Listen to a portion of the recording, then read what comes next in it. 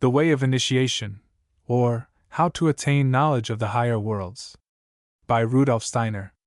The Personality of Rudolf Steiner and His Development, by Edward Schur. 1. By Edward Schur. 1. Many of even the most cultivated men of our time have a very mistaken idea of what is a true mystic and a true occultist. They know these two forms of human mentality only by their imperfect or degenerate types, of which recent times have afforded but too many examples. To the intellectual man of the day, the mystic is a kind of fool and visionary who takes his fancies for facts. The occultist is a dreamer or a charlatan who abuses public credulity in order to boast of an imaginary science and of pretended powers. Be it remarked, to begin with, that this definition of mysticism, though deserved by some, would be as unjust as erroneous if one sought to apply it to such personalities as Joachim del Fiore of the 13th century, Jacob Boehme of the 16th, or S.T. Martin, who is called the unknown philosopher of the 18th century. No less unjust and false would be the current definition of the occultist if one saw in it the slightest connection with such earnest seekers as Paracelsus, Mesmer, or Fabre d'Olivet in the past, as William Crookes, de Rochet, or Camille Flammarion in the present.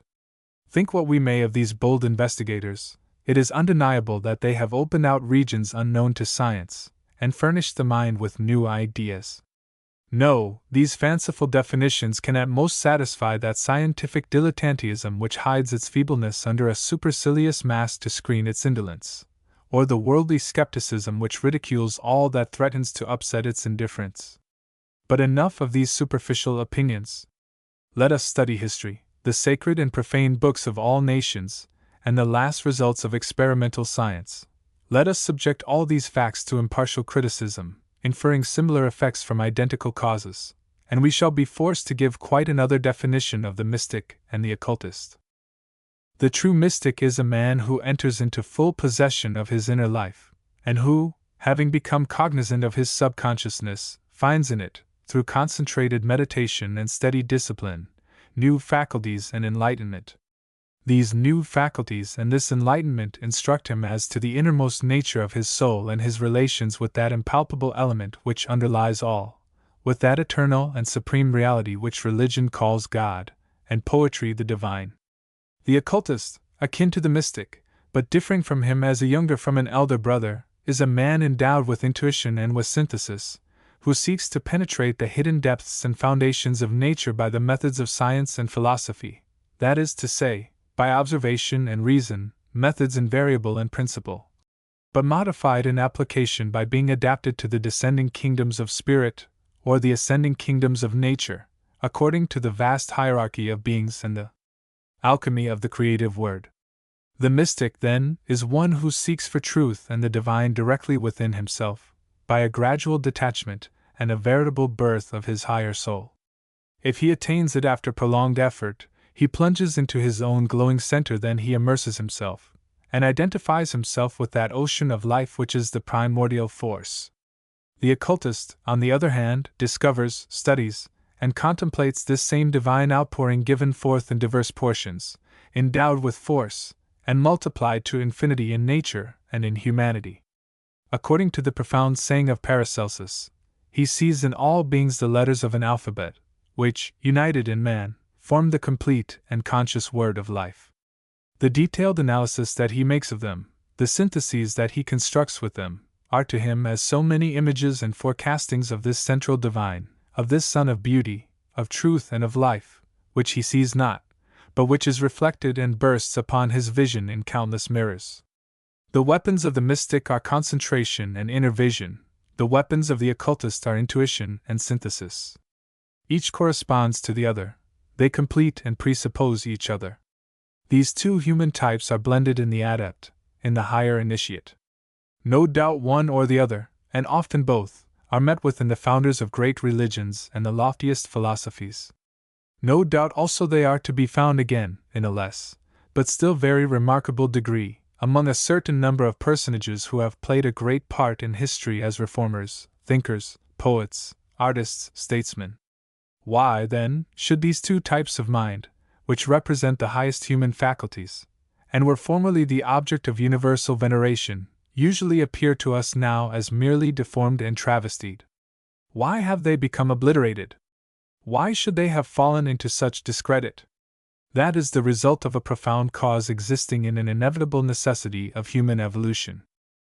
During the last 2,000 years, but especially since the 16th century, humanity has achieved a tremendous work, namely, the conquest of the globe and the constitution of experimental science, in what concerns the material and visible world.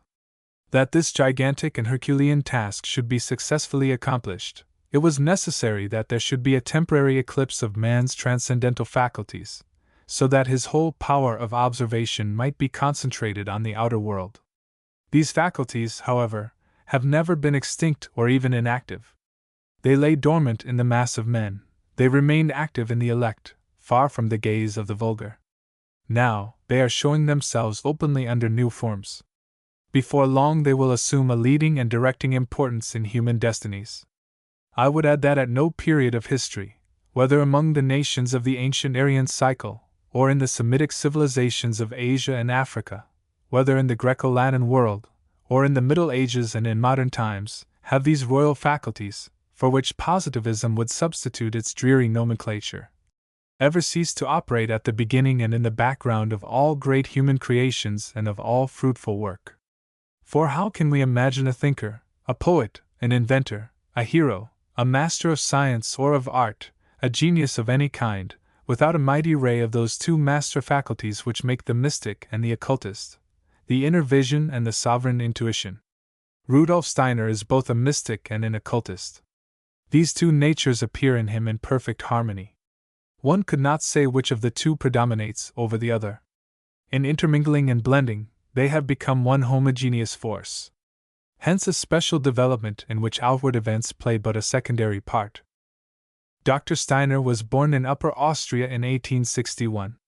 His earliest years were passed in a little town situated on the Leyde, on the borders of Styria, the Carpathians, and Hungary.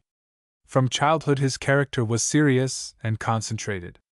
This was followed by a youth inwardly illuminated by the most marvelous intuitions, a young manhood encountering terrible trials, and a ripe age crowned by a mission which he had dimly foreseen from his earliest years, but which was only gradually formulated in the struggle for truth and life. This youth, passed in a mountainous and secluded region, was happy in its way, thanks to the exceptional faculties that he discovered in himself. He was employed in a Catholic church as a choir boy. The poetry of the worship, the profundity of the symbolism, had a mysterious attraction for him, but, as he possessed the innate gift of seeing souls, one thing terrified him. This was the secret unbelief of the priests, entirely engrossed in the ritual and the material part of the service. There was another peculiarity: no one, either then or later, allowed himself to talk of any gross superstition in his presence, or to utter any blasphemy, as if those calm and penetrating eyes compelled the speaker to serious thought. In this child, almost always silent, there grew up a quiet and inflexible will, to master things through understanding. That was easier for him than for others, for he possessed from the first that self-mastery, so rare even in the adult, which gives the mastery over others. To this firm will was added a warm, deep and almost painful sympathy, a kind of pitiful tenderness to all beings and even to inanimate nature. It seemed to him that all souls had in them something divine. But in what a stony crust is hidden the shining gold? In what hard rock, in what dark gloom lay dormant the precious essence? Vaguely as yet did this idea stir within him. He was to develop it later, that the divine soul is present in all men, but in a latent state. It is a sleeping captive that has to be awakened from enchantment. To the sight of this young thinker, human souls became transparent, with their troubles, their desires, their paroxysms of hatred or of love. And it was probably owing to the terrible things he saw that he spoke so little. And yet, what delights, unknown to the world, sprang from this involuntary clairvoyance! Among the remarkable inner revelations of this youth, I will instance only one which was extremely characteristic. The vast plains of Hungary, the wild Carpathian forests, the old churches of those mountains in which the monstrance glows brightly as a sun in the darkness of the sanctuary, were not there for nothing, but they were helpful to meditation and contemplation. At 15 years of age, Steiner became acquainted with a herbalist at that time staying in his country. The remarkable thing about this man was that he knew not only the species, families, and life of plants in their minutest details, but also their secret virtues. One would have said that he had spent his life in conversing with the unconscious and fluid soul of herbs and flowers. He had the gift of seeing the vital principle of plants, their etheric body, and what occultism calls the elementals of the vegetable world. He talked of it as of a quite ordinary and natural thing. The calm and coolly scientific tone of his conversation still further excited the curiosity and admiration of the youth. Later on, Steiner knew that this strange man was a messenger from the Master, whom as yet he knew not, but who was to be his real initiator, and who was already watching over him from afar. What the curious, double-sided botanist told him, young Steiner found to be in accordance with the logic of things. That confirmed an inner feeling of long standing, and which more and more forced itself on his mind as the fundamental law, and as the basis of the great all. That is to say, the twofold current which constitutes the very movement of the world, and which might be called the flux and reflux of the universal life. We are all witnesses and are conscious of the outward current of evolution, which urges onward all beings of heaven and of earth, stars, plants, animals, and humanity, and causes them to move forward towards an infinite future, without our perceiving the initial force which impels them and makes them go on without pause or rest. But there is in the universe an inverse current, which interposes itself and perpetually breaks in on the other. It is that of involution, by which the principles, forces, entities, and souls which come from the invisible world and the kingdom of the eternal infiltrate and ceaselessly intermingle with the visible reality.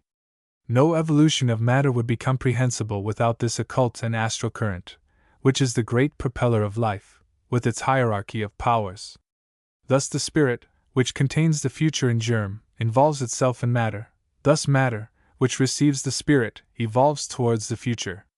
While, then, we are moving on blindly towards the unknown future, this future is approaching us consciously, infusing itself in the current of the world and man who elaborate it. Such is the twofold movement of time, the outbreathing and the inbreathing of the soul of the world, which comes from the eternal and returns thither. From the age of 18, young Steiner possessed the spontaneous consciousness of this twofold current, a consciousness which is the condition of all spiritual vision.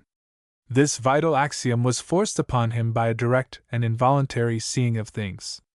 Thenceforth he had the unmistakable sensation of occult powers which were working behind and through him for his guidance. He gave heed to this force and obeyed its admonitions, for he felt in profound accordance with it. This kind of perception, however, formed a separate category in his intellectual life. This class of truths seemed to him something so profound, so mysterious, and so sacred, that he never imagined it possible to express it in words. He fed his soul thereon, as from a divine fountain, but to have scattered a drop of it beyond would have seemed to him a profanation.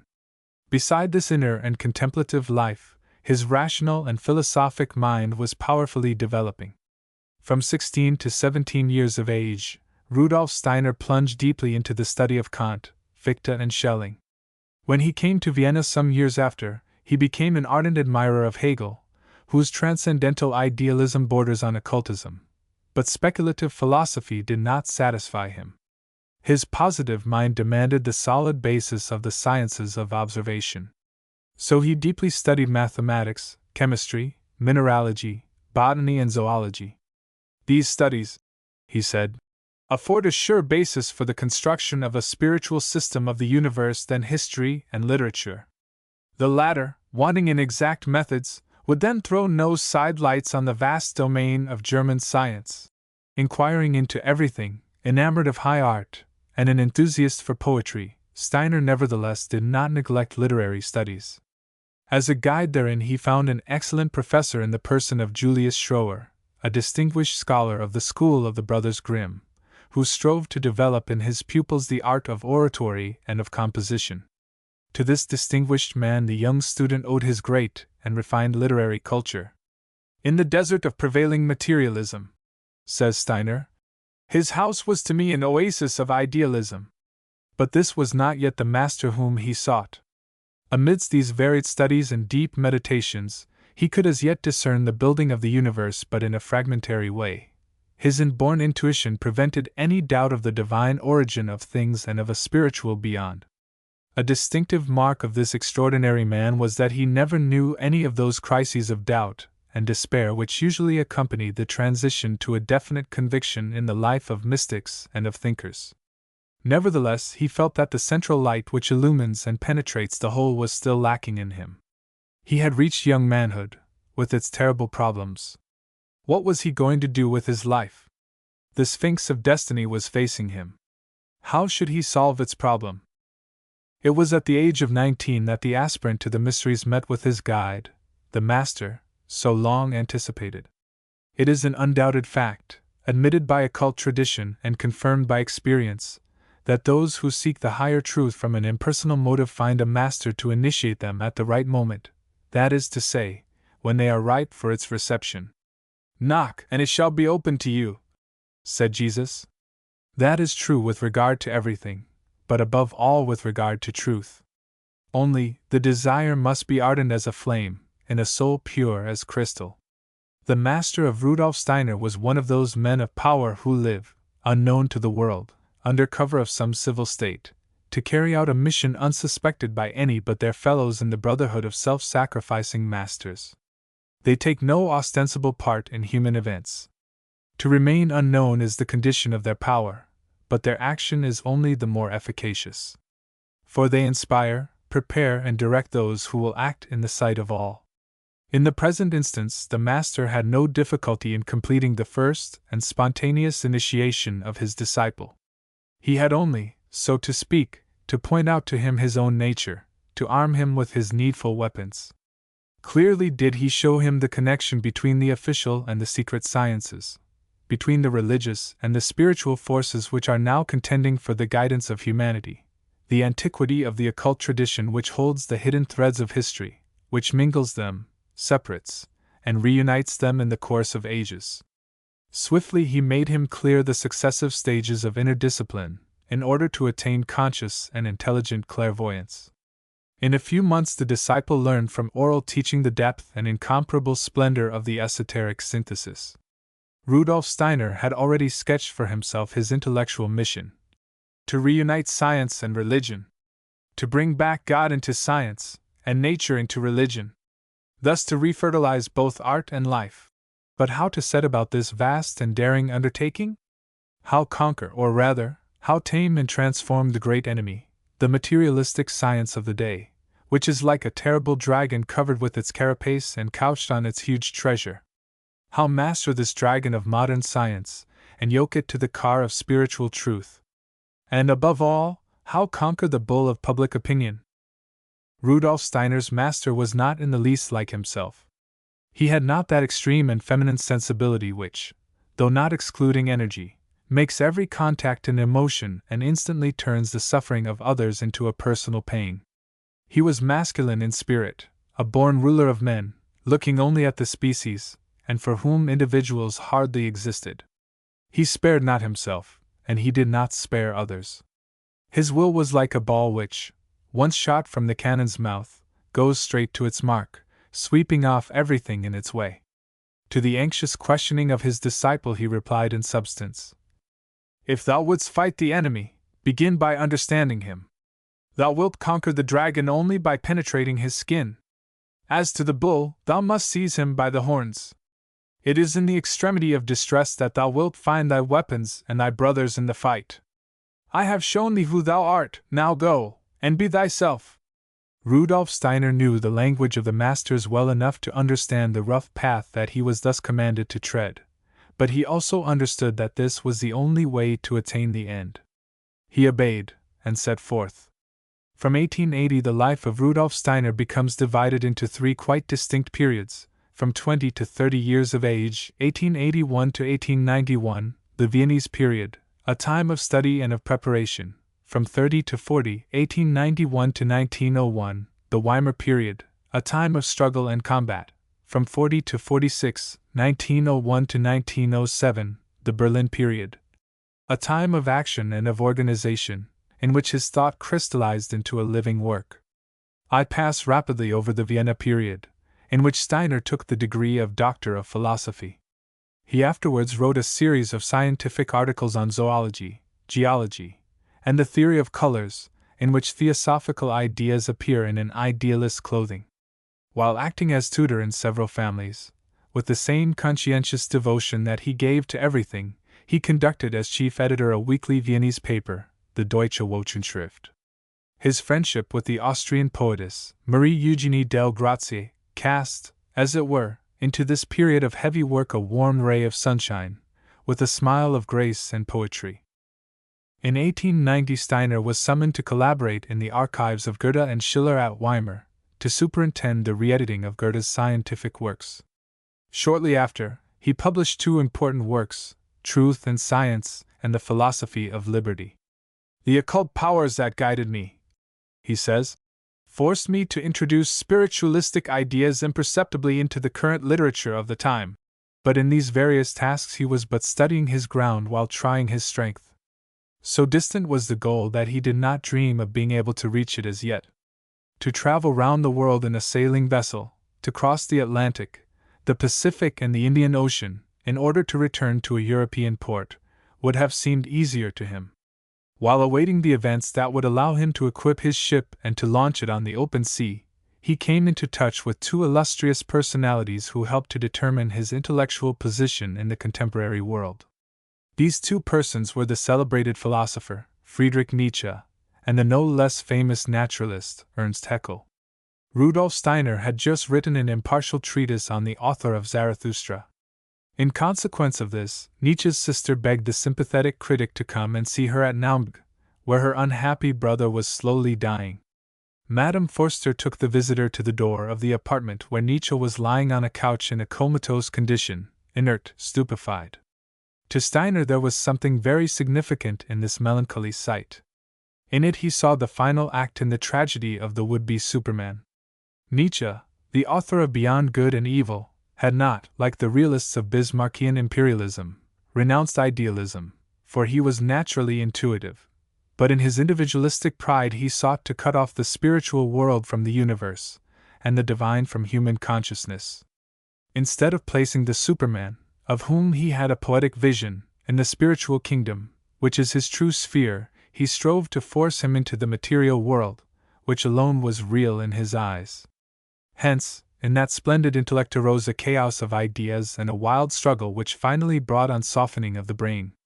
To explain this particular case, it is needless to bring in atavism, or the theory of degeneracy.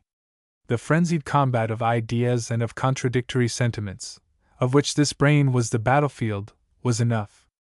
Steiner had done justice to all the genius that marked the innovating ideas of Nietzsche, but this victim of pride, self-destroyed by negation, was to him none the less a tragic instance of the ruin of a mighty intellect which madly destroys itself in breaking away from spiritual intelligence. Madame Forster did her utmost to enroll Dr. Steiner under her brother's flag. For this she used all her skill, making repeated offers to the young publicist to become editor and commentator of Nietzsche's works. Steiner withstood her insistence as best he could, and ended by taking himself off altogether, for which Madame Forster never forgave him. She did not know that Rudolf Steiner bore within him the consciousness of a work no less great and more valuable than that of her brother. Nietzsche had been merely an interesting episode in the life of the esoteric thinker on the threshold of his battlefield. His meeting with the celebrated naturalist, Ernst Haeckel, on the contrary, marks a most important phase in the development of his thought. Was not the successor of Darwin apparently the most formidable adversary of the spiritualism of this young initiate, of that philosophy which to him was the very essence of his being and the breath of his thought? Indeed, since the broken link between man and animal has been rejoined, since man can no longer believe in a special and supernatural origin, he has begun altogether to doubt his divine origin and destiny. He no longer sees himself as anything but one phenomenon among so many phenomena, a passing form amidst so many forms, a frail and chance link in a blind evolution. Steiner, then, is right in saying, "The mentality deduced from natural sciences is the greatest power of modern times." On the other hand, he knew that this system merely reproduces a succession of external forms among living beings, and not the inner and acting forces of life. He knew it from personal initiation, and a deeper and vaster view of the universe. So also he could exclaim with more assurance than most of our timid spiritualists and startled theologians. Is the human soul then to rise on the wings of enthusiasm to the summits of the true, the beautiful, and the good, only to be swept away into nothingness, like a bubble of the brain? Yes, Haeckel was the adversary. It was materialism in arms, the dragon with all his scales, his claws, and his teeth. Steiner's desire to understand this man, and to do him justice as to all that was great in him, to fathom his theory so far as it was logical and plausible, was only the more intense. In this fact one sees all the loyalty and all the greatness of his comprehensive mind. The materialistic conclusions of Haeckel could have no influence on his own ideas which came to him from a different science. But he had a presentiment that in the indisputable discoveries of the naturalist he should find the surest basis of an evolutionary spiritualism and a rational theosophy. He began, then, to study eagerly the history of natural creation. In it Haeckel gives a fascinating picture of the evolution of species, from the amoeba to man. In it he shows the successive growth of organs, and the physiological process by which living beings have raised themselves to organisms more and more complex and more perfect.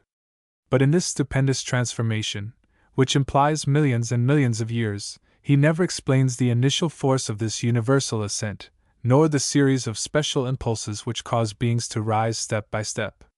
To these primordial questions, Haeckel has never been able to reply except by admitting spontaneous generation, too, which is tantamount to a miracle as great as the creation of man by God from a clod of earth. To a theosophist like Steiner, on the other hand, the cosmic force which elaborates the world comprises in its spheres, fitted one into another, the myriads of souls which crystallize and incarnate ceaselessly in all beings. He, who saw the underside of creation, could but recognize and admire the extent of the all-round gaze with which Haeckel surveyed his above. It was in vain that the naturalist would deny the divine author of the universal scheme. He proved it in spite of himself, in so well describing his work. As to the theosophist, he greeted, in the surging of species and in the breath which urges them onward, man in the making, the very thought of God, the visible expression of the planetary word. 3. 2. 3. While thus pursuing his studies, Rudolf Steiner recalled the saying of his master. To conquer the dragon, his skin must be penetrated. While stealing within the carapace of present-day materialism, he had seized his weapons. Henceforth he was ready for the combat. He needed but a field of action to give battle, and a powerful aid to uphold him therein. He was to find his field in the Theosophical Society, and his aid in a remarkable woman. In 1897 Rudolf Steiner went to Berlin to conduct a literary magazine and to give lectures there. On his arrival, he found there a branch of the Theosophical Society. The German branch of this society was always noted for its great independence, which is natural in a country of transcendental philosophy and of fastidious criticism. It had already made a considerable contribution to occult literature through the interesting periodical, The Sphinx, conducted by Dr. Hubschleiden, and Dr. Karl Duprell's book, Philosophie der Mystik. But, the leaders having retired, it was almost over with the group. Great discussions and petty wranglings divided the theosophists beyond the Rhine. Should Rudolf Steiner enter the Theosophical Society? This question forced itself urgently upon him, and it was of the utmost gravity, both for himself and for his cause. Through his first master, through the brotherhood with which he was associated, and by his own innermost nature, Steiner belongs to another school of occultism, I mean to the esoteric Christianity of the West, and most especially to the Rosicrucian initiation. After mature consideration he resolved to join the Theosophical Society, of which he became a member in 1902. He did not, however, enter it as a pupil of the Eastern tradition, but as an initiate of Rosicrucian esotericism who gladly recognized the profound depth of the Hindu wisdom and offered it a brotherly hand to make a magnetic link between the two. He understood that the two traditions were not meant to contend with each other, but to act in concert, with complete independence, and thus to work for the common good of civilization. The Hindu tradition, in fact, contains the greatest treasure of occult science as regards cosmogony and the prehistoric periods of humanity, while the tradition of Christian and Western esotericism looks from its immeasurable height upon the far-off future and the final destinies of our race. For the past contains and prepares the future, as the future issues from the past and completes it. Rudolf Steiner was assisted in his work by a powerful recruit and one of inestimable value in the propagandist work that he was about to undertake. Marie von Sivers, a Russian by birth, and of an unusually varied cosmopolitan education, she writes and speaks Russian, French, German, and English equally well, had herself also reached theosophy by other roads, after long seeking for the truth which illumines all because it illumines the very depths of our own being. The extreme refinement of her aristocratic nature, at once modest and proud, her great and delicate sensitiveness, the extent and balance of her intelligence, her artistic and mental endowments, all made her wonderfully fitted for the part of an agent and an apostle. The Oriental theosophy had attracted and delighted her without altogether convincing her. The lectures of Dr. Steiner gave her the light which convinces by casting its beams on all sides, as from a transplendent center independent and free. She, like many Russians in good society, sought for some ideal work to which she could devote all her energies. She had found it. Dr. Steiner having been appointed General Secretary of the German section of the Theosophical Society, Marie von Sivers became his assistant. From that time, in spreading the work throughout Germany and the adjacent countries, she displayed a real genius for organization, maintained with unwearied activity. As for Rudolf Steiner, he had already given ample proof of his profound thought and his eloquence. He knew himself, and he was master of himself. But such faith, such devotion must have increased his energy 100-fold, and given wings to his words. His writings on esoteric questions followed one another in rapid succession. 4. He delivered lectures in Berlin, Leipzig, Kassel, Munich, Stuttgart, Vienna, Budapest, etc. All his books are of a high standard. He is equally skilled in the deduction of ideas in philosophical order, and in rigorous analysis of scientific facts. And when he so chooses, he can give a poetical form to his thought, in original and striking imagery. But his whole self is shown only by his presence and his speech, private or public. The characteristic of his eloquence is a singular force, always gentle in expression, resulting undoubtedly from perfect serenity of soul combined with wonderful clearness of mind. Added to this at times is an inner and mysterious vibration which makes itself felt by the listener from the very first words. Never a word that could shock or jar. From argument to argument, from analogy to analogy, he leads you on from the known to the unknown. Whether following up the comparative development of the earth and of man, according to occult tradition, through the Lemurian, Atlantean, Asiatic and European periods, whether explaining the physiological and psychic constitution of man as he now is, whether enumerating the stages of Rosicrucian initiation, or commenting on the Gospel of St. John and the Apocalypse, or applying his rude ideas to mythology, history and literature, that which dominates and guides his discourse is ever this power of synthesis, which coordinates facts under one ruling idea and gathers them together in one harmonious vision. And it is ever this inward and contagious fervor, this secret music of the soul, which is, as it were, a subtle melody in harmony with the universal soul. Such, at least, is what I felt on first meeting him and listening to him 2 years ago. I could not better describe this undefinable feeling than by recalling the saying of a poet friend to whom I was showing the portrait of the German theosophist. Standing before those deep and clear-seeing eyes, before that countenance, hollowed by inward struggles, molded by a lofty spirit which has proved its balance on the heights and its calm in the depths, my friend exclaimed, "Behold a master of himself and of life! The way of initiation.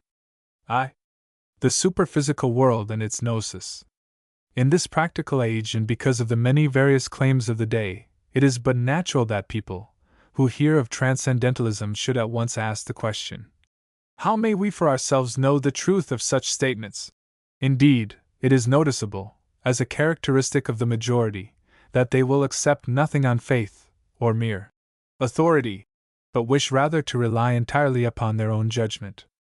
Therefore, when a mystic undertakes to explain something of the superphysical nature of man, and of the destiny of the human soul and spirit before birth and after death, he is at once confronted with that fundamental demand.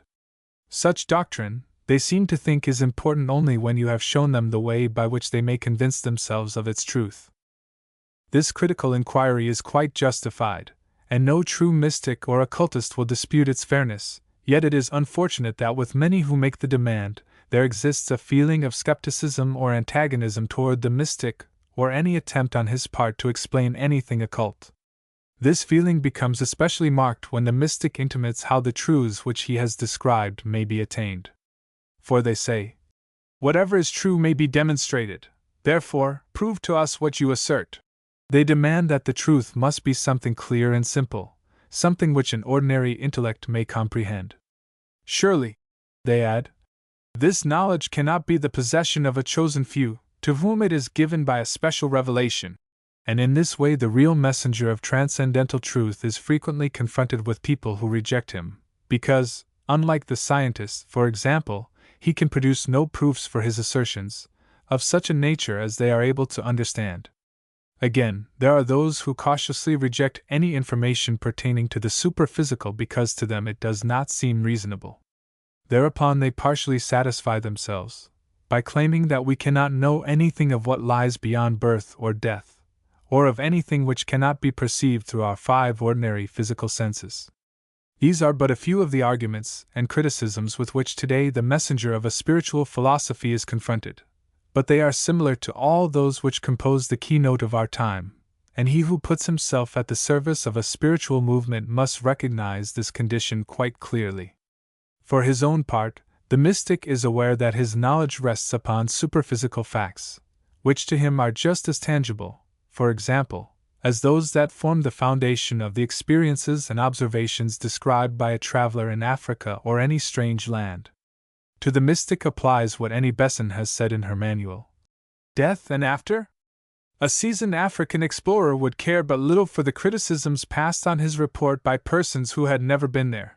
He might tell what he saw, describe the animals whose habits he had studied, sketch the country he had traversed, sum up its products and its characteristics. If he was contradicted, laughed at, set right by untraveled critics, he would be neither ruffled nor distressed, but would merely leave them alone. Ignorance cannot convince knowledge by repeated asseveration of its nescience.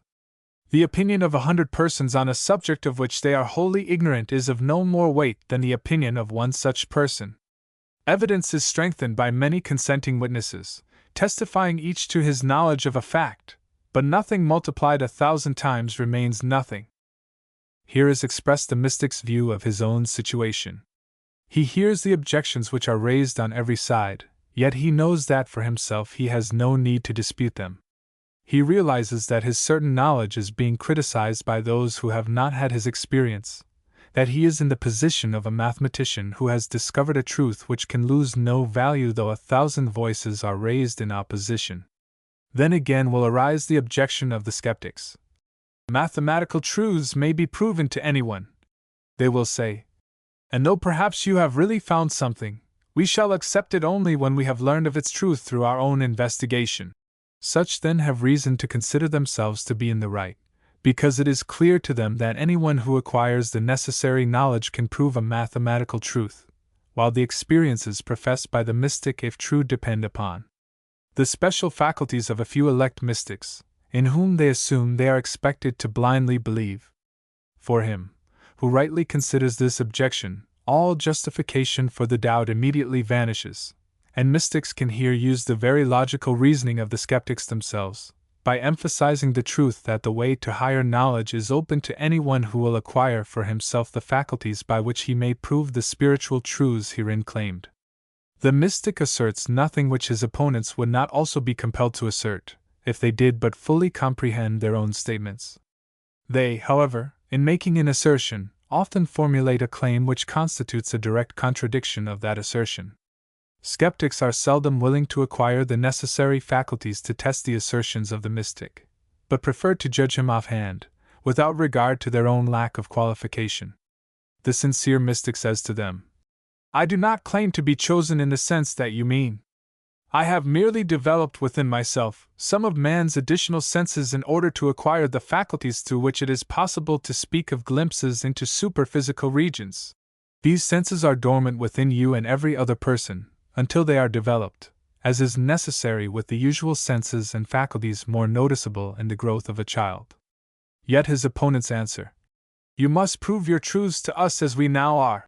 This at once appears a difficult task, for they have not complied with the necessity of developing the dormant powers within them. They are still unwilling to do so, and yet they insist that he shall give them proofs.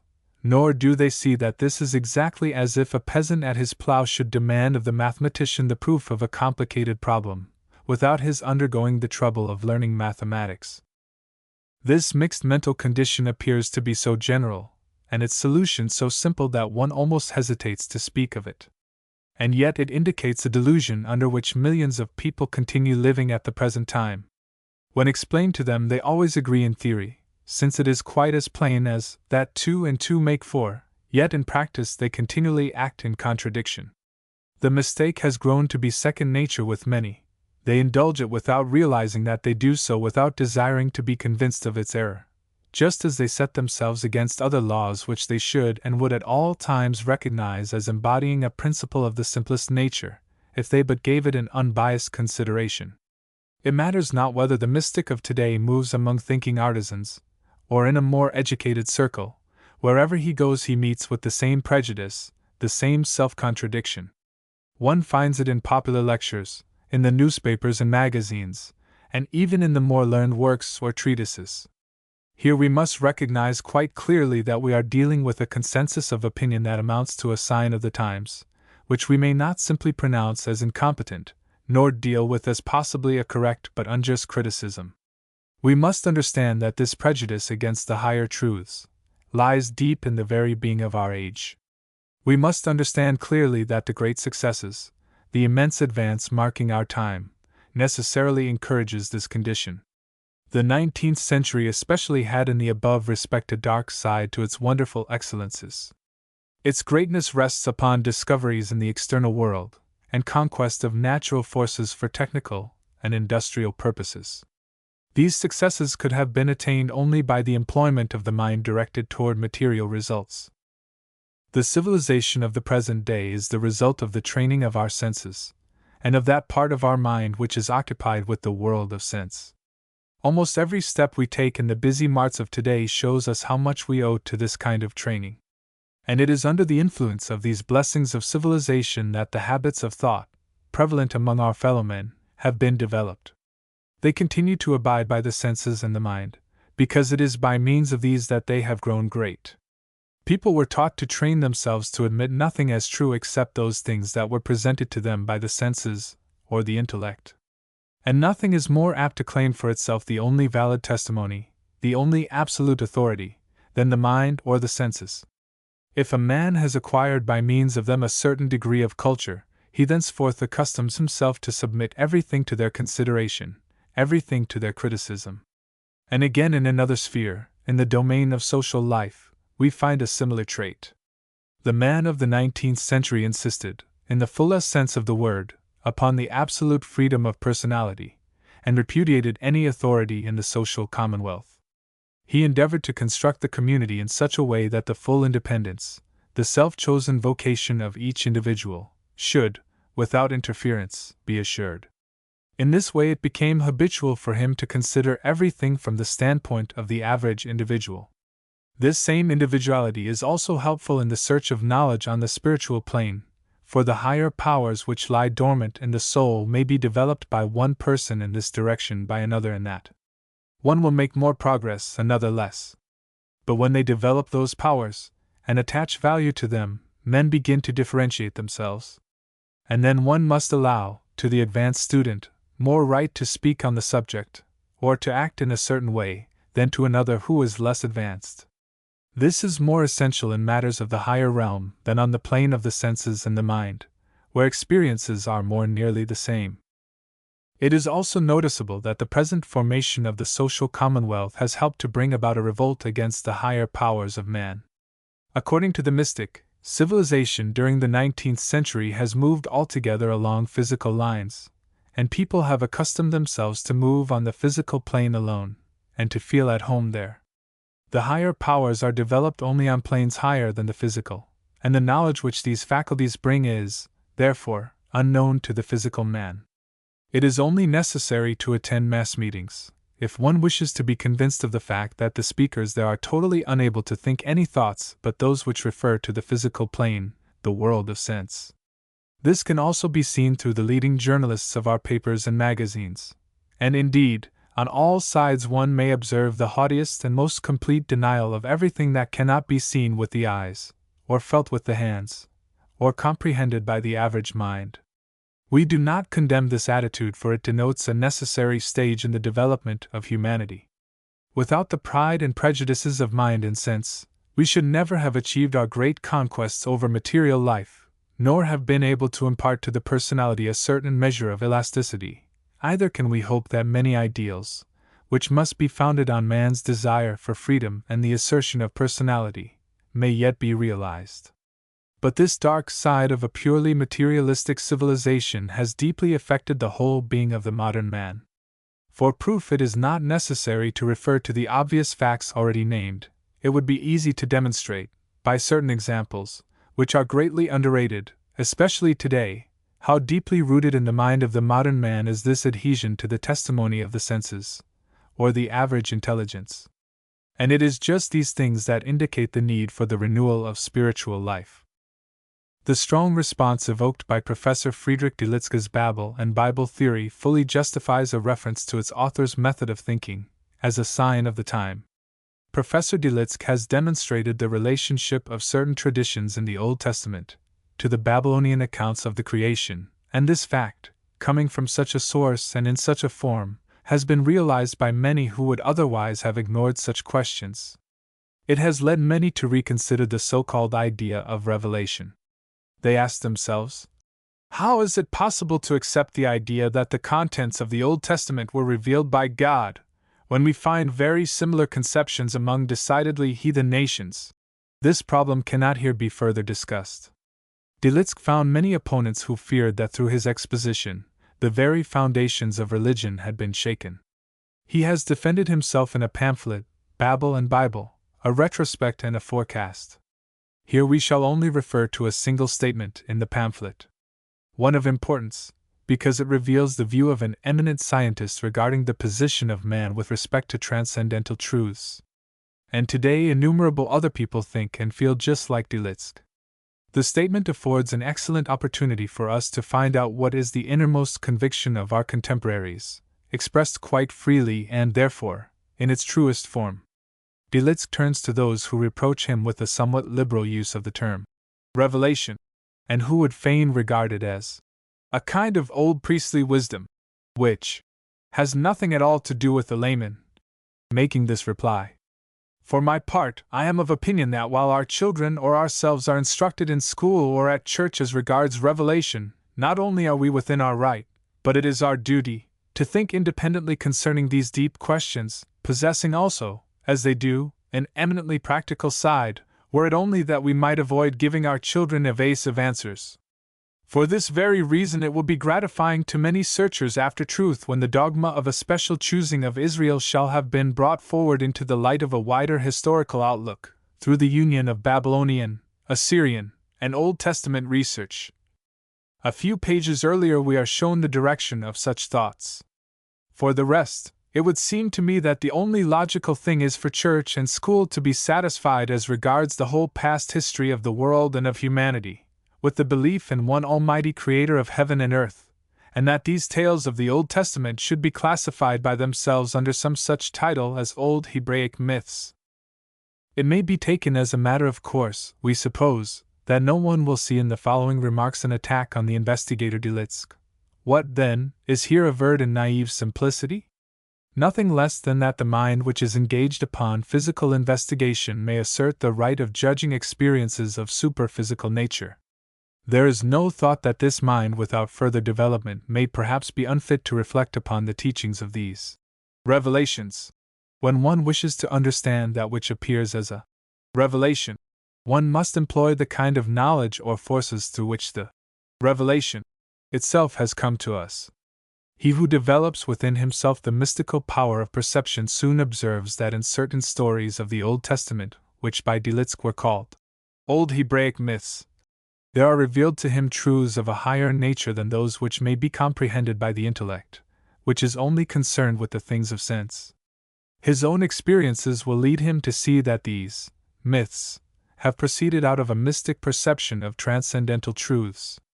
And then, in one illuminative moment, his whole point of view is changed. As little as one may demonstrate the fallacy of a mathematical problem by discovering who solved it first, or even that several people have solved it, just so little may one impugn the truth of a biblical narrative by the discovery of a similar story elsewhere. Instead of demanding that everyone should insist upon his right, or even his duty, to think independently on the so-called revelations, we ought rather to consider that only he who has developed in himself those latent powers which make it possible for him to relive that which was once realized by those very mystics, who proclaimed the supersensuous revelations, has a right to decide anything about the matter. Here we have an excellent example of how the average intellect, qualified for the highest triumphs in practical sense knowledge, sets itself up, in naive pride, as a judge in domains, the existence of which it does not even care to know. For purely historical investigation is also carried on by nothing but the experience of the senses. In just the same way has the investigation of the New Testament led us into a blind alley. At any cost, the method of the newer historical investigation had to be directed upon the Gospels. These documents have been compared with each other, and brought into relation with all sorts of records, in order that we might find out what really happened in Palestine from the year 1 to the year 33, how the historical personality, of whom they tell, really lived, and what he may really have said. Angelus Silesius, of the 17th century, has already expressed the whole of the critical attitude toward this kind of investigation. Though Christ were yearly born in Bethlehem, and never had birth in you yourself, then were you lost forever, and if within yourself it is not reared again, the cross at Golgotha can save you not from pain. Nor are these the words of one who doubted, but those of a Christian, strong in his belief. And his equally fervent predecessor, Meister Eckhart, said in the 13th century, "There are some who desire to see God with their eyes, as they look at a cow, and just as they love a cow, so they desire to love God. Simple-minded people imagine that God may be seen as if he stood there and they stood here. But this is not so. In that perception God and I are one." These words must not be understood as directed against the investigation of historical truth. Yet no one can rightly understand the historic truth of such documents as the Gospels, unless he has first experienced within himself the mystical meaning which they contain. All such comparisons and analyses are quite worthless, for no one can discover who was born in Bethlehem. But he who has mystically experienced the Christ within himself, either can anyone in whom it has not already been erected, decide how it is that the cross at Golgotha can deliver us from pain. Purely historical investigation can discover no more concerning the mystic reality than the dismembering anatomist, perhaps, can discover the secret of a great poetical genius. See my book, Das Christentum als Mystische Tatsache, Berlin, C. A. Schwechq Sohn, 1902, or its French translation, mentioned on page 1. He who can see clearly in these matters is aware how deeply rooted, at the present time, is the pride of the intellect, which only concerns itself with the facts of sense. It says, "I do not wish to develop faculties in order that I may reach the higher truths. I wish to form my decisions concerning them with the powers that I now possess." In a well-meant pamphlet, which is written, however, entirely in that spirit of the age which we have already indicated, What Do We Know About Jesus? By A. Kauth, Berlin, 1904, we read as follows. Christ, who symbolizes the life of the community, may be discerned within himself by the man of today. Out of his own soul the man of today can create Christ just as well as the author of a gospel created him.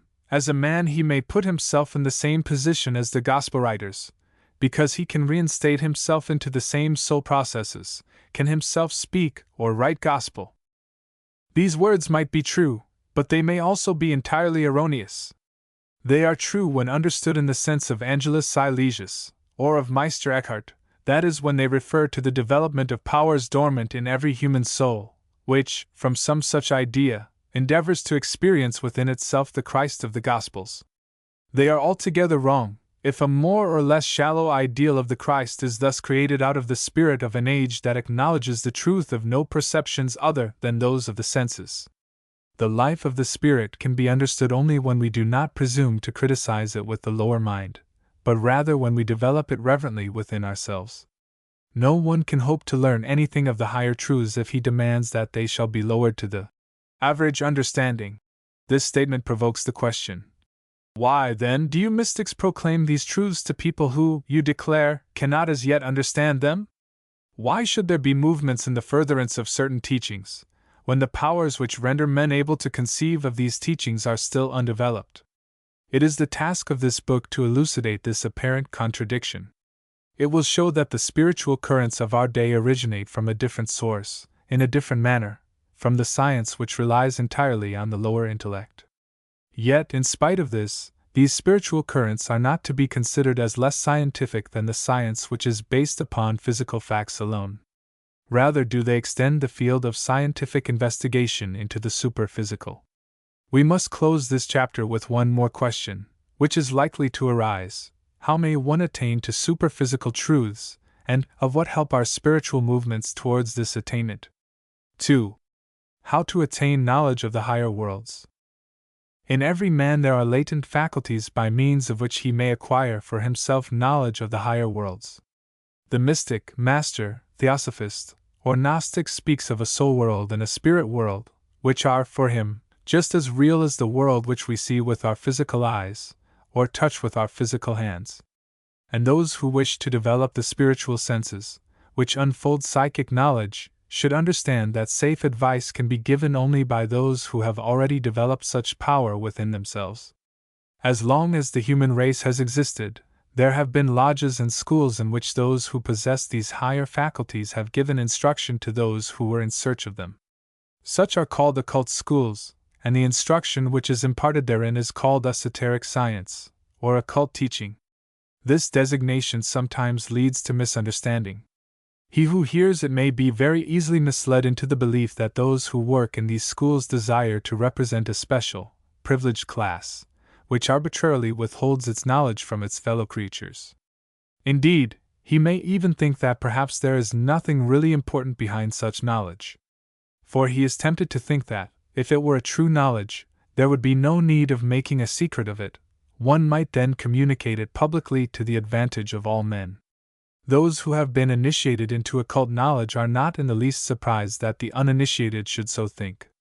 Only he who has to a certain degree experienced this initiation into the higher knowledge of being can understand the secret of that initiation.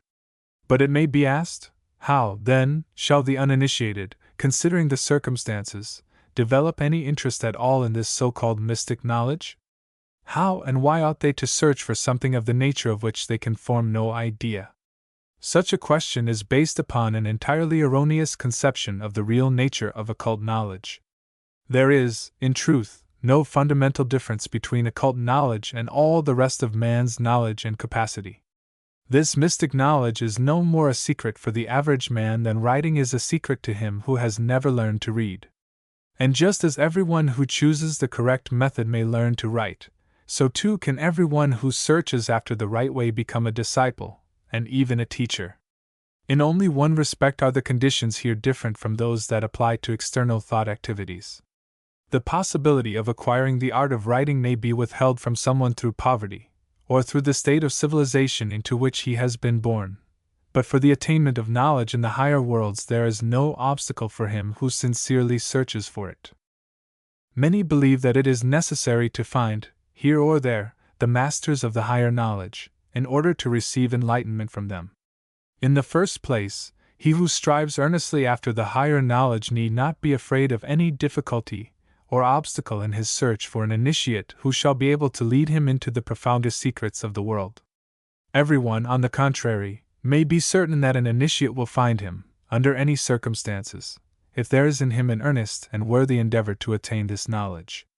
For it is a strict law with all initiates to withhold from no man the knowledge that is due him. But there is an equally strict law which insists that no one shall receive any occult knowledge until he is worthy and well prepared. And the more strictly he observes these two laws, the more perfect is an initiate.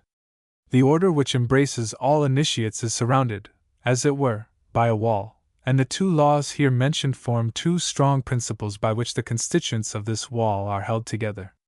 You may live in close friendship with an initiate, yet this wall will separate him from you just as long as you have not become an initiate yourself. You may enjoy in the fullest sense the heart, the love of an initiate, yet he will only impart to you his secret when you yourself are ready for it.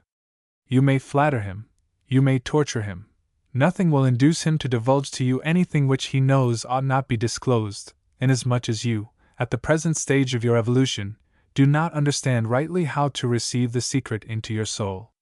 The ways which prepare a man for the reception of such a secret are clearly prescribed.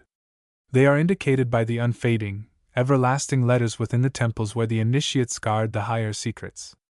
In ancient times, anterior to history, these temples were outwardly visible. Today, because our lives have become so unspiritual, they are mostly quite invisible to external sight. Yet they are present everywhere, and all who seek may find them. Only within his soul may a man discover the means which will open for him the lips of the initiate. To a certain high degree he must develop within himself special faculties, and then the greatest treasures of the spirit become his own. He must begin with a certain fundamental attitude of the soul. The student of occultism calls it the path of devotion, of veneration. Only he who maintains this attitude can, in occultism, become a disciple. And he who has experience in these things is able to perceive even in the child the signs of approaching discipleship. There are children who look up with religious awe to those whom they venerate. For such people they have a respect which forbids them to admit, even in the innermost sanctuary of the heart, any thought of criticism or opposition. These children grow up into young men and maidens who feel happy when they are able to look up to anything venerable. From the ranks of such children are recruited many disciples. Have you ever paused outside the door of some venerated man, and have you, on this your first visit, felt a religious awe as you pressed the handle, in order to enter the room which for you is a holy place? Then there has been manifested in you an emotion which may be the germ of your future discipleship. It is a blessing for every developing person to have such emotions upon which to build. Only it must not be thought that such qualities contain the germ of submissiveness and slavery. Experience teaches us that those can best hold their heads erect who have learned to venerate where veneration is due. And veneration is always in its own place when it rises from the depths of the heart. If we do not develop within ourselves this deeply rooted feeling that there is something higher than ourselves, we shall never find enough strength to evolve to something higher. The initiate has only acquired the power of lifting his intellect to the heights of knowledge by guiding his heart into the depths of veneration and devotion. The heights of the spirit can only be reached by passing through the portals of humility. Man can certainly have the right to gaze upon the reality, but he must first earn this right. You can only acquire right knowledge when you are ready to esteem it. There are laws in the spiritual life, as in the physical life. Rub a glass rod with an appropriate material, and it will become electric, that is to say, it will acquire the power of attracting small bodies. This exemplifies natural law. And if one has learned even a little of physics, one knows this. Similarly, if one is acquainted with the first principles of occultism, one knows that every feeling of true devotion aids in developing qualities, which sooner or later lead to the path of knowledge. He who possesses within himself this feeling of devotion, or who is fortunate enough to receive it from his education, brings a great deal along with him, when, later in life, he seeks an entrance to the higher knowledge. But he who has had no such preparation will find himself confronted with difficulties, even upon the first step of the path of knowledge, unless he undertakes, by rigorous self-education, to create the devotional mood within himself. In our time it is especially important that full attention be given to this point. Our civilization tends much more toward criticism, the giving of judgments, and so forth, than toward devotion and a selfless veneration. Our children criticize much more than they worship.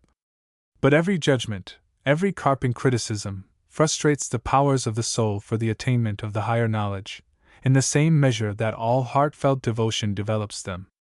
In this we do not wish to say anything against our civilization nor pass judgment upon it. For it is to this critical faculty, this self-conscious human discernment, this prove all things and hold fast to the good, that we owe the greatness of our civilization. We could never have attained the science, the commerce, the industry, the law of our time, had we not exercised our critical faculty everywhere, had we not everywhere applied the standard of our judgment. But what we have thereby gained in external culture we have had to pay for with a corresponding loss of the higher knowledge, of the spiritual life. Now the important thing that everyone must clearly understand is that, for him who is right in the midst of the objective civilization of our time, it is very difficult to advance to the knowledge of the higher worlds. He can do so only if he work energetically within himself. At a time when the conditions of outward life were simpler, spiritual exaltation was easier of attainment. That which ought to be venerated, that which should be kept holy, stood out in better relief from the ordinary things of the world. In a period of criticism these ideals are much lowered, other emotions take the place of awe, veneration, respect, and prayer. Our own age continually pushes these better emotions further and further back, so that in the daily life of the people they play but a very small part. He who seeks for higher knowledge must create it within himself.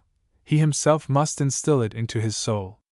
It cannot be done by study, it can only be done through living. He who wishes to become a disciple must therefore assiduously cultivate the devotional mood. Everywhere in his environment he must look for that which demands of him admiration and homage. Whenever his duties or circumstances permit, he should try to abstain entirely from all criticism or judgment. If I meet a brother and blame him for his weakness, I rob myself of power to win the higher knowledge. But if I try to enter lovingly into his merits, I then gather such power. The disciple should seek to benefit both himself and others. Experienced occultists are aware how much they owe to the continual searching for the good in all things, and the withholding of all harsh criticism. This must be not only an external rule of life, but it must take possession of the innermost part of our souls. We have it in our power to perfect ourselves, and by to transform ourselves completely. But this transformation must take place in the innermost self, in the mental life. It is not enough that I show respect only in my outward bearing toward a person. I must have this respect in my thought. The disciple must begin by drawing this devotion into his thought life. He must altogether banish from his consciousness all thoughts of disrespect, of criticism, and he must endeavor straightway to cultivate thoughts of devotion. Every moment, in which we set ourselves to banish from our consciousness whatever remains in it of disparaging, suspicious judgment of our fellow men, brings us nearer to the knowledge of higher things. And we rise rapidly when, in such moments, we fill our consciousness with only those thoughts that evoke admiration, respect, and veneration for men and things. He who has experience in these matters will know that in every such moment powers are awakened in man which otherwise would remain dormant. In this way the spiritual eyes of a man are opened. He begins to see things around him which hitherto he was unable to perceive. He begins to understand that hitherto he had seen only a part of the world around him. The man with whom he comes in contact now shows him quite a different aspect from that which he showed before. Of course, through this single rule of life, he will not yet be able to see what has elsewhere been described as the human aura, because, for that, a still higher training is necessary. But he may rise to that higher development if he has previously had a thorough training in devotion. 6. Noiseless and unnoticed by the outer world is the following of the path of discipleship. It is not necessary that anyone should observe a change in the disciple. He performs his duties as hitherto, he attends to his business as usual. The transformation goes on only in the inner part of the soul, hidden from outward sight. At first the entire soul life of a man is flooded by this fundamental spring of devotion for everything which is truly venerable. His entire soul life finds in this devotional mood its pivot. Just as the sun, through its rays, will vivify everything living, so in the life of the disciple this reverence vivifies all the perceptions of the soul. At first it is not easy for people to believe that feelings like reverence, respect, and so forth, have anything to do with their perceptions.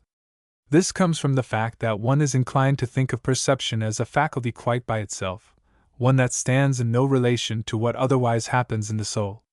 In so thinking, we do not remember that it is the soul which perceives. And feelings are for the soul what food is for the body. If we give the body stones in place of bread, its activity will cease. It is the same with the soul. Veneration, homage, devotion are as nutriment which makes it healthy and strong, especially strong for the activity of perception. Disrespect, antipathy, and underestimation bring about the starvation and the withering of this activity. For the occultist, this fact is visible in the aura. A soul which harbors the feelings of devotion and reverence brings about a change in its aura. Certain yellowish red or brown red tints will vanish, and tints of bluish red will replace them. And then the organ of perception opens. It receives information of facts in its environment of which it hitherto had no knowledge. Reverence awakens a sympathetic power in the soul, and through this we attract similar qualities in the beings which surround us, that would otherwise remain hidden. More effective still is that power which can be obtained by devotion when another feeling is added.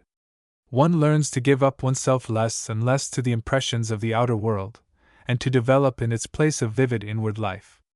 He who darts from one impression of the outer world to another, who constantly seeks dissipations, cannot find the way to occultism.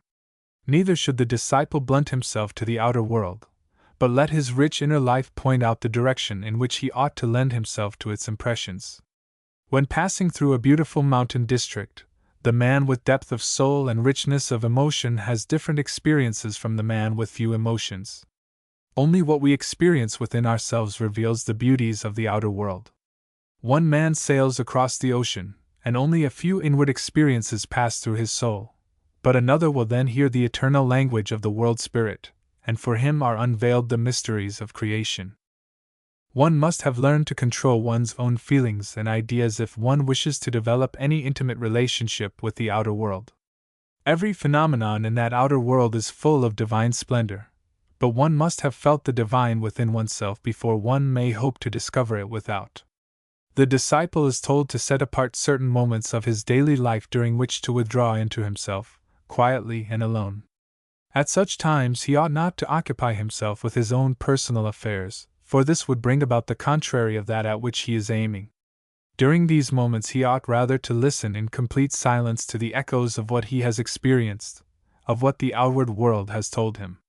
Then, in these periods of quiet, every flower, every animal, every action will unveil to him secrets undreamed of, and thus will he prepare himself to receive new impressions of the external world, as if he viewed it with different eyes. For he who merely desires to enjoy impression after impression only stultifies the perceptive faculty, while he who lets the enjoyment afterwards reveal something to him, thus enlarges and educates it.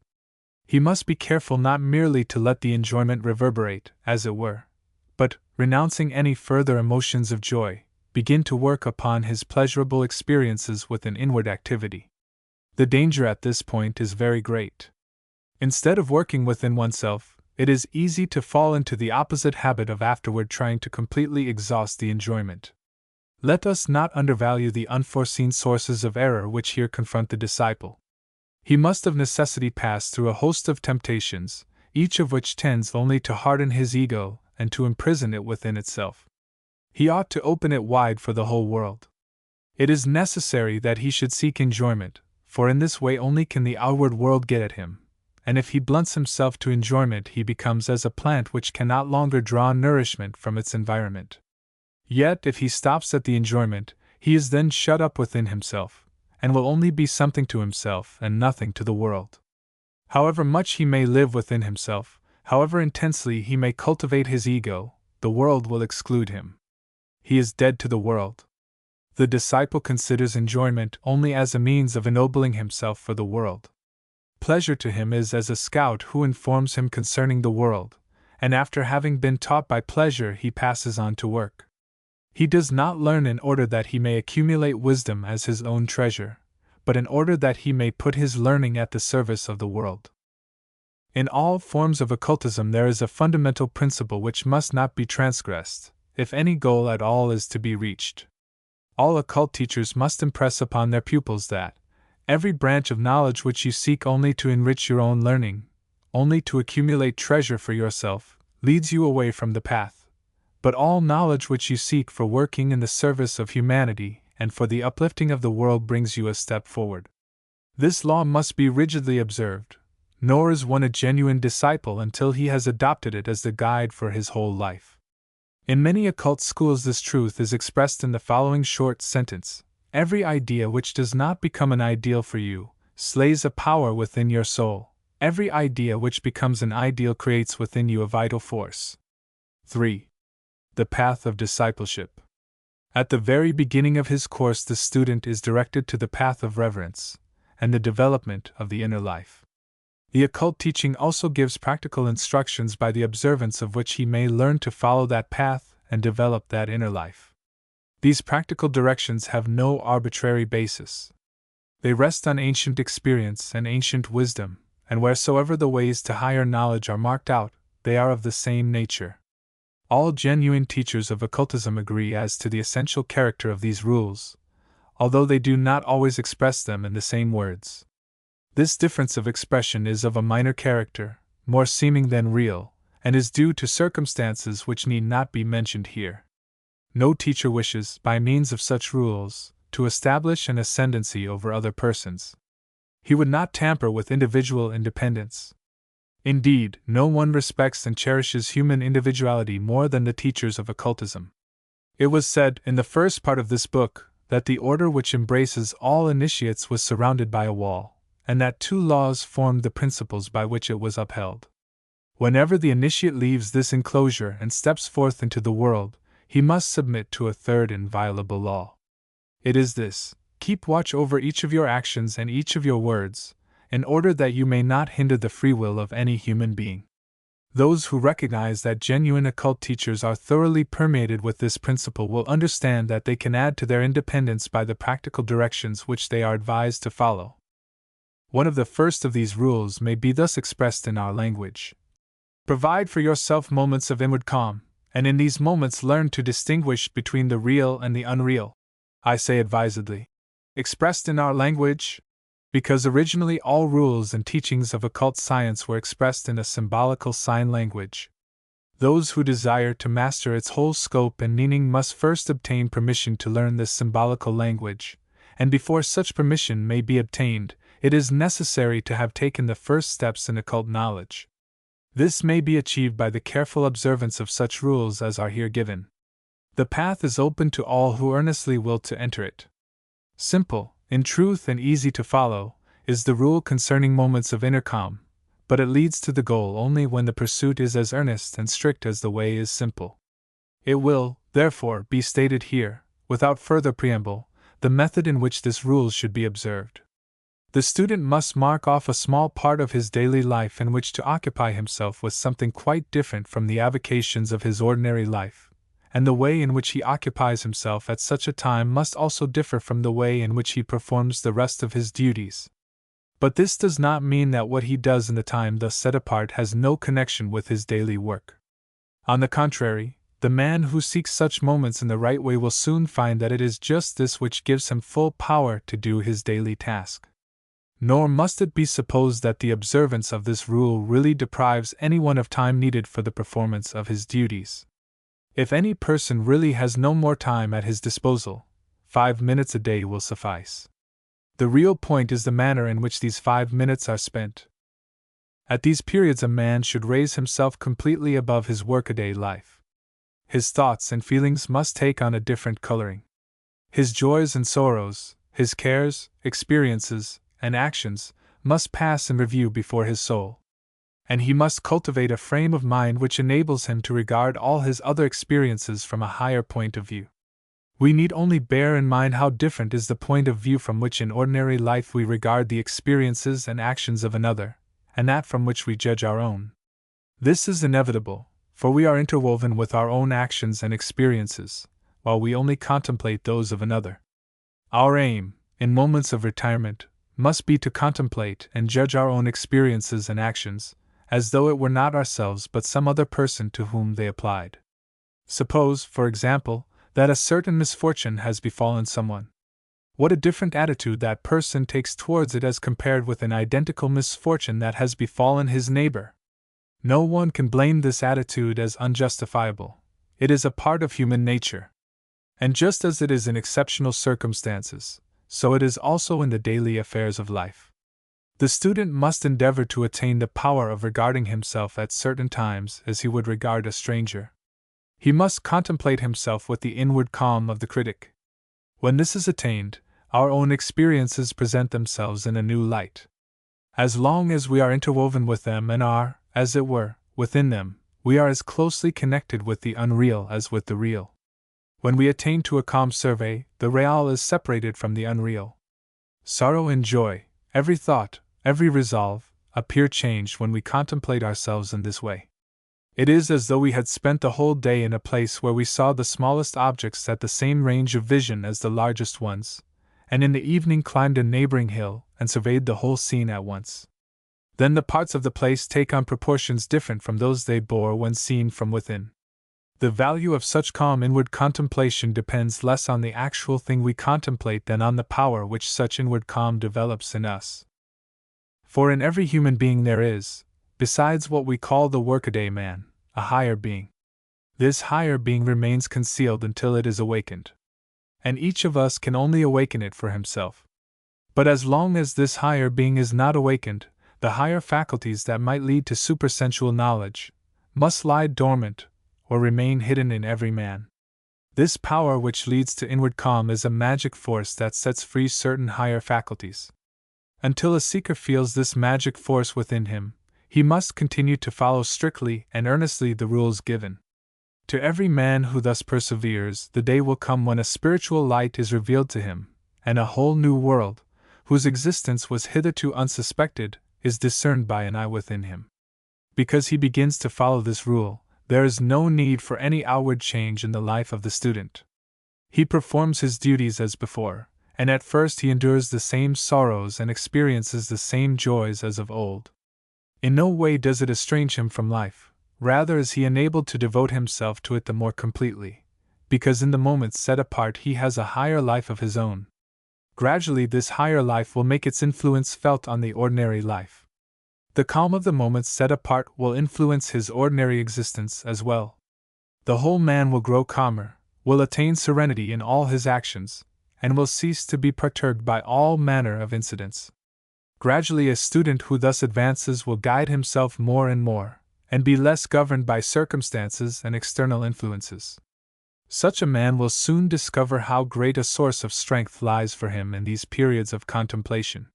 He will cease to be annoyed by things that formerly worried him, and countless matters that once filled him with fear will now cease to alarm him. He acquires a new outlook on life. Formerly he may have taken up this or that task with a sense of timidity. He would say, "I lack the power to do this as well as I could wish." Now he no longer admits such a thought but, instead, forms one quite different. He says to himself, "I will summon all my strength in order to do my work as well as I possibly can." And he suppresses the thought which encourages timidity, for he knows that this very timidity might spoil his undertaking, and that in any event it can contribute nothing to the improvement of his labor. And thus one thought after another, each fraught with advantage to his whole life, begins to penetrate the student's outlook. They take the place of those which gave a hampering and weakening effect. He begins to steer his own ship, on a firm, secure course, among the waves of life, which formerly tossed it helplessly to and fro.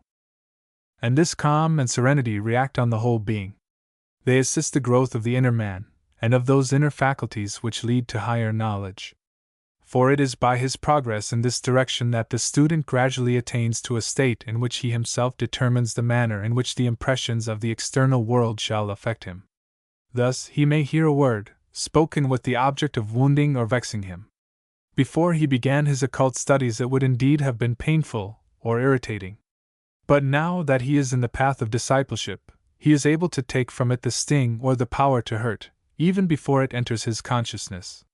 Take another example. We naturally grow impatient when we are kept waiting, but the student is so permeated, in his moments of calm, with the realization of the uselessness of impatience, that this calmness is present with him on every occasion. The impatience which would naturally overcome him vanishes, and an interval which would otherwise have been wasted in the expression of impatience may be utilized by making some profitable observation during the period of waiting. Now we must realize the significance of these facts. We must remember that the higher being in a man is in constant development, and only the state of calm and serenity here described renders an orderly development possible. The waves of outward life press in upon the inner man from all sides if, instead of controlling this outward life, he is controlled by it. Such a man is like a plant which tries to expand in a cleft in the rock, and is stunted in its growth until new space is given it. No outward forces can supply space for the inner man. It can only be supplied by the inner calm which he may give to his soul. Outward circumstances can only alter the course of his outward life. They can never awaken the spiritual inner man. The student must himself give birth to the new and higher man within him. The higher man becomes the inner ruler, who directs the circumstances of the outer man with sure guidance. As long as the latter has the upper hand, this inner man is enslaved, and cannot therefore develop his powers. If another than myself has the power to make me angry, I am not master of myself, or, to put it better, I have not yet found the ruler within me. I must develop the power within, of letting the impressions of the outer world approach me only in the way in which I myself choose. Then only do I really become an occult student. And only by earnestly striving after this power can a student reach the goal. It is not of so much importance to achieve a great deal in a given time, as to be earnest in the search. Many have striven for years without noticing any marked advance, but many of those who did not despair, and struggled on undaunted, have sometimes quite suddenly achieved the inner victory. In many situations it requires a good deal of effort to achieve these moments of inward calm. But the greater the effort needed, the more important is the achievement. In esoteric studies, everything depends on the energy, inward truthfulness, and uncompromising sincerity with which we contemplate ourselves and our actions from the standpoint of complete strangers. But only one side of the student's inner activity is characterized by this birth of his own higher being. Something else in addition is needed. Even if a man regards himself as a stranger, it is only himself that he contemplates. He looks at those experiences and actions, with which he is connected, through his particular mode of life, while it is necessary for him to rise above this, and attain to a purely human point of view, to be no longer connected with his own individual circumstances. He must pass on to the contemplation of those things which concern him as a human being, even though he dwell in a different condition and different circumstances. In this way something is brought to birth within him which rises beyond the personal point of view. Thus his gaze is directed to higher worlds than those he knows in everyday life. And then he begins to feel and realize that he belongs to these higher worlds about which his senses and his daily occupations can tell him nothing. In this way he shifts the central point of his being to the inner part of his nature. He listens to the voices within him which speak to him in his moments of calm, and inwardly he cultivates an intercourse with the spiritual world, which removes him from the everyday world, whose voices he no longer hears. Around him there is silence. He puts away from him all his external surroundings, and everything which even reminds him of such external impressions. His entire soul is filled with calm, inward contemplation and converse with the purely spiritual world. This calm contemplation must become a necessity to the student. He is plunged completely into a world of thought, and must develop an earnest desire for calm thinking. He must learn to love the inpouring of the Spirit. Then he will learn to regard this thought world and its thought forms as more real than the everyday things which surround him, and he begins to deal with thoughts as with things existing in space. And then the moment is at hand when the revelations of his quiet thinking begin to seem much higher and more real than the things existing in space. He discovers that this thought world is an expression of life, and realizes that thoughts are not mere phantoms, but that through them, beings, who were hidden before, now speak to him. He begins to hear voices through the silence. Formerly his ear was the only organ of hearing, now he can listen with his soul. An inner language and an inner voice are revealed to him. It is a moment of supremest ecstasy to the student when this experience first comes to him. An inner light floods the whole external world for him, and he is born anew. Through his being passes a current from a divine world, bringing with it divine bliss. This thought life of the soul, which is gradually widened into a life of spiritual being, is designated by the Gnosis and by Theosophy as meditation, contemplative thought. This meditation is the means by which supersensual knowledge is attained.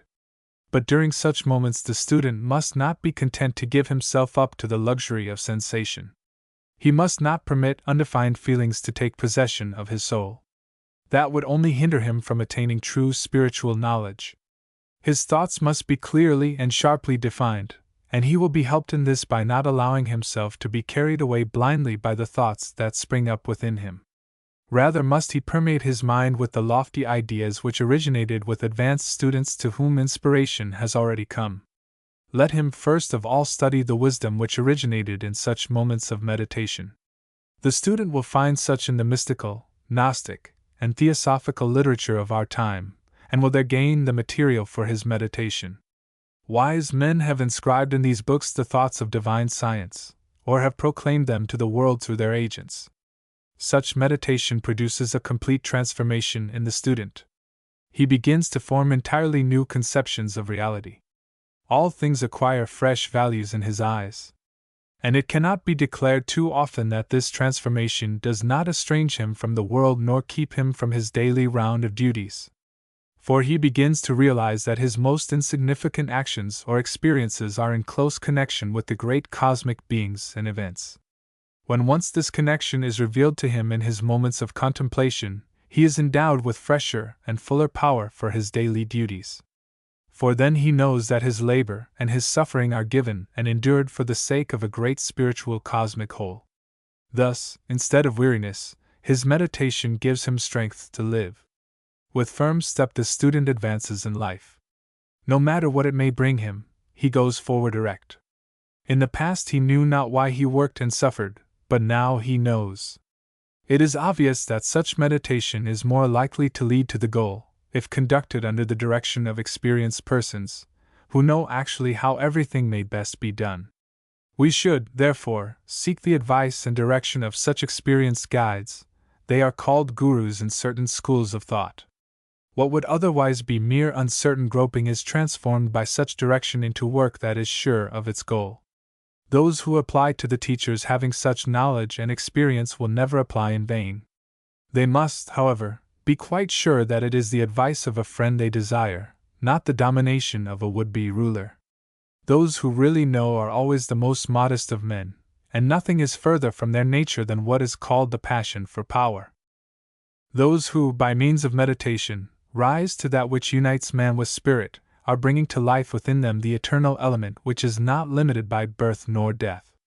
Only those who have had no experience for themselves can doubt the existence of this eternal element. Thus meditation becomes the way by which man also attains to the recognition and contemplation of his eternal, indestructible, essential being. And only through meditation can one attain to such a view of life. Gnosis and Theosophy tell of the eternal nature of this essential being, and of its reincarnation. The question is often asked, why does a man know nothing of those experiences which lie beyond the borders of birth and death? Not thus should we ask, but rather, how may we attain to such knowledge? The entrance to the path is opened by right meditation. This alone can revive the memory of events that lie beyond the borders of birth and death. Everyone can attain to this knowledge. In each of us is the faculty of recognizing and contemplating for ourselves the truths of mysticism, theosophy, and gnosis, but the right means must be chosen. Only a being with ears and eyes can perceive tones and colors, nor can the eye perceive without the light by which things are made visible. Occult science gives the means of developing the spiritual ears and eyes, and kindling the spiritual light. There are, according to esoteric teachers, 3 steps by which the goal may be attained. 1. Probation. This develops the spiritual senses. 2. Enlightenment. This kindles the spiritual light. 3. Initiation. This establishes intercourse with the higher spiritual beings. The following teachings proceed from a secret tradition, but precise information concerning its nature and its name cannot be given at present. They refer to the 3 steps which, in the school of this tradition, lead to a certain degree of initiation. But here we shall find only so much of this tradition as may be openly declared. These teachings are extracted from a much deeper and more secret doctrine. In the occult schools themselves, a definite course of instruction is followed, and in addition to this, there are certain practices which enable the souls of men to attain a conscious intercourse with the spiritual world. These practices bear about the same relation to what will be imparted in the following pages, as the teaching which is given in a well-disciplined school bears to the instruction that may be received occasionally during a walk, and yet the ardent and persevering search for what is here hinted at will lead to the way by which one obtains access to a genuine occult school. But, of course, an impatient perusal, devoid of sincerity and perseverance, can lead to nothing at all. He who believes himself to be ready for more must apply to an occult teacher. The study of these things can only be successful if the student will observe what has already been written in previous chapters. The stages which the above-mentioned tradition specifies are the following 3. I. Probation. 2. Enlightenment. 3. Initiation.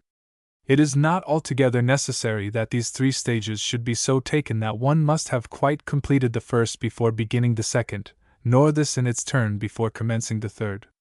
With respect to certain things one can partake of enlightenment, and even of initiation, while with others one is still in the probationary stage.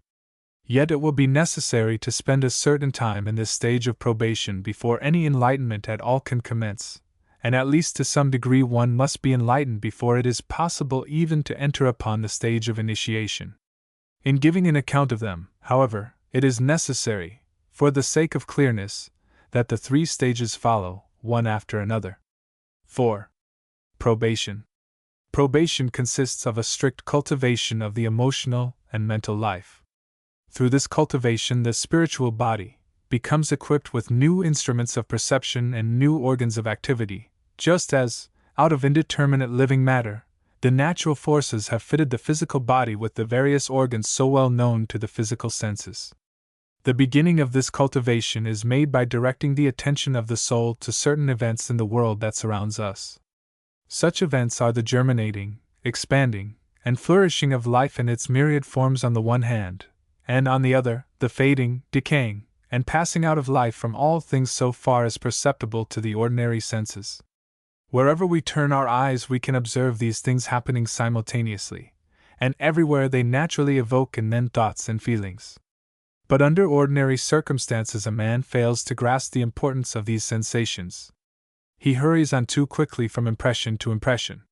What is necessary, therefore, is that he should fix his attention intently and quite consciously upon these phenomena. Wherever he observes expansion and flourishing of a certain kind, he must banish everything else from his soul, and entirely surrender himself for a short time to this one impression. He will soon convince himself that a sensation which heretofore in a similar case would have merely flitted through his soul, is now so magnified that it becomes of a powerful and energetic nature. He should at once allow this thought form to reverberate throughout his whole being, yet quietly within himself, and to do so he must become inwardly quite still. He should draw himself away from the outward world, and follow only that which his soul tells him. Yet it must not be thought that we can make much progress if we blunt our senses to the world. For one must first contemplate these objects as keenly and precisely as possible, and then give up to the sensations that result, and the thoughts that arise within the soul. What is most important is, that one should direct the attention, with perfect inner balance, upon both of these phenomena. If one obtains the necessary quiet and surrenders himself to that which arises in the soul, he will, in due time, experience many wonderful thoughts and feelings, unknown to him before. Indeed, the more one fixes the attention in such a way, alternately upon something growing, expanding, and flourishing, and upon something else that is fading and decaying, the more vivid will these feelings become. And just as natural forces evolve the physical eyes and ears of the physical body, out of living matter, so will the organs of clairvoyance evolve themselves from the spiritual feelings which are thus evoked. A definite thought form unites itself with the germinating and expanding object, and another, equally definite, with that which is fading and decaying.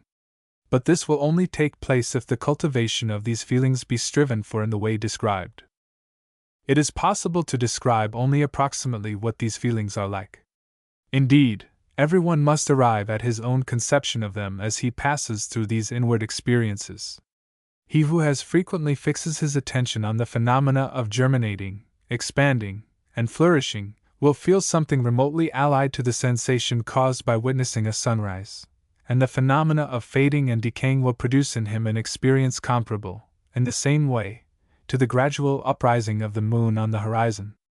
Both these feelings are forces which, when carefully cultivated, with a continually increasing improvement, will lead to the greatest occult results. To him who again and again, systematically and with design, surrenders himself to such feelings, a new world is opened. The spiritual world, the so-called astral plane, begins to dawn upon him. Blooming and fading are facts which no longer make indefinite impressions on him, as of old, but instead they form themselves into spiritual lines and figures of which he had previously suspected nothing. And these lines and figures have for the different phenomena different forms. A blooming flower, an animal growing, a decaying tree evoke in his soul definite lines. The astral plane slowly broadens out before him. Its forms are not in any sense arbitrary. For two students who find themselves at the same stage of development will always see the same lines and figures under the same conditions. Just as certainly as a round table will be seen as round by two normal persons, not as round by the one and square by the other, so, too, before the perception of two souls a blooming flower will present the same spiritual form. And just as the shapes of animals and plants are described in ordinary natural history, so, too, the teacher in an occult school describes and delineates the spiritual forms of growing and decaying processes after their nature and species. If the student has progressed so far that he can see such aspects of phenomena which are also physically observable with his external eyes, he will then be not far from the condition which will enable him to behold things that have no physical existence, and must therefore remain entirely hidden to those who have undergone no training in an occult school. It should be emphasized that the occult explorer ought never to lose himself in speculation on the meaning of this or that. By such intellectualizing he only directs himself away from the right road. He ought to look out on the sense world freshly, with healthy senses and quickened observation, and then to give himself up to his own sensations. He ought not to wish, in a speculative manner, to make out what this or that means, but rather to allow the things themselves to inform him. 7. A further point of importance is that which is called in occult science orientation in the higher worlds. This point is attained when one realizes with complete consciousness that feelings and thoughts are veritable realities, just as much as are tables and chairs in the world of the physical senses. Feelings and thoughts act upon each other in the astral world and in the thought, or mental, world, just as objects of sense act upon each other in the physical world. As long as anyone is not truly permeated with this realization, he will not believe that an evil thought projected from his mind may have as devastating an effect upon other thought forms as that wrought upon physical objects by a bullet shot at random. Such a one will perhaps never allow himself to perform a physically visible action which he considers to be wrong, yet he will not shrink from harboring evil thoughts or feelings, for these do not appear to him to be dangerous to the rest of the world. Nevertheless, we can advance in occult science only when we guard our thoughts and feelings in just the same way as a man would guard the steps he takes in the physical world. If anyone sees a wall before him, he does not attempt to dash right through it, but directs his course alongside. In other words, he guides himself by the laws of the physical world. There are such laws also in the world of thought and feeling, but there they cannot impose themselves upon us from without. They must flow out of the life of the soul itself. We arrive at such a condition when we forbid ourselves, at all times, to foster wrong thoughts or feelings. All arbitrary goings to and fro, all idle fancies, all accidental ups and downs of emotion must be forbidden in the same way. But in so doing, let it not be thought that we bring about a deficiency of emotion. On the contrary, if we regulate our inner life in this manner, we shall speedily find ourselves rich in feelings and in genuine creative imagination. In place of a mere chaos of petty feelings and fantastic trains of thought, there appear significant emotions, and thoughts that are fruitful, and it is emotions and thoughts of this kind that lead a man to orientation in the higher world. He has entered into the right condition for the things of that world, and they entail for him definite consequences. Just as a physical man finds his way between physical things, so, too, his path now leads him straight between the growing and the fading, which he has already come to know in the way described above. For he follows all processes of growing and flourishing, and on the other hand, of withering and decaying, that is necessary for his own and the world's prosperity. The occult student has also to bestow a further care on the world of sound. He must discriminate between the tones which are produced from the so-called inert, lifeless bodies, for example, a bell, a musical instrument, or a falling mass, and those which proceed from a living creature, an animal, or a person. He who hears the striking of a bell will receive the sound and attach to it a certain sensation, but he who hears the cry of an animal will, in addition to this sensation, become aware that the sound reveals also an inward experience of the animal, either of pain or of pleasure. The student is concerned with the latter aspect of the sound.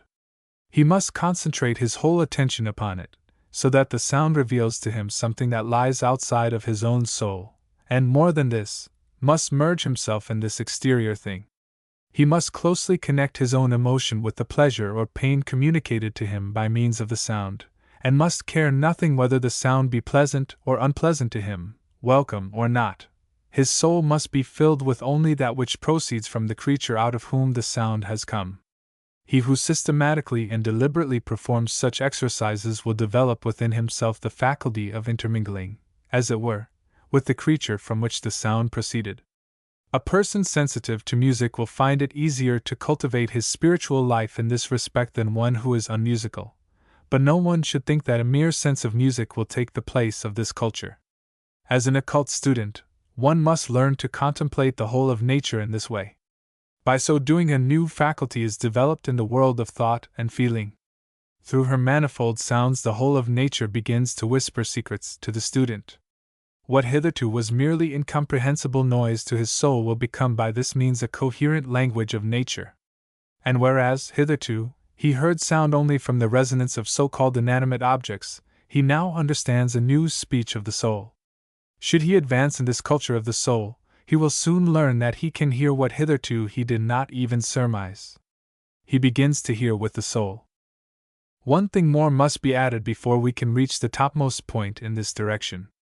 What is of special importance in the development of the student is the way in which he hears the speech of other men. He must accustom himself to do this in such a way that while doing so his inner self is absolutely still. If someone expresses an opinion and another hears it, the inner self of the latter will be stirring in general assent or contradiction. Many people in such a case feel themselves urged to an expression of their assent, or, more especially, of their contradiction. All such assent or contradiction must, in the occult student, be silenced. It is not imperative that he should, therefore, quite suddenly begin to make his life entirely different, in order that he may attain to this inward and fundamental calm. He might, therefore, begin by doing so in special cases, deliberately selected by himself. Thus quite slowly and by degrees will this new way of listening creep into his habits, as of itself. In the occult schools these things are systematically practiced.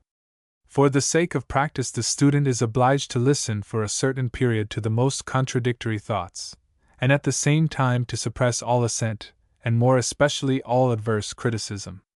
The point is that in such a way not only all intellectual judgment is silenced, but also all sense of displeasure, denial, or even acceptance. The student must be particularly watchful that such feelings, even if they are not upon the surface, do not still remain lurking in the innermost recesses of his soul. He must listen, for example, to the statements of people who in some respects are far beneath him, and while so doing, suppress every feeling of greater knowledge or of superiority. It is useful for everyone to listen in this way to children, for even the wisest may learn very much from children.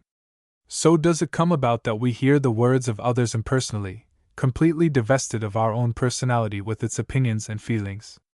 He who thus makes a practice of listening uncritically, even when a completely contradictory opinion is advanced, learns again and again to blend himself, to become identified, with the being of another. He then hears, as it were, through the words and into the souls of others. Through continual exercise of this kind only, sound becomes the right medium for the revelation of the spirit and the soul.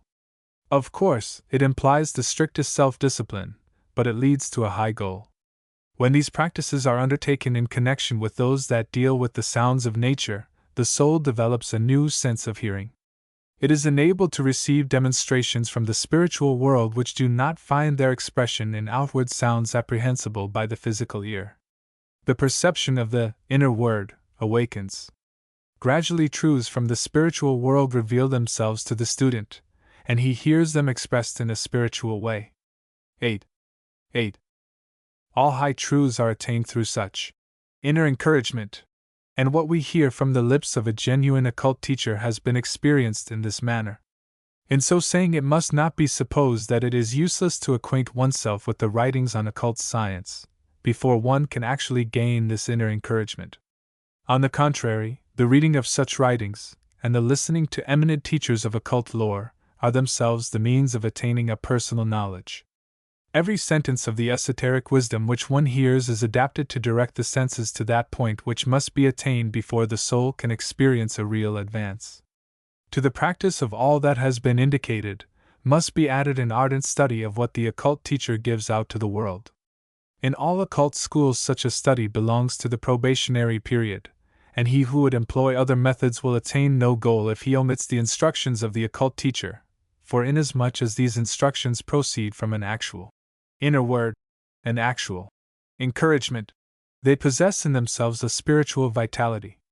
They are not mere words, they are living powers, and while you follow the words of an occultist, while you read a book which comes from a genuine inner experience, powers are at work in your soul which make you clairvoyant, just as natural forces have created out of living matter your eyes and ears. The enlightenment. Enlightenment is the result of very simple processes. Here, too, it is a matter of developing certain feelings and thoughts which are dormant within all men, but must be awakened. Only he who carries out these simple processes with complete patience, continuously and strenuously, can be led by them to the reception of inner illumination. The primary step is taken by observing in a particular way different natural objects, a transparent stone of beautiful form, a crystal, a plant, and an animal. One should endeavor at first to direct one's whole attention to a comparison of the stone with the animal, as follows. The thoughts which, accompanied by strong emotions, are thus induced, must pass through the soul, and no other emotions or thoughts must be mixed with them, or disturb the intense contemplation. One then says to oneself, the stone has a form and the animal also has a form. The stone remains motionless in its place, but the animal is able to move about. It is impulse, desire, which causes the animal to change its place, and it is these impulses to which the form of the animal is of use. Its organs and instruments are the expression of these impulses. The form of the stone, on the contrary, is fashioned, not in accordance with impulses, but in accordance with an impulseless force. 9. If one sinks deeply into such thoughts, and while so doing observes the stone and the animal with fixed attention, then there arise in the soul two separate kinds of emotion. From the stone into the soul there streams one kind of emotion, and from the animal another. Probably in the beginning the experiment will not succeed, but little by little, with genuine and patient practice, these emotions become manifest. Again and again one should practice. At first the emotions last only as long as the contemplation. Later on, they work afterwards, and then they grow to something which remains alive in the soul. One then needs only to reflect, and both emotions invariably arise, apart from all contemplation of an external object. Out of these emotions, and the thoughts which are bound up with them, clairvoyant organs are formed. Should the plant be added to the contemplation, one will notice that the feeling outflowing from it, both in its quality and in its degree, lies between that which emanates from the stone and that from the animal. The organs which are so formed are spiritual eyes. We learn by degrees and through their means to see both astral and mental colors. As long as one has attained only the condition described as probation, the spiritual world with its lines and figures remains dark, but through enlightenment it will become clear. It must be noted here that the words dark and light, as well as the other common expressions, only approximately describe what is really meant, for language as usually understood is constructed to suit physical conditions alone. Occult science describes what emanates from the stone and is seen by clairvoyant eyes as blue or bluish red, and that which is observed as coming from the animal is described as red or reddish yellow. In reality, they are colors of a spiritual kind which are discerned. The color proceeding from the plant is green. Plants are just those natural phenomena whose qualities in the higher worlds are similar to their qualities in the physical world, but it is not so with stones and animals. It must now be clearly understood that the above-mentioned colors only suggest the prevailing shades of the stone, the plant, or the animal. In reality, all possible overtones exist, for every animal, every stone, every plant has its own peculiar shade of color. In addition to these, there are the creatures of the higher worlds, who always incorporate themselves with colors not their own, often marvelous, often horrible. In short, the variety of colors in these higher worlds is immeasurably greater than in the physical world. If a man has once acquired the faculty of seeing with spiritual eyes, he sooner or later meets with the beings here mentioned, some of them higher, some lower than man himself, beings who never entered into physical existence. When he has advanced thus far, the way to a great deal lies open before him, but it is inadvisable to proceed further without an experienced guide. Indeed, for all that has here been described, such experienced guidance is desirable, and he who has the endurance to fulfill the elementary conditions of enlightenment will assuredly seek and discover his guide. Under all circumstances, it is important to give warning, and he who will not heed it had better leave untrodden all the steps of occult science. It is necessary that he who would become an occult student should lose none of his attributes as a good and noble man, and one susceptible to all physical truths. Indeed, throughout his apprenticeship he must continually increase his moral strength, his inner purity, and his powers of observation. Let us give an example. During the preliminary practices of enlightenment, the student must be careful always to be enlarging his sympathy with the animal and human worlds, and his sense of nature's beauty. If he is not careful to do this, he continually dulls both sense and feeling. His heart grows cold and his sympathies dwarfed, which lead to perilous results. How enlightenment proceeds, in the sense of the foregoing practices, if one rises from the stone, the plant, and the animal, up to man, and how, after enlightenment, under all circumstances, the gentle hand of the pilot comes on a certain day, and leads to initiation. Of these things the next chapter will deal in so far as it can and may do so. In our time, the path to occult science is sought after by many. It is sought in various ways, and many dangerous and even objectionable modes are practiced. Therefore it is that those who know of the truth and dangers concerning these things have allowed a greater portion of the occult training and the necessary warning to be published. Only so much is here imparted as this permission allows, and it is necessary that something of the truth should be known in order that it may counteract the great danger of these errors. If nothing be forced, there is no danger for him who follows the way already described. Only one thing should be noted: no one ought to spend more time or power upon such practices than is at his disposal with due regard to his circumstances and his duties. No one ought suddenly to change anything in the external conditions of his life. If one desires genuine results, one must have patience. One should be able to cease the practice after a few minutes, and then peacefully to continue one's daily work, and no thought of these practices ought to be mingled with the work of the day. He who has not learned to wait, in the best and highest sense of the word, is of no use as an occult student, nor will he ever attain results of much real value. He who is in search of occult knowledge, by the means indicated in the foregoing pages, must fortify himself throughout the whole course of his efforts by the understanding that after persevering for some time he may have made suitable progress without becoming conscious of it in the precise way which he had expected. He who does not remember this is likely to lose heart, and in a little while to abandon his efforts altogether. The mental powers and faculties about to be developed are at first of the most subtle kind, and their nature differs entirely from the conceptions of them which may be formed in the student's mind. He has been accustomed to occupy himself with the physical world alone, and the mental and astral worlds seem to elude his gaze, and baffle his conceptions. It is, therefore, not remarkable if, at first, he fails to realize the new forces, mental and astral, which are developing in his own being. This is why it is dangerous to enter the path leading to occult knowledge without experienced guidance. The teacher can see the progress made by the pupil, long before the latter becomes conscious of it for himself. He sees the delicate organs of spiritual vision beginning to form themselves before the pupil is aware of their existence, and a great part of the duties of the teacher consists in perpetual watchfulness, lest the disciple lose confidence, patience, and perseverance, before he becomes conscious of his own progress. The teacher, as we know, can confer upon the student no powers which are not already latent within him, and his sole function is to assist in the awakening of slumbering faculties.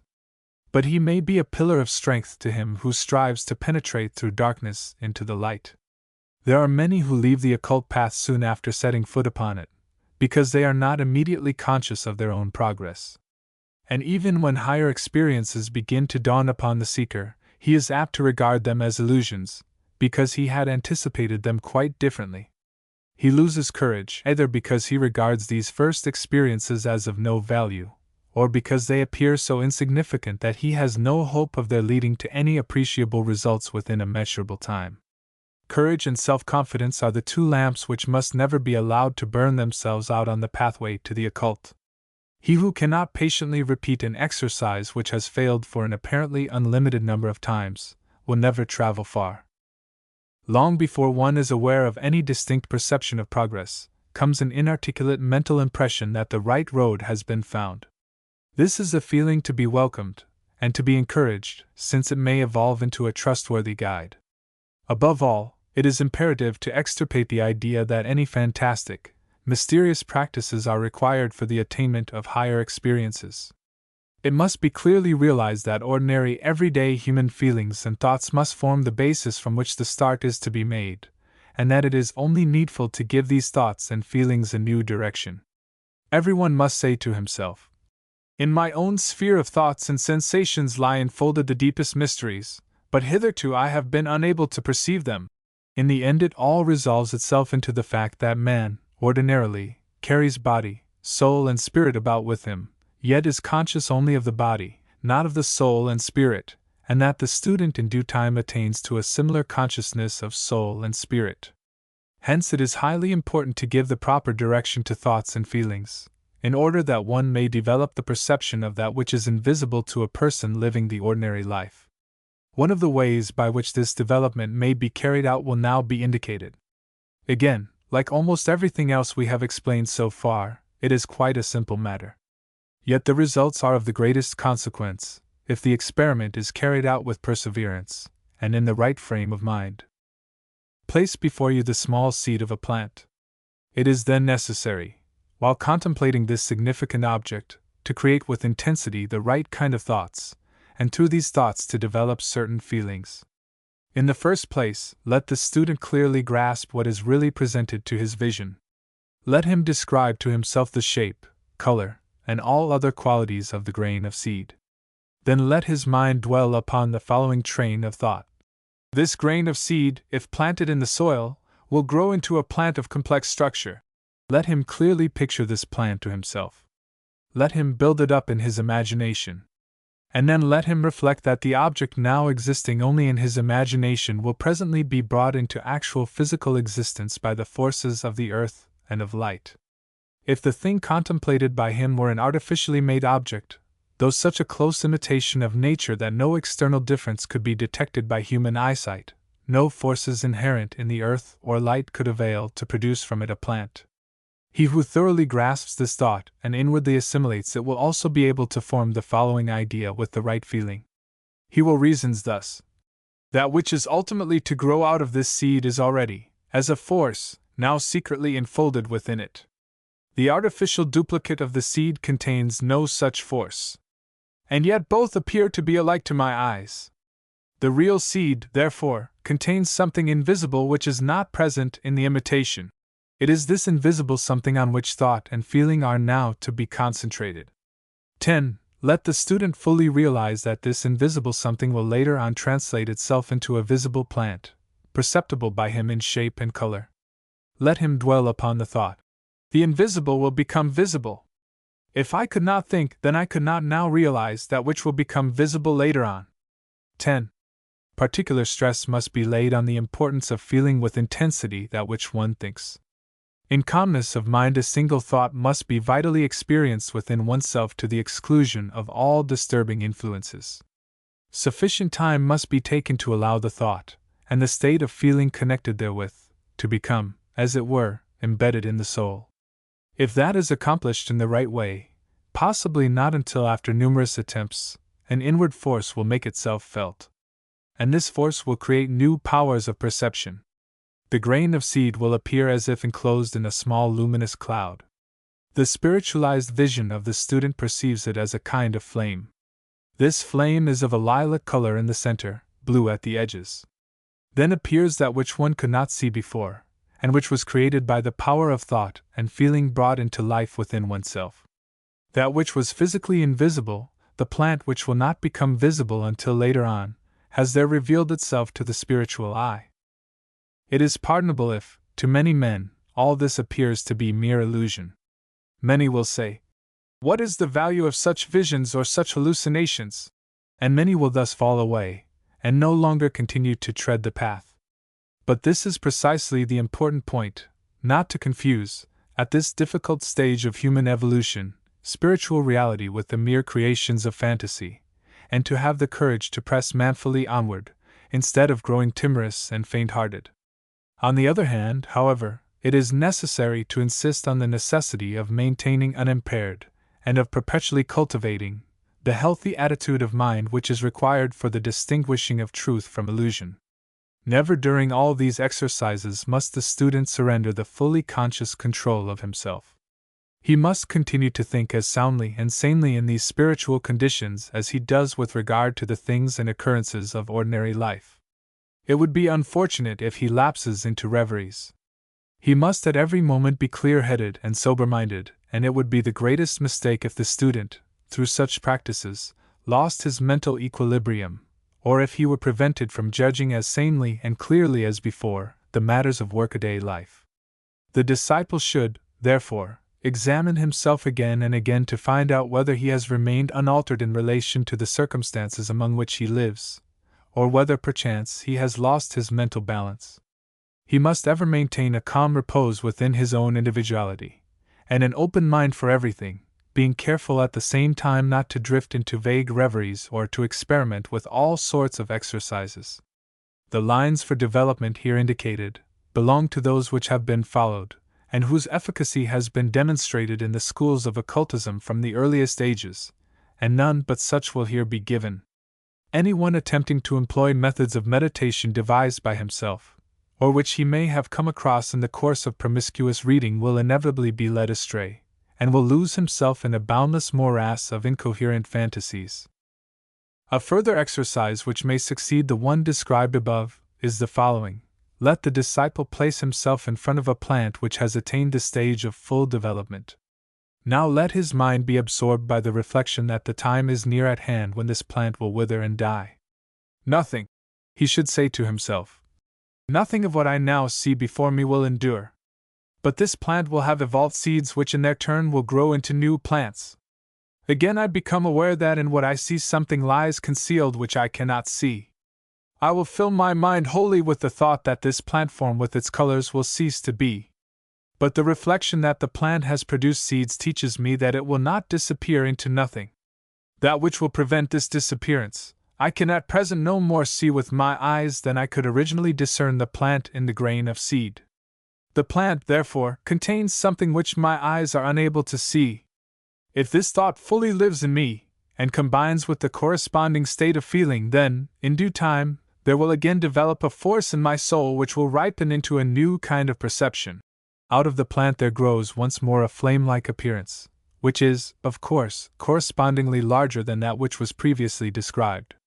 This flame is greenish at the center, and is tinged with yellow at the outer edge. He who has won this vision has gained greatly, inasmuch as he sees things, not only in their present state of being, but also in their development and decay. He begins to see in all things the spirit, of which the bodily organs of sight have no perception, and he has taken the initial steps on that road, which will gradually lead him to the solution, by direct vision, of the secret of birth and death. To the outer senses, a being begins to exist at its birth, and ceases to exist at its death. This, however, only appears to be so, because these senses are unable to apprehend the concealed spirit.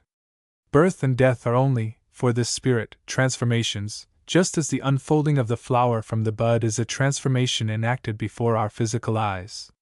But if one desires to attain to direct perception of these facts, one must first awaken the spiritual vision by the means here indicated. In order to meet an objection which may be raised by certain people already possessed of some psychical experience, let it be at once admitted that there are shorter ways than this, and that there are persons who have direct perception of the actualities of birth and death, without having had to pass through all the stages of discipline here set forth. There are also human beings endowed with high psychical faculties, to whom only a slight impulse is necessary for the developing of these powers. But they are exceptional, and the methods described above are safer, and are capable of general application. Similarly, it is possible to gain some knowledge of chemistry by special methods, but in order to make safer the science of chemistry, the recognized, reliable course must be followed. An error fraught with serious consequences would result from the assumption that the goal could be reached more simply by allowing the mind to dwell merely on an imaginary plant or a grain of seed. It may be possible by such means to evoke a force which would enable the soul to attain the inner vision.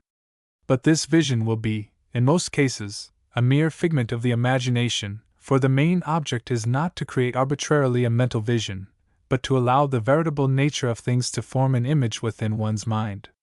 The truth must come up from the depth of one's own soul, not at the call of one's ordinary self, but rather must the objects of one's perception themselves exercise their magical power, if one is to perceive their inner reality. After the disciple has evolved, by such means, the rudiments of spiritual vision, he may proceed to the contemplation of human nature itself. Simple appearances of ordinary life must be chosen first. But before making any attempts in this direction, it is imperative for the student to strive after an absolute sincerity of moral character. He must banish all thoughts of ever using the insight to be attained in these ways for his own selfish ends. He must be absolutely determined that under no circumstances will he avail himself, in an evil sense, of any power which he may gain over his fellow creatures. This is the reason why everyone who desires to gain direct insight into the secrets of human nature must follow the golden rule of true occultism. And the golden rule is this: for every one step that you take in the pursuit of the hidden knowledge, take 3 steps in the perfecting of your own character. He who obeys this rule can perform such exercises as that which is now to be explained. Begin by observing a person filled with a desire for some object. Direct your attention to this desire. It is best to choose a time when this desire is at its height, and when it is not yet certain whether the object of the desire will be attained or not. Then surrender yourself entirely to the contemplation of that which you observe, but maintain the utmost inner tranquility of soul. Make every endeavor to be deaf and blind to everything that may be going on around you at the same time, and bear in mind particularly that this contemplation is to evoke a state of feeling in your soul. Allow this state of feeling to arise in your soul, like a cloud rising on an otherwise cloudless horizon. It is to be expected, of course, that your observation will be interrupted, because the person on whom it is directed will not remain in this particular state of mind for a sufficient length of time. Presumably you will fail in your experiment hundreds and hundreds of times. It is simply a question of not losing patience. After many attempts you will ultimately realize the state of feeling spoken of above as fast as the corresponding mental phenomena pass through the soul of the person under observation. After a time you will begin to notice that this feeling in your own soul is evoking the power of spiritual vision into the psychical condition of the other. A luminous image will appear in your field of vision, and this luminous image is the so-called astral manifestation evoked by the desire state when under observation. Again, we may describe this image as flame-like in appearance. It is yellowish-red in the center and reddish-blue or lilac at the edges. Much depends upon treating such experiences of the inner vision with great delicacy. It will be best for you at first to talk of them to nobody except your teacher, if you have one. The attempt to describe such appearances in appropriate words usually leads to gross self-deception. One employs ordinary terms not applicable to such purposes, and therefore much too gross and clumsy. The consequence is that one's own attempt to clothe this vision in words unconsciously leads one to blend the actual experience with an alloy of imaginary details. It is, therefore, another important law for the occult inquirer that he should know how to observe silence concerning his inner visions. Observe silence even towards yourself. Do not endeavor to express in words that which you see, or to fathom it with reasoning faculties that are inadequate. Freely surrender yourself to these spiritual impressions without any mental reservations, and without disturbing them by thinking about them too much. For you must remember that your reasoning faculties were, at first, by no means equal to your faculties of observation. You have acquired these reasoning faculties through experiences hitherto confined exclusively to the world as apprehended by your physical senses, and the faculties you are now acquiring transcend these experiences. Do not, therefore, try to measure your new and higher perceptions by the old standard. Only he who has already gained some certainty in his observation of inner experiences ought to speak about them with the idea of thereby stimulating his fellow beings. As a supplementary exercise, the following may be set forth.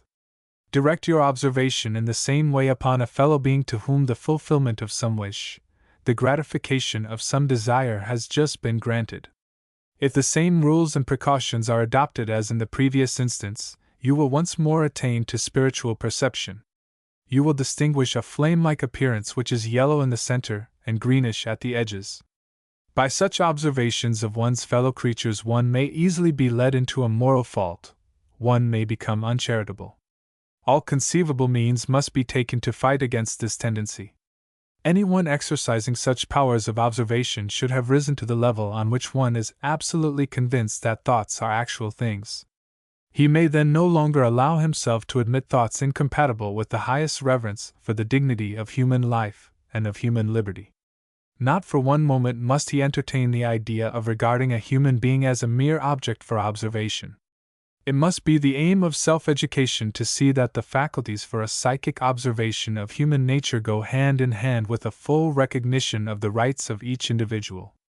That which dwells in each human being must be regarded as something holy, and to be held inviolate by us even in our thoughts and feelings. We must be possessed by a feeling of reverential awe for all that is human. For the present, only these two examples can be given as to the methods by which an insight into human nature may be achieved, but they will at least serve to point out the way which must be followed. He who has gained the inner tranquility and repose which are indispensable for such observations will by so doing already have undergone a great transformation.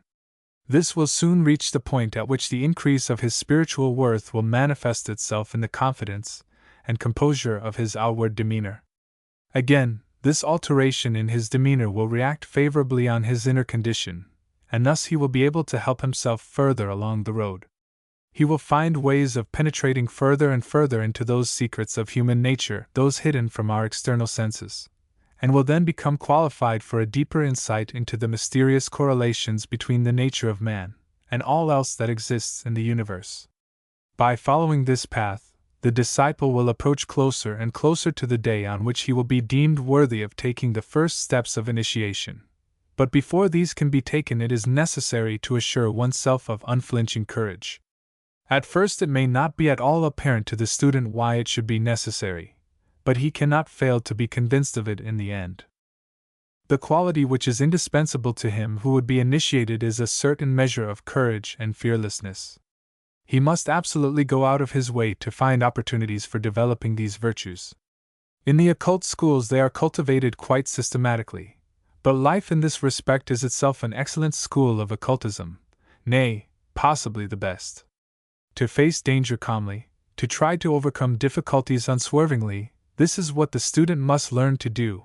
For instance, in the presence of some peril, he must rise at once to the conception that fears are altogether useless, and ought not to be entertained for one moment, but that the mind ought simply to be concentrated on what is to be done. He must reach a point where it has become impossible for him ever again to feel afraid or to lose his courage. By self-discipline in this direction he will develop within himself distinct qualities which he needs if he is to be initiated into the higher mysteries. Just as man in his physical being requires nervous force in order to use his physical senses, so also, In his psychic nature, he requires the force which is only produced in the courageous and the fearless. For in penetrating to the higher mysteries he will see things not yet revealed to the physical eyesight nor to any other of the human senses. The latter, by hiding from our gaze the higher verities, things which we could not bear to behold, are in reality our benefactors, since they prevent us from perceiving that which, if realized without due preparation, would throw us into unutterable consternation. The disciple must be prepared to endure this sight, although he has lost certain supports in the outer world by a realization of the very illusions that encompassed him. It is truly and literally as if his attention were suddenly drawn to a certain danger by which for some time he had been unconsciously threatened. He was not afraid hitherto, but now that he sees his peril, he is overcome by terror, even though the danger has not been rendered any greater by his knowledge thereof. The forces at work in the world are both destructive and creative. The destiny of manifested beings is birth and death. The initiate is to behold this march of destiny. The veil, which in the ordinary course of life clouds the spiritual eyes, is to be uplifted, and the man is to see himself as one interwoven with these forces, with this destiny. His own nature contains destructive and creative powers. As undisguisedly as the other objects of his vision are revealed to the eye of the seer, his own soul is bared to his gaze. In the face of this self-knowledge, the disciple must not suffer himself to droop, and in this he will succeed only if he has brought with him an excess of the necessary strength. In order that this may be the case, he must learn to maintain inner calm and confidence in the most difficult circumstances. He must nourish within himself a firm faith in the beneficent forces of existence. He must be prepared to find that many motives which have actuated him hitherto will actuate him no longer. He must needs perceive that he has hitherto often thought or acted in a certain manner, because he was still in the toils of ignorance. Reasons which formerly influenced him will now disappear. He has done many things out of personal vanity. He will now perceive how utterly futile all such vanity is in the eyes of the initiate. He has done much from motives of avarice. He will now be aware of the destructive effect of all avariciousness. He will have to develop entirely new springs for his thought and action, and it is for this that courage and fearlessness are required. It is especially a matter of cultivating this courage and this fearlessness in the inmost depths of the mental life.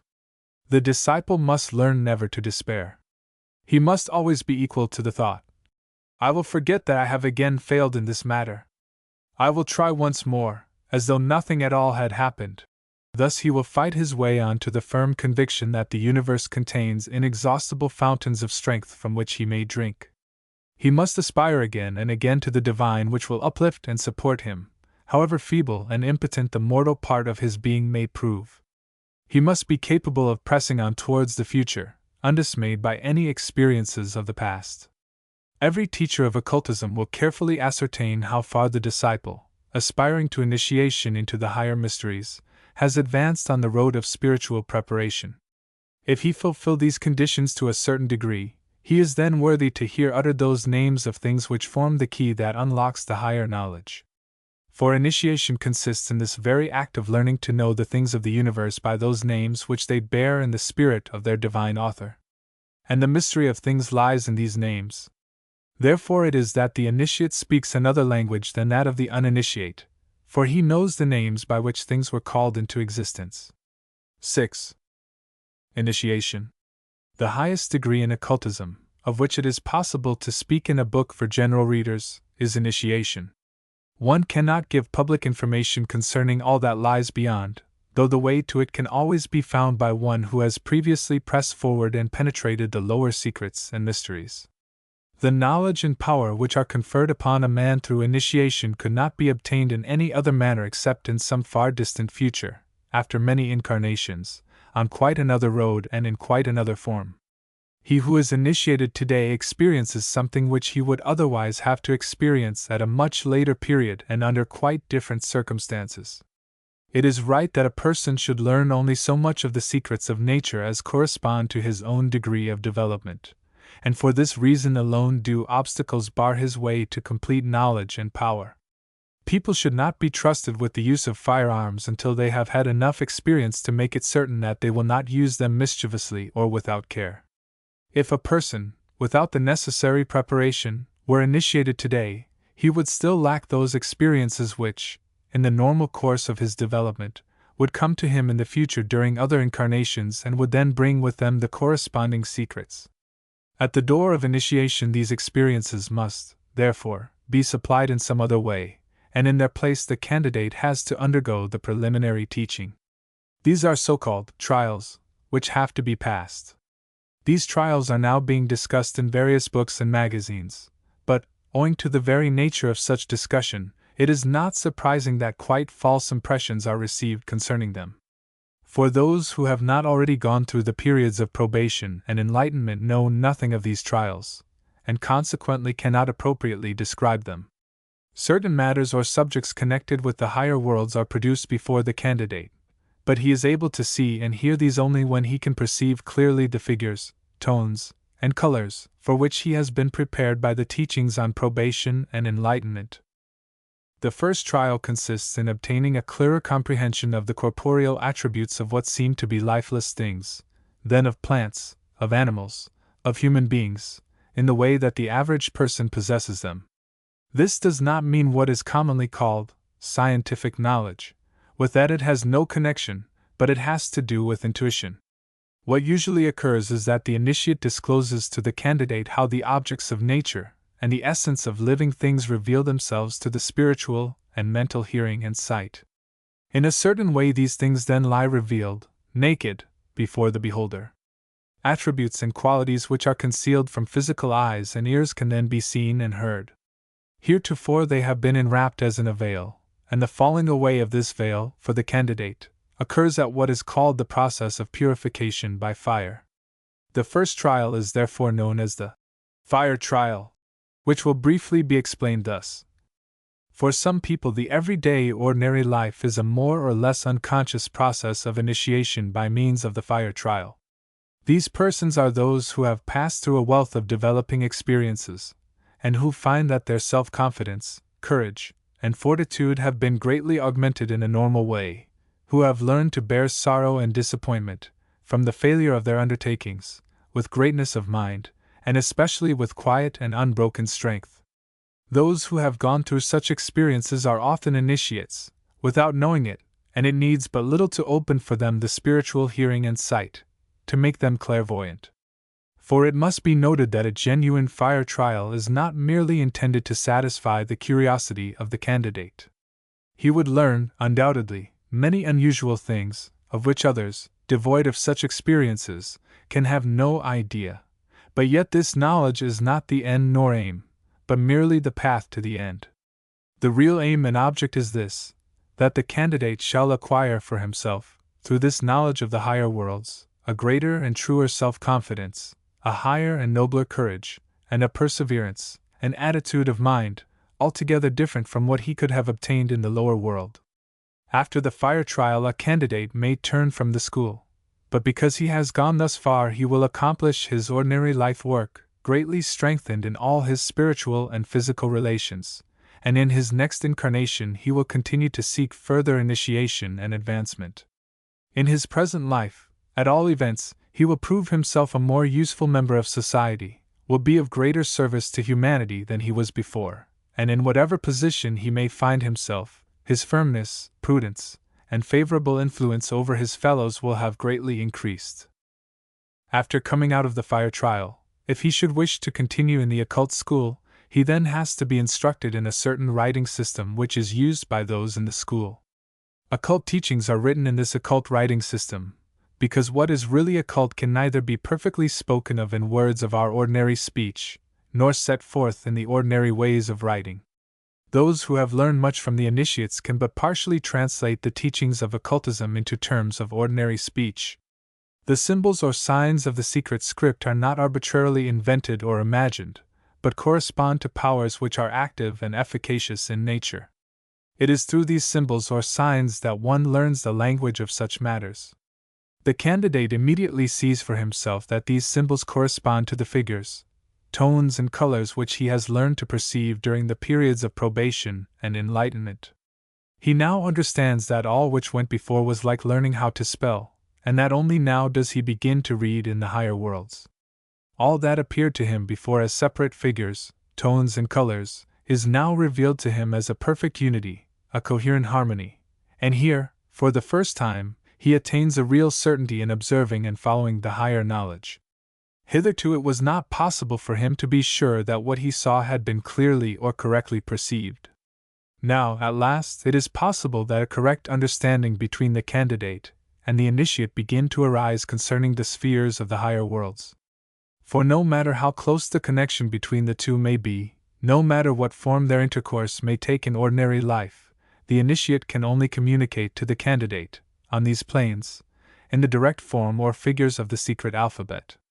Through this occult speech, the student also learns certain rules of conduct for life, certain duties and obligations, of which, previously, he knew nothing whatever. When he learns to know these rules, he is able to perform actions which have a significance and a meaning such as the actions of another who is not initiated can never possess. The only point of view from which he is now able to look upon things, the only plane from which he can now make manifest his deeds, is that of the higher worlds, and the instructions concerning such deeds can only be read, or understood, in the secret script. Yet it must be clearly understood and emphasized that there are persons who, unconsciously, have the ability or faculty of performing these actions, notwithstanding they have never been in an occult school. Such helpers of humanity and the world proceed blessedly and beneficently through life. There are certain fundamental reasons, which cannot be here discussed, why they are in possession of seemingly supernatural gifts. The only difference between these persons and the pupils of an occult school is that the former act unconsciously, while the latter work with a full knowledge, insight, judgment, and understanding of the entire matter in hand. Often the candidate has to win by training that which has been bestowed by a higher power upon his fellow, for the good of humanity. One should freely and openly honor these favored ones of God, but he should not, on their account, consider the work of the occult schools unnecessary or superfluous. Now that the student has learned the mystery language, there awaits him yet another trial. By this he must prove whether he can move with freedom and certainty in the higher worlds. In ordinary life, a man will be impelled to actions by outward motives and conditions. He works at this or that because certain duties are imposed upon him by outward circumstances. It need hardly be mentioned that the occult student must in no way neglect any of the duties connected with his ordinary life because he is a student in an occult school and in the higher worlds. None of his duties there can constrain him to treat with inattention or carelessness any one of his duties in the lower world. The father will remain just as good a father to his family, the mother just as good a mother, and neither the officer nor the soldier, nor anyone else, will be detained from their necessary duties because they are students in occultism. On the contrary, all the qualities which make capable men are increased to a degree of which the uninitiated can form no idea. That this may not always appear to be the case is due merely to the fact that they have not always the ability to correctly judge or criticize the initiate. The deeds of the latter are not always entirely intelligible to the former. But as we have said before, this only happens in certain cases. For him who has arrived at the so-called steps of initiation, there are new duties to be performed to which no outer stimulus is given. He will be moved to do these things by no external pressure, but by those rules of conduct which have been communicated to him in the mystery language. In this second trial he must prove that, led by such rules of conduct, he can act from inner promptings just as firmly as an officer performs his obligatory duties. For this purpose the teacher will set before the pupil certain definite tasks.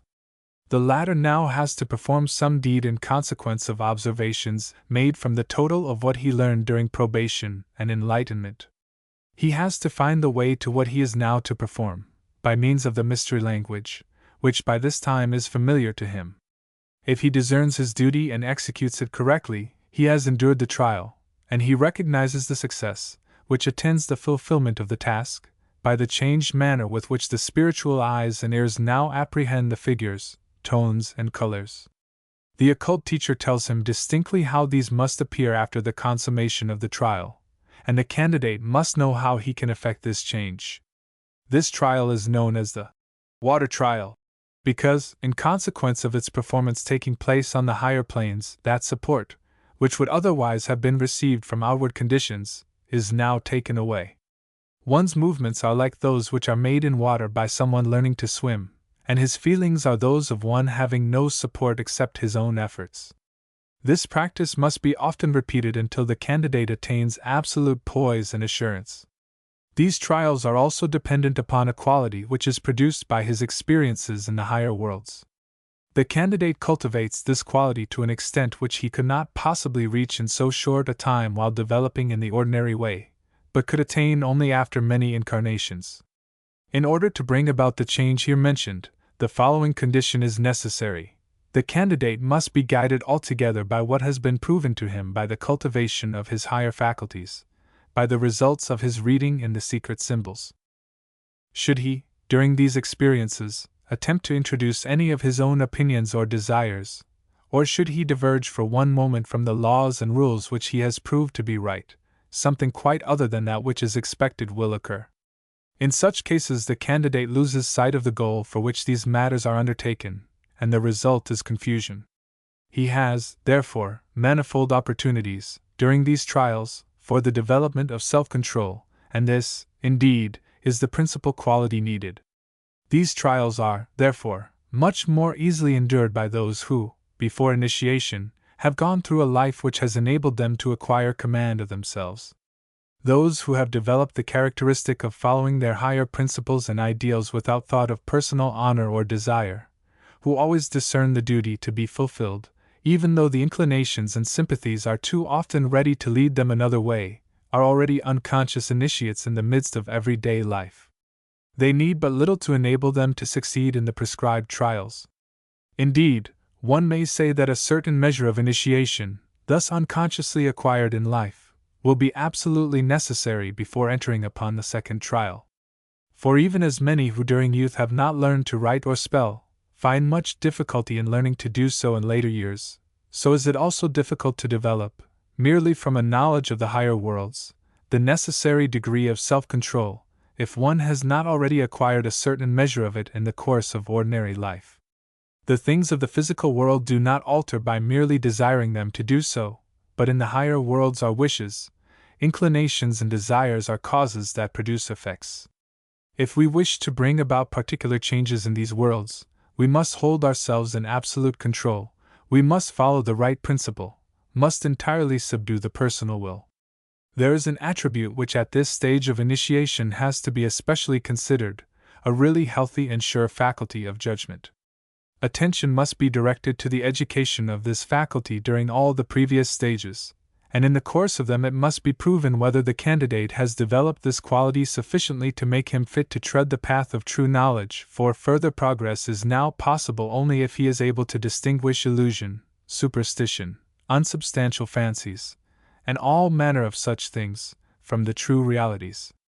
At first, this is much more difficult to accomplish upon the higher stages of existence than upon the lower. Every prejudice, every cherished opinion regarding these matters, in whatever connection, must be banished. Truth alone must guide. There must be perfect readiness to surrender at once any existing opinion, idea, or inclination, when the logical idea demands it. Absolute certainty in the higher worlds can be obtained only when one does not obtrude his own opinions. People whose mode of thought inclines them to fantasy, prejudice, and so forth, can make no progress on the occult way. Yet be not dismayed, there is, in truth, a glorious treasure that the persistent occult student shall attain. All doubt as to the higher worlds will be taken away from him. In all their law they will reveal themselves to his gaze, but so long as he is blindfolded he cannot see these heights and compensations.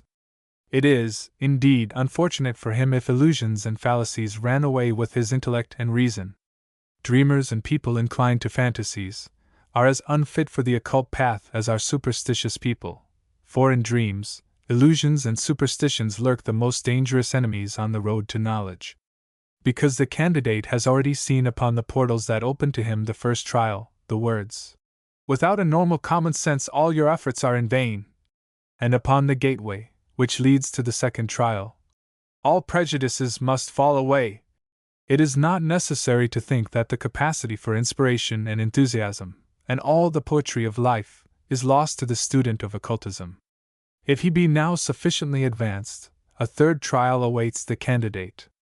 No aim, no boundary lines are here set for him.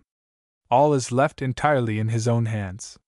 He finds himself in a condition where nothing external impels or induces him to act. He must find the way of his own accord and from within himself. Conditions or people who might have stimulated him to action are no longer there.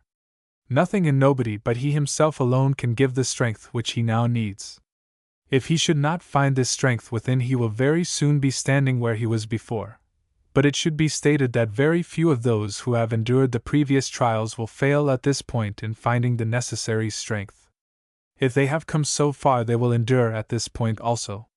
The only thing necessary is the ability to make a resolution quickly. For here, in the truest meaning of the phrase, one must find oneself. In all matters one must instantly resolve to hear the suggestions, the inspirations of the Spirit. One has no time for doubt or delay. Every moment of hesitation would add to the proof that one was not yet ready. All that hinders one from hearing the voice of the Spirit must be boldly conquered. It is entirely a matter of proving one's presence of mind, and it is this attribute to which attention must be paid during all the foregoing stages of development. All temptations to act, or even to think, which hitherto assailed a man, must here cease. But in order that he may not slip into inaction, he must not lose his hold upon himself. For only in himself can he find that one sure center point on which he can depend. No one should feel an antipathy to this principle of self-rejection. For him who has endured the trials already described, it indicates the most perfect felicity. In this, as in the other stages before mentioned, everyday life itself can, for many people, be an occult school. Those who have reached the point of being able to act without delay or personal consideration and can make prompt resolutions when suddenly confronted with some task or problem demanding immediate action, have, indeed, undergone their occult schooling in daily life. The situation which one wishes to suggest is one in which a successful action is impossible unless the person concerned grasps the whole matter and acts at once.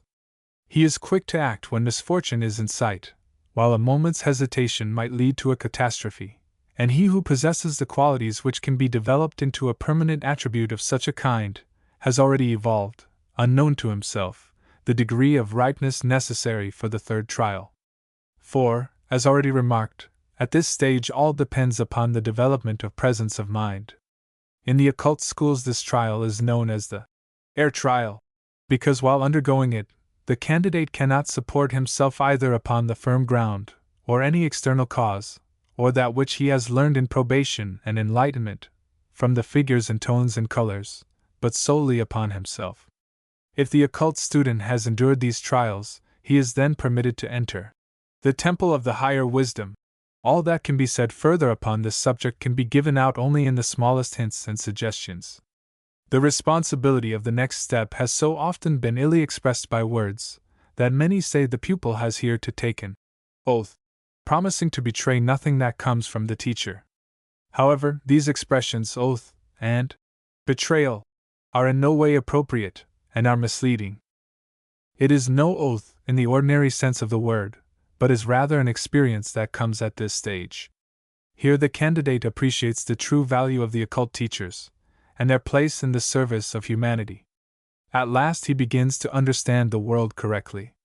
It is not so much a matter of withholding the higher truths already learned, but much more of upholding them in the right way and with the necessary tact. That concerning which one learns to keep silence is something quite different. One gains possession of this fine attribute in regard to many things of which one had previously spoken, and especially in regard to the manner in which one has spoken of them. Yet he would be a poor initiate who did not place all his mystical experiences, as adequately and as far-reachingly as possible, at the service of humanity. The sole obstacle in such matters is the misunderstanding of the person who receives the communication. Above all, the higher or occult secrets are not allowed to be spoken of promiscuously, but no one who has passed the steps of development above described is it actually forbidden to speak of these matters. No one is asked for a negative oath, but everything is entrusted to the judgment, integrity and sense of responsibility of the candidate for initiation. What one really learns is to find out, within oneself, what should be done under all circumstances, and that oath means nothing more than this, that one is found qualified to be entrusted with matters of such importance. If the candidate is found fit, he is then given what is called, symbolically, the draft of forgetfulness. This means that he will be initiated into the secret knowledge enabling him to act without being continually disturbed by the lower memory. This is absolutely necessary for the initiate, for he must possess full faith in the immediate present. He must be able to destroy that veil of memory which extends itself round humanity more and more thickly with every moment of life. If one judges things which happen today by the experiences of yesterday, he is subjected to a multitude of errors. Of course, it is not intended that the reader should renounce all the experience acquired in life. He ought always to keep it in mind as firmly as possible. But as an initiate, one should acquire the ability to judge every fresh experience irrespective of oneself, unclouded by all bygone experiences. One must be prepared, at every moment, that a new thing or being shall bring to one a new revelation. If one judges the new by the standard of the old, he necessarily falls into error. The memory of past experiences is very useful, however, for it makes one better able to perceive the new. If one had not gone through a certain experience, he probably would not have seen the attributes of this or that being or thing, but having had such experiences he ought to be enabled to discern the new, without judging it by the old. In this way the initiate obtains certain definite qualities, and by means of these many things are revealed to him, while they remain concealed from the uninitiated. The second draft which is given to the initiate is the draft of remembrance.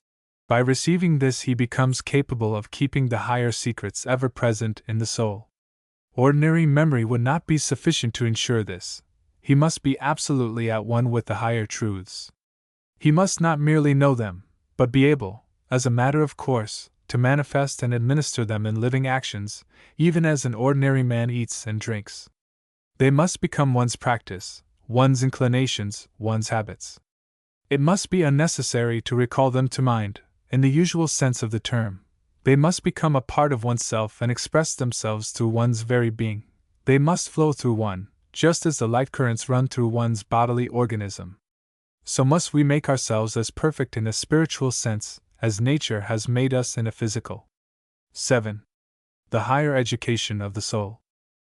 If a man carries out the culture of his thoughts and feelings and emotions in the way already described in the chapters on probation, enlightenment, and initiation, he then effects a change in his soul such as nature has effected in his body. Before this training, soul and spirit are undifferentiated masses. In such a state the clairvoyant will perceive them as interlacing clouds, rotating spirally, and having usually a dull glimmer of reddish or reddish-brown color, or, perhaps, of reddish-yellow. But after this growth they begin to assume a brilliant yellowish-green or yellow-blue hue, and become of a regular structure.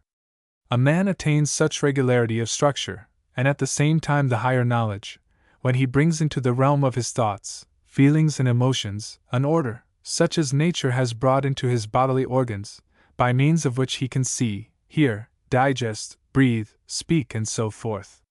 Gradually the student learns, as it were, to breathe, to see with the soul, and to speak and hear with the spirit.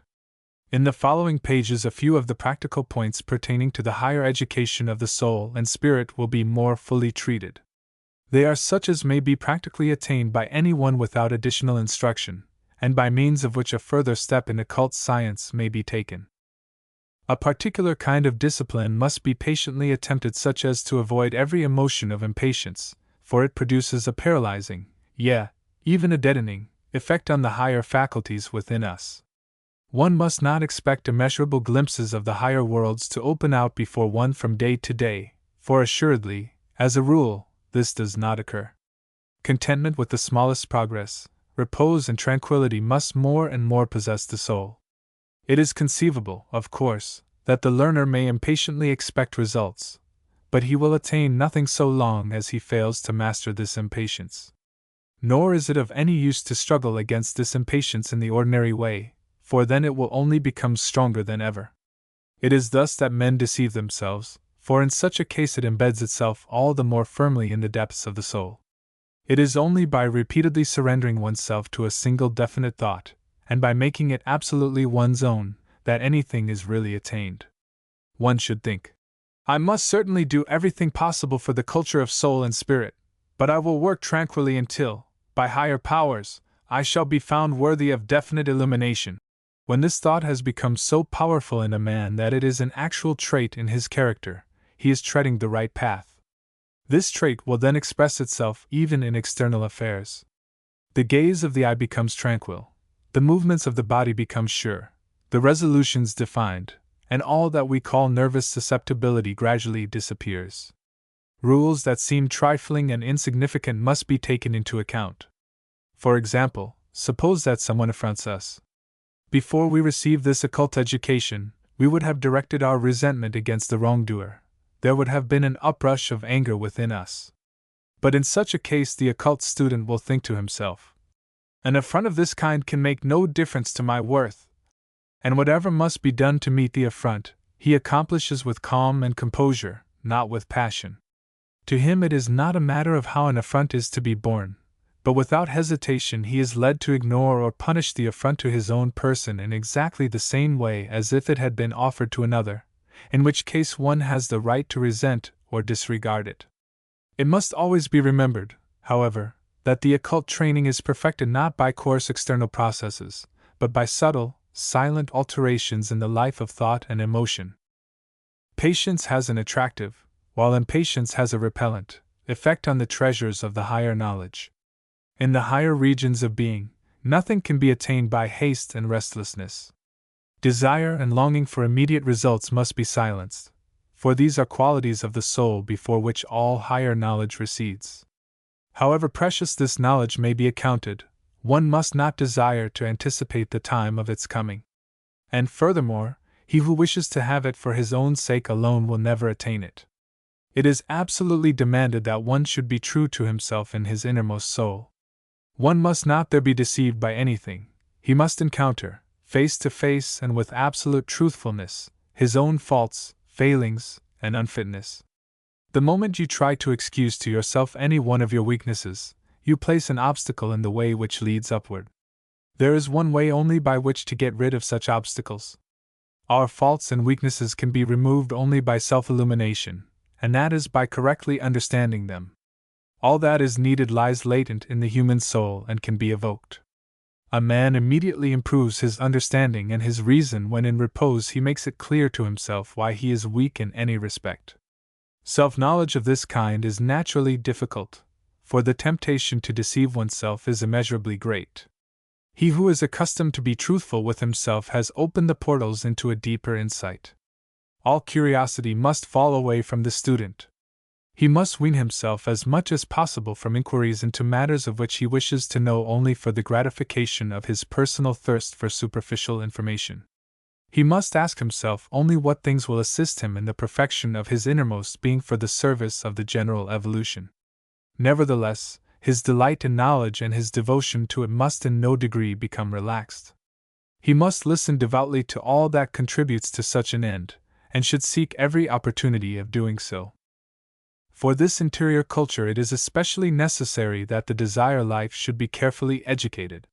One must not become wholly destitute of desire, for if we are to accomplish something it is necessary that we should desire it, and a desire will always be fulfilled if a certain special force is behind it.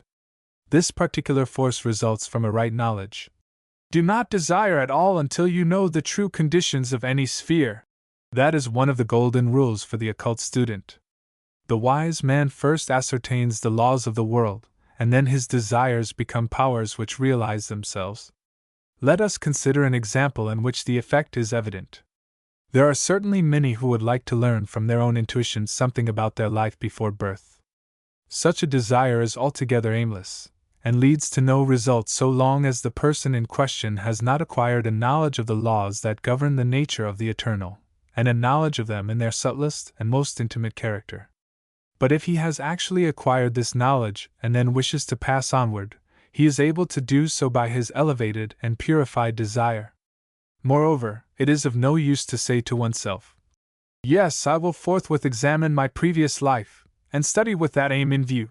One must rather be ready to abandon such desire, to eliminate it altogether, and first of all, learn, without consideration of this aim. One should cultivate devotion to knowledge without regard to desires. It is only then that one enters into possession of the desire which we are considering, in a way that leads to its own fulfillment. From one's anger or vexation arises an adverse condition in the spiritual world, so that those forces which would open the eyes of the soul are turned away. For example, if someone should annoy me, he sends forth a current into the world of the soul. So long as I allow myself to be annoyed, I cannot see this current. My own annoyance clouds it. But from this it must not be supposed that when I no longer feel annoyed I will see the astral vision. To see an astral vision it is indispensable that the eye of the soul should already be developed. But the capacity for sight of this kind is latent in everyone. And again it is true that during the development, so long as one can be annoyed the sight remains inactive, nor does it present itself immediately, when one has overcome to a small extent this feeling of annoyance. One must continually persevere in the struggle with such a feeling, and patiently make progress.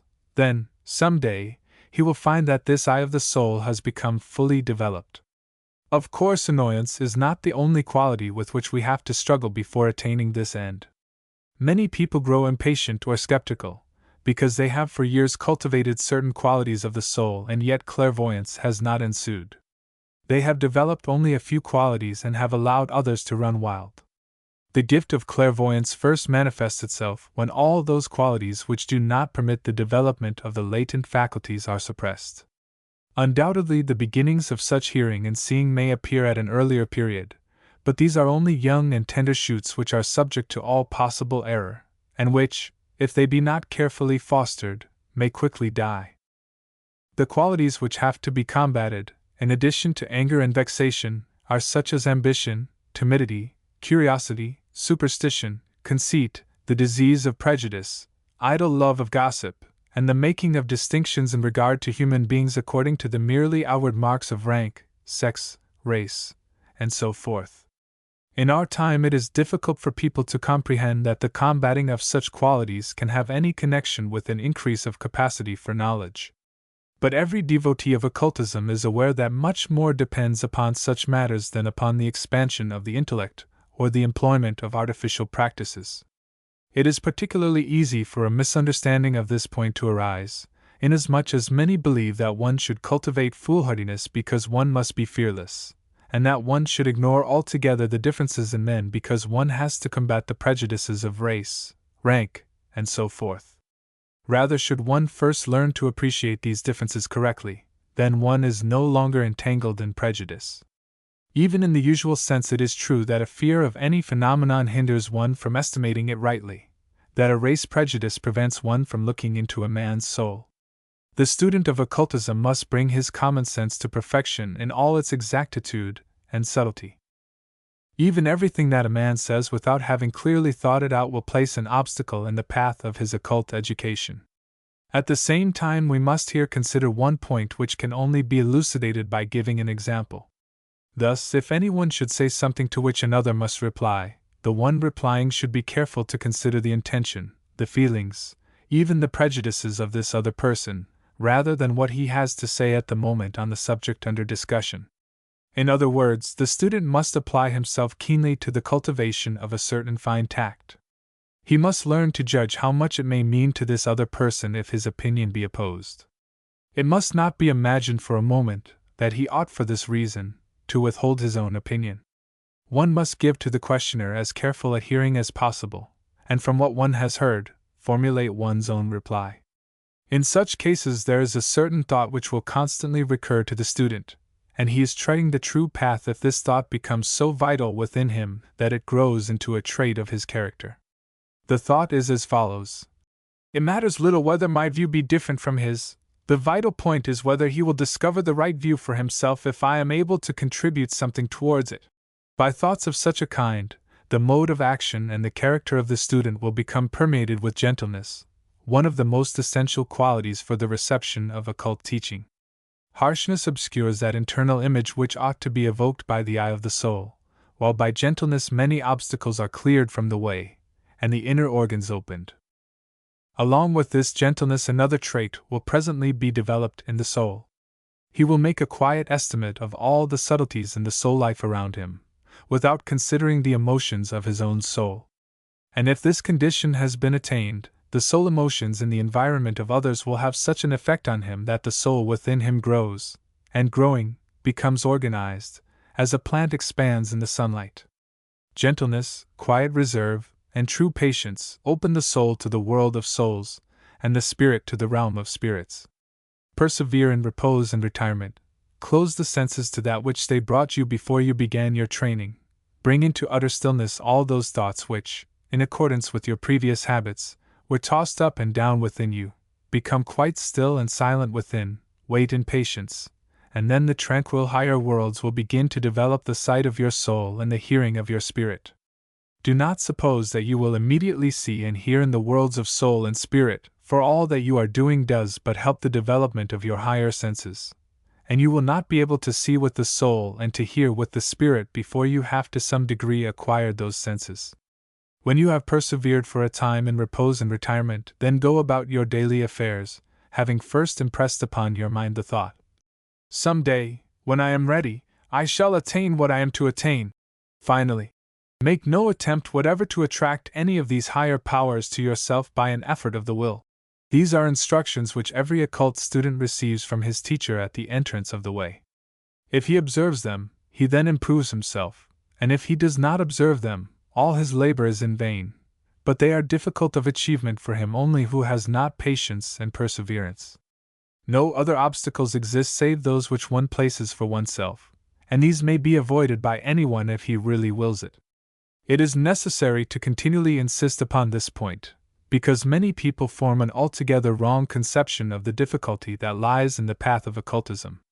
In a certain sense, it is easier to accomplish the earlier steps of the occult way than it is for one who has received no instruction to get rid of the difficulties of one's everyday life. In addition to this, it must be understood that only such things are here imparted as are attended by no danger to the health of soul or body. There are certain other ways which lead more quickly to the goal, but it is not well to treat of them publicly, because they may sometimes have certain effects on a man which would necessitate the immediate intervention of an experienced teacher, and in any case would require his continual supervision. Now, as something about these quicker ways frequently forces itself into publicity, it becomes necessary to give express warning against entering upon them without personal guidance. For reasons which only the initiated can understand, it will never be possible to give public instruction concerning these other ways in their true form, and the fragments which here and there make their appearance can never lead to anything profitable, but may easily result in the undermining of health, fortune, and peace of mind. He who does not wish to put himself in the power of certain dark forces, of whose nature and origin he may know nothing, had far better avoid meddling in such matters. Something may here be added concerning the environment in which the practices of occult instruction ought to be undertaken. This is of great importance, although for almost every man the case is different. He who practices in an environment which is only filled with selfish interests, as for example, the modern struggle for existence, ought to be sure that these interests are without influence upon the development of his spiritual organs. It is true that the inner laws of these organs are so powerful that this influence cannot be fatally injurious. Just as a lily, however inappropriate the environment in which it may be placed, can never become a thistle, so the eye of the soul can never grow to anything but its destined end, even though it be subjected to all the modern reverse influences. But it is well if, under all circumstances, the student should now and then seek for his environment the quietude, the inner dignity, the sweetness of nature herself. Especially fortunate are the conditions of him who is able to pursue his occult studies in the green world of plants, or among the sunny mountains, or the delightful interplay of simple things. This develops the inner organs in a degree of harmony which is difficult to obtain amid the noise and commercialism of a modern city. He also is more favorably situated than the mere townsman, who, during his childhood at least, was able to breathe the perfume of the pines, to gaze on the snowy peaks, or observe the silent activity of woodland creatures and insects. Yet no one who is obliged to live in a city should fail to give his evolving soul and spirit the nurture that comes from the inspired utterances of the mighty teachers of man. He who cannot every springtime follow day by day the unfolding of the greenwood, ought in its place to draw into his heart the sublime doctrines of the Bhagavad Gita, or of St. John's Gospel, or of Thomas A. Kempis. There are various paths to the summit of insight, but a right selection is invaluable. The adept in occultism could, indeed, say much concerning these paths, much that might seem strange to an uninitiated hearer. For example, suppose that someone has advanced far along the occult path, and wholly unaware of his nearness, may be standing at the entrance to the sight of the soul and the hearing of the spirit, and then he has the good fortune to pass peacefully into its very presence, and a bandage falls away from the eyes of his soul. Suddenly he can see, his vision is attained. Another, it may be, has advanced so far that this bandage needs only to be loosened, and by some stroke of destiny this occurs. For another one, this very stroke might actually have the effect of paralyzing his powers and undermining his energy, but for the occult student it becomes the occasion of his enlightenment. Perhaps a third has patiently persevered for years, and without any marked result. Suddenly, while tranquilly seated in his quiet chamber, light envelopes him, the walls become transparent, they vanish away, and a new world expands before his opened eyes, or is audible to his awakened spirit. 8. The conditions of discipleship. The conditions of entrance into an occult school are not of a nature to be formulated in an arbitrary way by anyone. They are the natural outcome of occult knowledge. Just as a man will never become a painter if he does not choose to handle a paintbrush, so can no one receive occult training if he is unwilling to fulfill the claims which are put forward by the occult teacher. In fact, the teacher can give nothing but advice, and it is as such that everything he states ought to be considered.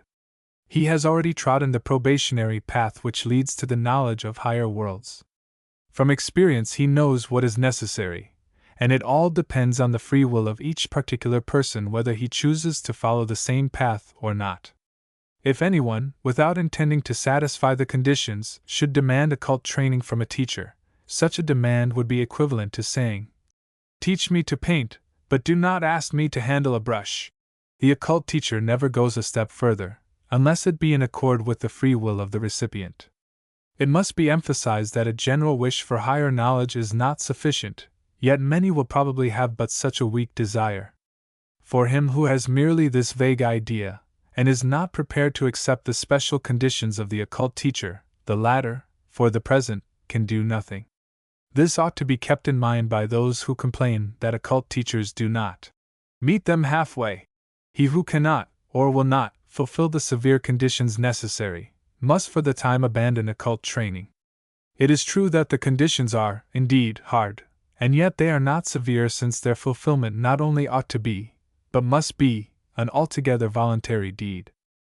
To him who does not remember this, it is easy for the claims of the occult teacher to seem a coercion of the soul or the conscience, for the training here mentioned is founded on a development of the inner life, and it is the work of the teacher to give advice concerning it.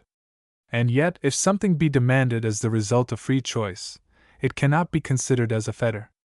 If anyone says to the teacher, "Give me your secrets, but leave me my customary feelings and thoughts," he is then making an impossible demand.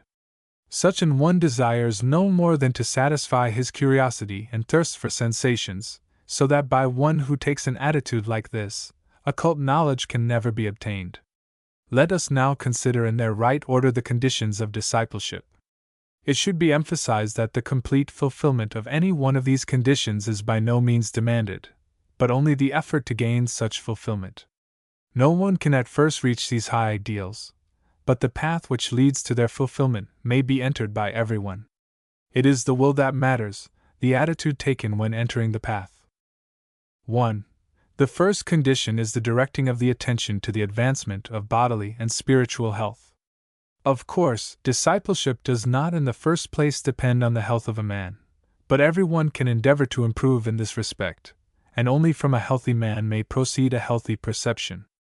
No occult teacher would refuse a man who is not healthy, but it is demanded that the pupils should have the desire for a healthy life. In this respect, he must attain the greatest possible independence. The good counsels of others, which, though generally unsought, are received by everybody, are as a rule superfluous. Each must endeavor to take care of himself. From the physical aspect, it will be more a matter of warding off harmful influences than of anything else. For in carrying out one's duty, one has often to do things which are disadvantageous to health. One must learn how, at the right moment, to place duty higher than the care of health. But with a little goodwill, what is there that cannot be omitted?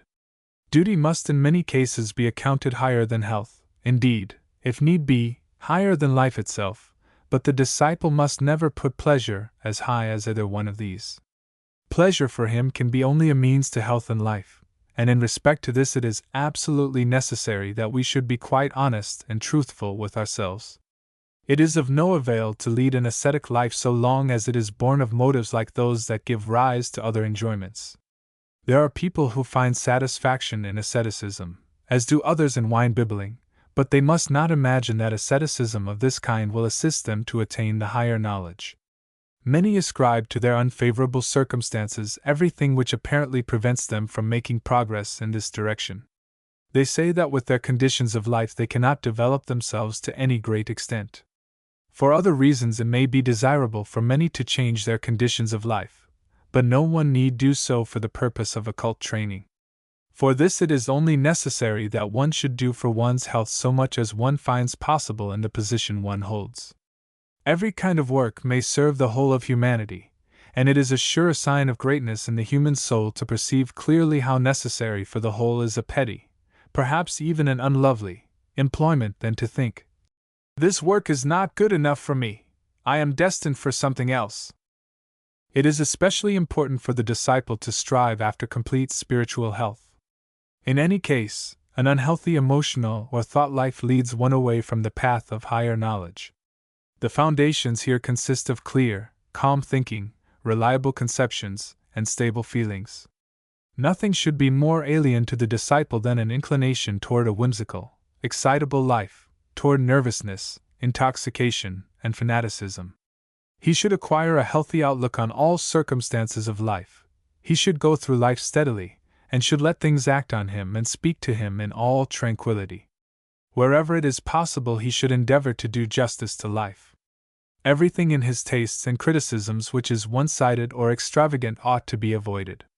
If this be not so, the disciple will strand himself in a world of his own imagination, instead of attaining the higher worlds, and in place of truth his own favorite opinions will assert themselves. It is better for the disciple to be matter-of-fact than overwrought and fanciful. 2. The second condition is that one should feel oneself as a link in the general life. Much is included in the fulfillment of this condition, but each can only fulfill it after his own manner. If I am a school teacher and my pupil does not answer what is desired of him, I must first direct my feeling not against the pupil but to myself. I ought to feel myself so much at one with my pupil that I ask myself, may not that in the pupil which does not satisfy my demand be perhaps the result of my own faults? Or if perchance it be his unconscious, or even vicious error, as teacher, instead of directing my feelings against him, I shall rather cogitate on the way in which I myself ought to behave, or in kindness show him what is right, so that he may in the future be better able to satisfy my demands. From such a manner of thinking there will come gradually a change over the whole mental attitude. This holds good for the smallest as well as for the greatest. From this point of view I look on a criminal, for instance, altogether differently from the way I should have looked upon him of old. I suspend my judgment and think to myself, I am only a man as he is. Perhaps the education which, owing to favorable circumstances, has been mine, and nothing else, has saved me from a similar fate. I may even come to the conclusion that if the teachers who took pains with me had done the same for him, this brother of mine would have been quite different. I shall reflect on the fact that something which has been withheld from him has been given to me, and that I may, perhaps, owe my goodness to the fact that he has been thus deprived of it. And then will it no longer be difficult to grasp the conception that I am a link in the whole of humanity, and that consequently I, too, in part, bear the responsibility for everything that happens. By this it is not implied that such a thought should be translated immediately into external action. It should be quietly cultivated in the soul. It will then express itself gradually in the outward behavior of a person, and in such matters each can begin only by reforming himself. It were futile, from such a standpoint, to make general claims on all humanity. It is easy to form an idea of what men ought to be, but the disciple works, not on the surface, but in the depths. And therefore, it would be wrong if one should endeavor to bring these demands of the occult teacher into relation with any external or political claims. As a rule, political agitators know well what can be demanded of other people, but they say little of demands on themselves. 3. Now with these demands on ourselves, the third condition for occult training is intimately connected. The student must be able to realize the idea that his thoughts and feelings are as important for the world as his deeds. It must be recognized that it is as pernicious to hate a fellow being as to strike him. One can then discern also that by perfecting oneself one accomplishes something not only for oneself but for the whole world. The world profits by pure thoughts and feelings as much as by one's good behavior, and so long as one cannot believe in this worldwide importance of the inner self, one is not fit for discipleship. One is permeated with a true conception of the soul's importance only when one works at this inner self as if it were at least as important as all external things. It must be admitted that one's feelings produce an effect as much as the action of the hand. 4. In so saying, we have already mentioned the fourth condition, the idea that the real being of man does not lie in the exterior but in the interior.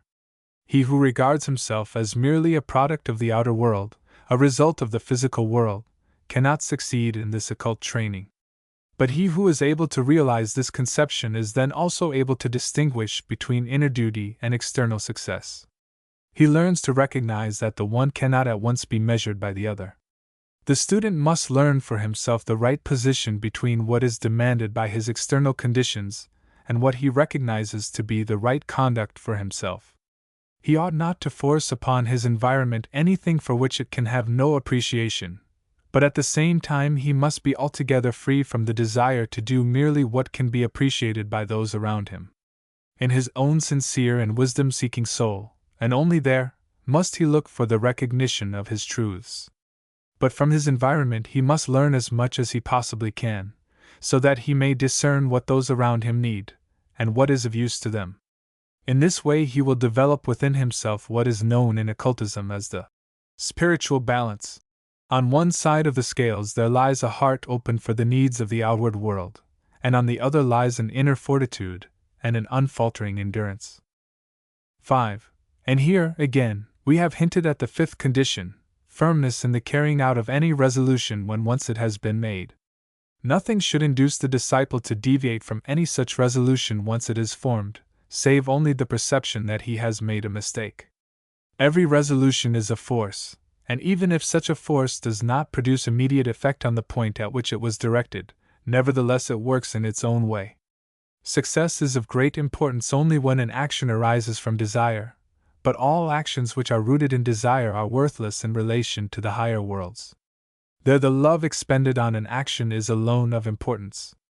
In this love, all that impels the student to perform an action ought to be implanted.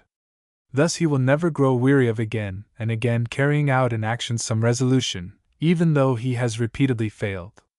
And in this way he arrives at the condition in which he does not first count on the external effect of his actions, but is contented with the doing of them.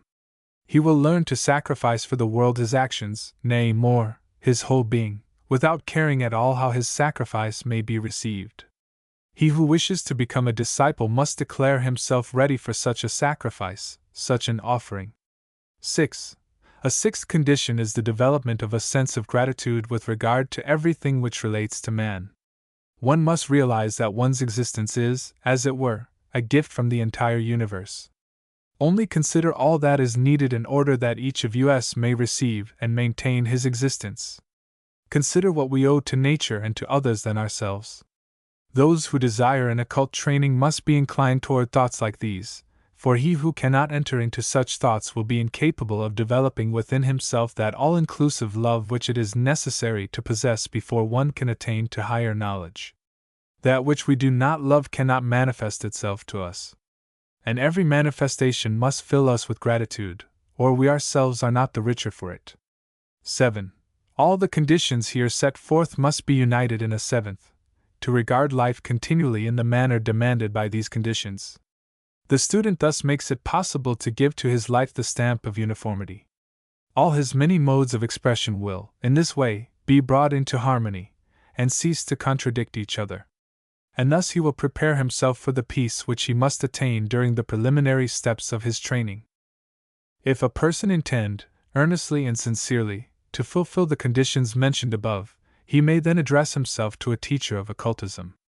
The latter will then be found ready to give the first words of counsel. Any external formality will consist of giving to these conditions a complete expression, a knowledge of which can only be imparted orally to each individual candidate. Since everything interior must manifest itself in an exterior way, they teach a very important lesson. Even as a picture cannot be said to be here, when it exists only in the brain of the painter, so, too, there cannot be an occult training without an external expression. External forms are regarded as worthless by those only who do not know that the internal must find expression in the external. It is true that it is the spirit and not the form that really matters. But just as the form is void without the spirit, so would the spirit remain inactive as long as it could not create a form. The stipulated conditions are so designed that they may render the disciple strong enough to fulfill the further demands which the teacher must make. If he be faulty in the fulfillment of these conditions, then before each new demand he will stand hesitating. Without this fulfillment he will be lacking in that faith in man which it is necessary for him to possess. For on faith in man and a genuine love for man, all striving after truth must be founded. And the love of man must be slowly widened out into a love for all living creatures, nay, indeed, for all existence. He who fails to fulfill the conditions here given will not possess a perfect love for all upbuilding, for all creation, nor a tendency to abstain from all destruction and annihilation as such. The disciple must so train himself that, not in deeds only, but also in words, thoughts, and feelings, he will never destroy anything for the sake of destruction. He must find his pleasure in the growing and creating aspect of things, and is only justified in assisting the apparent destruction of anything when, by such readjustment, he is able to promote a greater life. Let it not be thought that, in so saying, it is implied that the disciple may allow the triumph of evil, but rather that he must endeavor to find, even in the bad, those aspects through which he may change it into good. He will see more and more clearly that the best way to combat imperfection and evil is by the creation of the perfect and the good. The student knows that nothing can come from nothing, but also that the imperfect may be changed into the perfect. He who develops in himself the tendency to create will soon find the capacity for facing the evil. He who enters an occult school must be quite sure that his intention is to construct and not to destroy. The student ought, therefore, to bring with him the will for sincere and devoted work, and to this end he ought to be capable of great devotion, for one should be anxious to learn what one does not yet know. He should look reverently on that which discloses itself. Work and devotion, these are the fundamental attributes which must be claimed from the disciple. Some will have to discover that they do not make real progress in the school, even if in their own opinion they are unceasingly active. They have not grasped in the right manner the meaning of work and meditation. That kind of learning which is undertaken without meditation will advance the student least, and the work which is done for selfish returns will be the least successful. In the love of work, the love to do better work, yes, the love to do perfect work, is the quality which unfolds occult power, and in qualifying for better things one need give little heed for greater returns. If he who is learning seeks for wholesome thoughts and sound judgment, he need not spoil his devotion with doubts and suspicions. The fact that one does not oppose some communication which has been made, but gives to it due attention and even sympathy, does not imply a lack of independent judgment. Those who have arrived at a somewhat advanced stage of knowledge are aware that they owe everything to a quiet attention and assimilation, and not to a stubborn personal judgment. One should always remember that he does not need to learn what he is already able to understand. Therefore, if one desires only to judge, he is apt to cease learning. What is of importance in an occult school, however, is study. One ought to desire, with heart and soul, to be a student, if one cannot understand something, it is far better not to judge, lest one wrongly condemn, far wiser to wait for a true understanding. The higher one climbs up the ladder of knowledge, the more he requires this faculty of calm and devotional listening. All perception of truths, all life and activity in the world of spirit, become in these higher regions delicate and subtle in comparison with the activities of the ordinary mind, and of life in the physical world.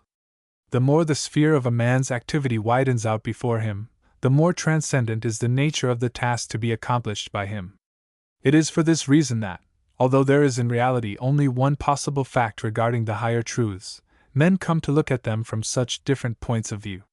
It is possible to arrive at this one true standpoint if, through work and devotion, one has so risen that he can really behold the truth. Only he who judges in accordance with preconceived ideas and habitual ways of thought, rather than from sufficient preparation, can arrive at any opinion which differs from the true one. Just as there is only one correct opinion concerning a mathematical problem, so also with regard to things of the higher worlds. But before one can arrive at this knowledge, he must first prepare himself. Truth and the higher life do, indeed, abide in every human soul, and it is true that everyone can and must sooner or later find them for himself. W. J. Colville's Books. A selection of the most popular works by this great author and well-known lecturer in Europe, America and Australia. Universal Spiritualism. Spirit communion in all ages among all people. The work has two distinctive features. First, a resume of the spiritual faith and practice of Egypt, India, Persia, Greece, Rome, China, Japan, and other ancient nations, not excepting Europe, during Christian centuries.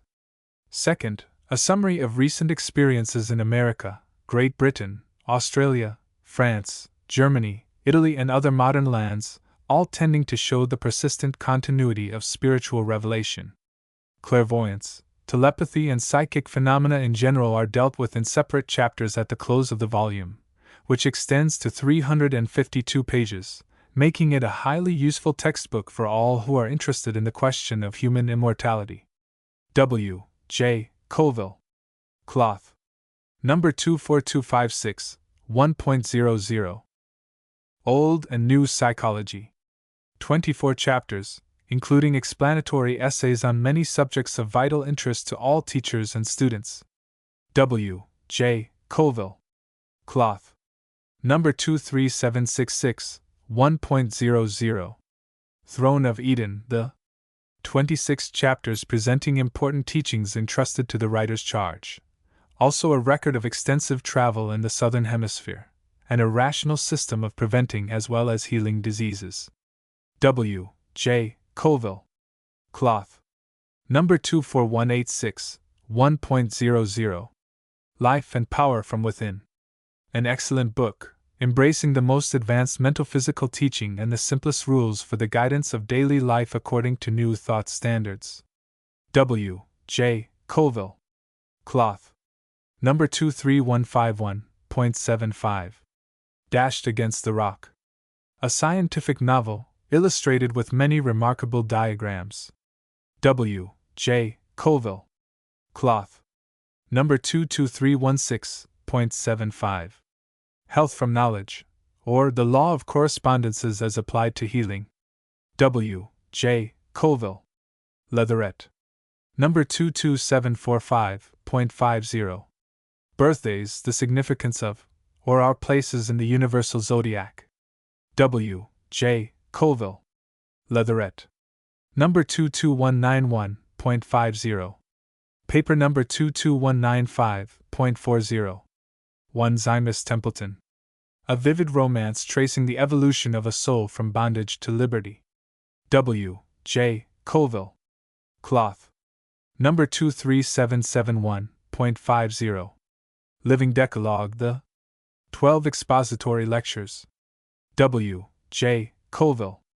Leatherette. Number 23156.50. Glints of Wisdom, or Helpful Sayings for Busy Moments. Abstracts from lectures by W. J. Colville. An encyclopedia of psychological laws contained in an endless variety of subjects. Leatherette Flexible. Number 22671.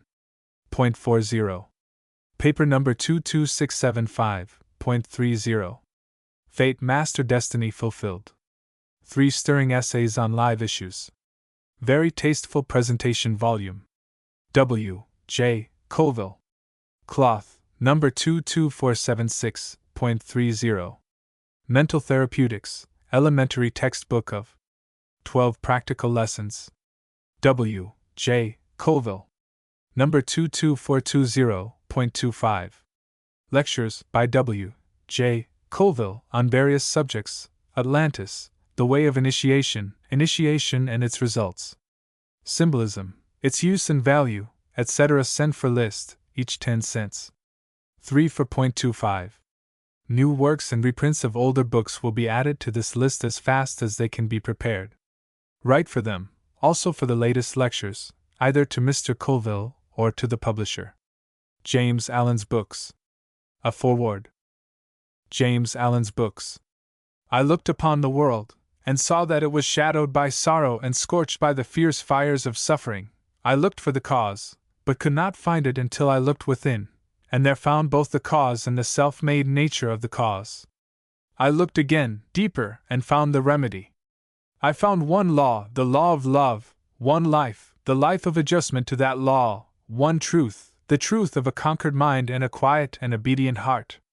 And I dreamed of writing a book which should help men and women, rich or poor, learned or unlearned, worldly or unworldly, to find within themselves the source of all success, all happiness, all accomplishment, all truth, and the dream remained with me, and at last became substantial, and now I send it forth into the world on its mission of healing and blessedness, knowing that it cannot fail to reach the homes and hearts of those who are waiting and ready to receive it. As a Man Thinketh. Inspiring and helpful. New Thought. The Path of Prosperity. A way leading out of undesirable conditions to health, success, power, abounding happiness, and the realization of prosperity. Out from the heart. Most optimistic and uplifting. Entering the kingdom. That heavenly kingdom within the heart of man, where perfect trust, knowledge, peace, and love await all who will enter its golden gateways. The way of peace. Its realization and attainment. The heavenly life. How to attain its supreme happiness in this life, on this earth here and now. Any of the above in either style of binding as follows. Paper covers, size 4 1/4 x 7 1/4. .15. Cloth binding. .50. Leather binding. .75. Watered silk. .75. Special gift editions, with colored borders, 5 1/2 x 7 3/4 embossed. .75. Order and read one of the books, say The Path of Prosperity, and you'll ask the price per dozen, wanting your every friend to have one. A selected assortment of books. Historical, fraternal, symbolical, mystic, astrologic, occult, psychic, spiritualistic, optimistic, philosophic, Masonic, New Thought, etc. Delivered to any address on receipt of price, or if desired for use on our circulating library plan, send us the price of the book, and we will prepay postage to you.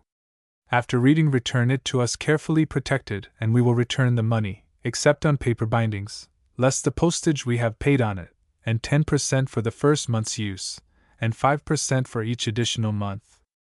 Altar in the Wilderness, in 7 chapters, the Golden Age, the Exile, Life and Death, the Conflict. The Wilderness, Illumination, the Temple. Representing the 7 spiritual ages of man. Ethelbert Johnson. Cloth, number 24231.50.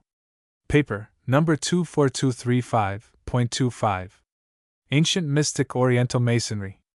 Its teachings, rules, laws, and present usages which govern the order at the present day. Dr. R. Swinburne Clymer. Cloth, number 22086, 1.50. Ben-Hur, A Tale of Christ. The Great Christian Drama. Jen Lou Wallace. Number 22076, 1.50. Book of the Master, A Clue to the Mysterious Religion of Ancient Egypt. W. Marsham Adams. Cloth, number 22166, 1.25. Brotherhood. Nature's Law. Bircham Harding. Number 22176.50. Brother of the Third Degree. An interesting and fascinating story of the thrilling experiences of an earnest occult student on his way upward to those sublime heights of universal love and devotion to humanity, attained only by the true initiates of the Great White Brotherhood, a vivid picture of life in the famous occult schools of Paris and the Far East, explaining much which has so long been veiled in mystery. W. L. Carver. 377 pages, cloth. Number 22161. 1.50. Constructive Psychology. The Constructive Principle of Character Building. Dr. J. D. Buck. Number 22296. 1.00. Culture of Concentration. Occult Powers and Their Acquirement.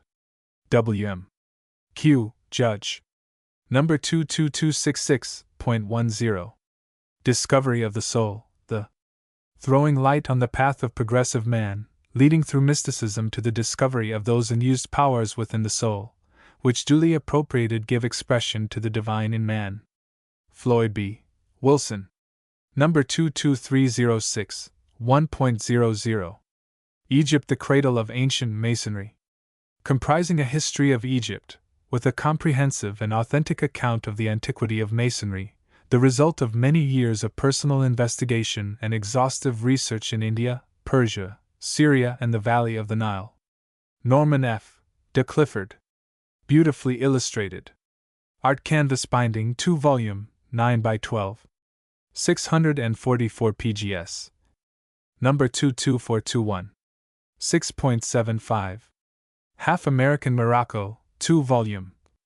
Number 22423. 7.50. Full American Morocco, 2 volume. Number 22424. 10.00. Full Persian Morocco, 1 volume. Number 22425. 10.00. Egyptian Symbols, a comparison with those of the Hebrews.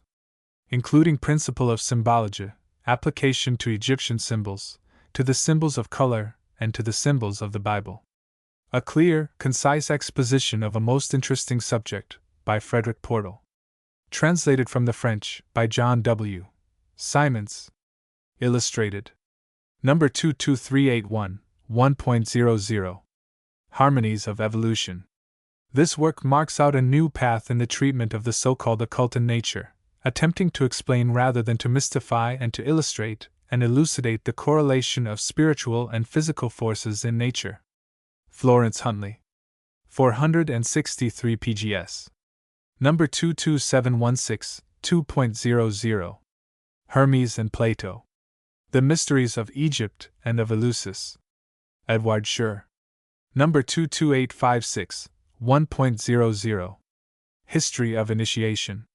In 12 lectures, General Introduction, History of Initiation in Hindustan, Philosophy of the Eastern Mysteries, Initiation in Persia, Initiation in Greece, Ceremonies of Initiation into the Mysteries of Bacchus, the Celtic Mysteries, Ceremonies in Britain, Symbols and Doctrines of the Druids, Gothic Mysteries, Doctrines and Morality, History of Initiation in America, comprising the rites, ceremonies and doctrines of all the secret and mysterious institutions of the ancient world.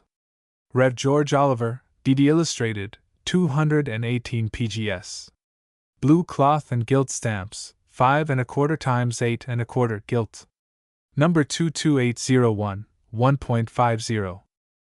History of the Knights Templar. C. G. Addison. A condensed narrative or history of the Great Crusades. A thrilling account of the longest and hardest struggle for freedom of Christian principles that the world has ever known. No such zeal, no such ardor has ever been recorded. No such battles have been fought in ancient or modern times.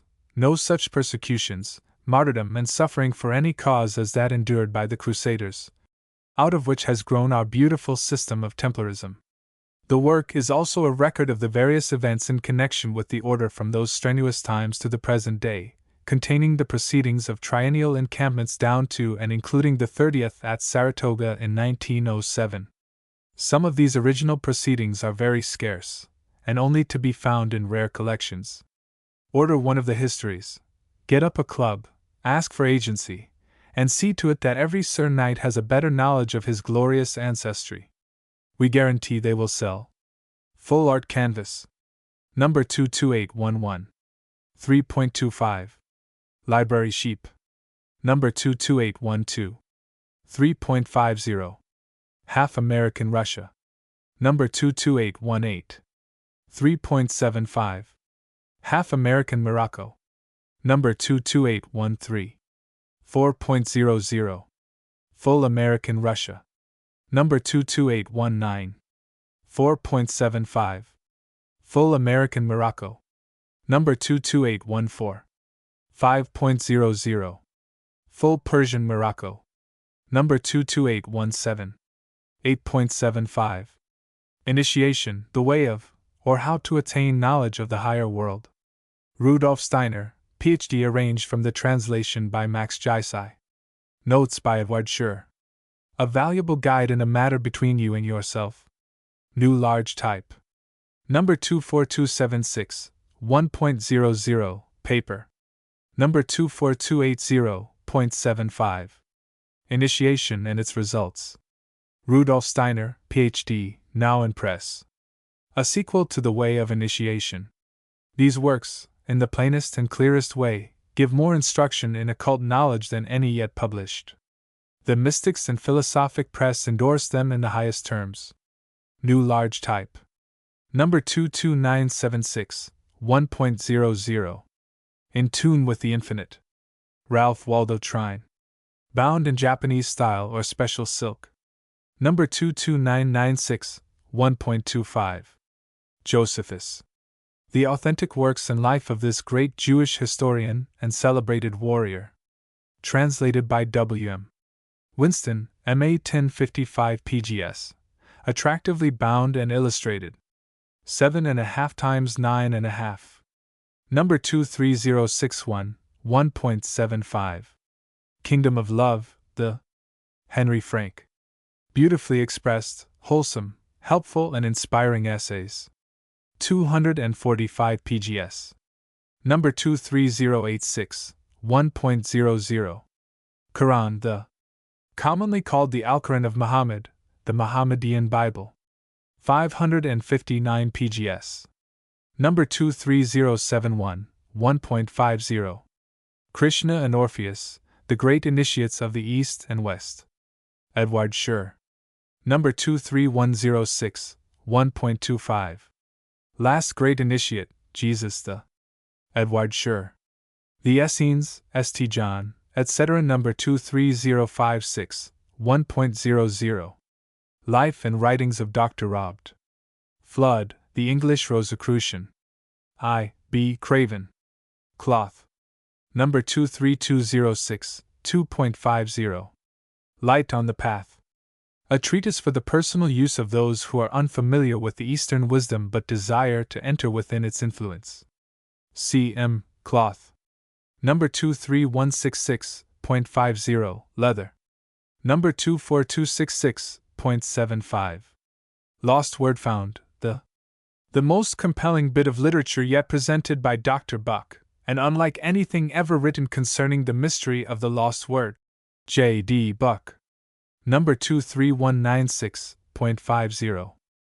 Man Limitless. A study of the possibilities of man when acting under infinite guidance with which he is in absolute touch. Floyd B. Wilson. Number 23531, 1.25. Man of Mount Moriah, the From Symbolism and Prophecy to Sacrifice and Fulfillment. A wonderfully interesting story of the grand architect at the building of King Solomon's Temple. Beautifully illustrated, followed by 40 pages of the best Masonic and OES poetry, including Esther, a Sacred Drama. 334 PGS. Edition after edition has been sold, which enables us to greatly increase the quality and style of the book for serviceable wear and richness of appearance. C. M. Buttel. Half Morocco and Full Gilt. Number 23488. 4.00. Half Russia and Full Gilt. Number 23487. 3.60. Half Morocco, Marble Edge. Number 23483. 3.20. Half Russia, Marble Edge. Number 23486. 2.80. Half Cloth, Marble Edge. Number 23481. 2.40. Heavy Paper Sides, Marble Edge. Number 23485. 1.60. Mastery of Mind in the Making of a Man, a searching analysis and exposition of the power of mind in bodybuilding and the forming of personality. Henry Frank. 250 pgs. Number 33336. 1.00. Messianic Expectation and Modern Judaism. Solomon Schindler. Cloth. Number 23336. 1.00. Morals and Dogma, Ancient Accepted Scottish Rite from the 1st to 33d degree, by Albert Pike, Grand Commander. This valuable work is the result of years of study, translations from ancient and modern languages, and thousands of dollars expenditure by the author. The Masonic and Theosophical student will find in it a mine of knowledge that can be found nowhere else, and heretofore within the reach of but few. The greatest book ever written or printed about Freemasonry. 861 pgs. 6.5 times 9.5. Cloth binding with gold stamps. Number 23361, 5.25. Myrtle Baldwin. A novel of great interest, especially to the fraternity, as it is full of Masonic principles. Bro Charles Clark Munn, author of The Hermit, etc. 510 pgs. 5.25 times 7.5. Illustrated, green cloth, black and gold stamps. An excellent gift. Number 23586, 1.50. Mystical Life of Ours, this. Ralph Waldo Trine. Number 24236, 1.00. Occult Science in India, and Among the Ancients, with an account of their mystic initiations and history of spiritualism. Louis Jacoliot. Cloth. Number 23715, 2.50. Occultist Travels and Willie Reichel. Cloth. Number 33726, 1.00. Paths to Power. The struggling will gain strength, the doubting assurance, and the despairing hope from this book. 15th edition. Floyd B. Wilson. Number 23796, 1.00. Philosophy of Fire, There is nothing new under the sun. Fire philosophy is the foundation of all true initiation, and all mystic and occult fraternities, as well as the secret doctrine and ancient mysteries. Atlantis, its beauty, and its fall. The Templars and fire philosophers. The Therapeutae and Essenes and their initiation. Second and very much enlarged edition, contains the Rosicrucian fire philosophy according to Jennings. R. S. Clymer. About 250 pgs. Silk cloth. Symbol in gold. Number 23806, 1.50. Pythagoras and the Delphic Mysteries. Edward Schur. Number 23811, 1.50. Queen Mu and the Egyptian Sphinx. A most interesting and valuable work, the result of extensive research among the ruined palaces, tombs and temples, and careful study of the signs, symbols and ancient manuscripts of the Mayas of prehistoric Yucatan, showing evidences of a civilization antedating, by centuries, that of the Eastern Hemisphere, and giving a reasonable solution of that mystery of the ages. The origin and meaning of the Egyptian Sphinx. Augustus Le Plongeon. Beautifully illustrated with full-page halftone prints, from photographs taken by the author while exploring those ancient remains. Number 23851. Reduced from 6.00 to 4.75. Queen Mu's Talisman. The Fall of the Maya Empire. A beautiful poem with introduction and explanatory argument. Alice Le Plongeon. Profusely illustrated. Cloth. Number 23841, 1.50. Rose Croix, A Story of Two Hemispheres. A most interesting novel. David Todd Gilliam. 369 pgs. Number 23946, 1.60. Rosicrucians, Their teachings and mysteries according to the manifestos issued at various times by the fraternity itself. Also some of their secret teachings and the mystery of the order explained. Brouwer, Swinburne Clymer. 304 pgs. Number 23906, 6.00. Rubaiyat of Omar Khayyam, with 12 full-page illustrations in colors and tinted border designs, 6x9. Decollage, number 23936, 1.25. Watered Silk, number 23940, 2.00. Limp Leather, number 23937, 2.00. Sacred Mysteries.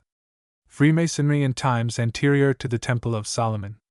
Relics of the Mayas and Quiches 11,500 years ago, their relation to the sacred mysteries of Egypt, Greece, Chaldea, and India. Augustus Le Plongeon. Number 23956, 2.50. Sermon on the Mount, and other extracts from the New Testament. A verbatim translation from the Greek with notes on the mystical or arcane sense. James M. Price. Cloth. Number 24076.60. Servant in the House, A beautiful and uplifting drama of brotherly love. Charles Rand Kennedy. Number 23966, 1.25. Signs and Symbols. Dr. George Oliver. Illustrated and explained in a series of 12 lectures on Freemasonry. Number 23986, 1.50. Sixth and Seventh Books of Moses, The Wonderful Arts of the Old Wise Hebrews, taken from the Mosaic books of the Kabbalah and the Talmud, for the good of mankind. 100 pgs. Paper, number 24040.75. Story of the Other Wise Man, A Beautiful Narrative. Henry Van Dyke. Exquisitely printed and bound. Cloth, number 23961.50. And Limp Leather. Number 23962, 1.00. Spirit of Freemasonry.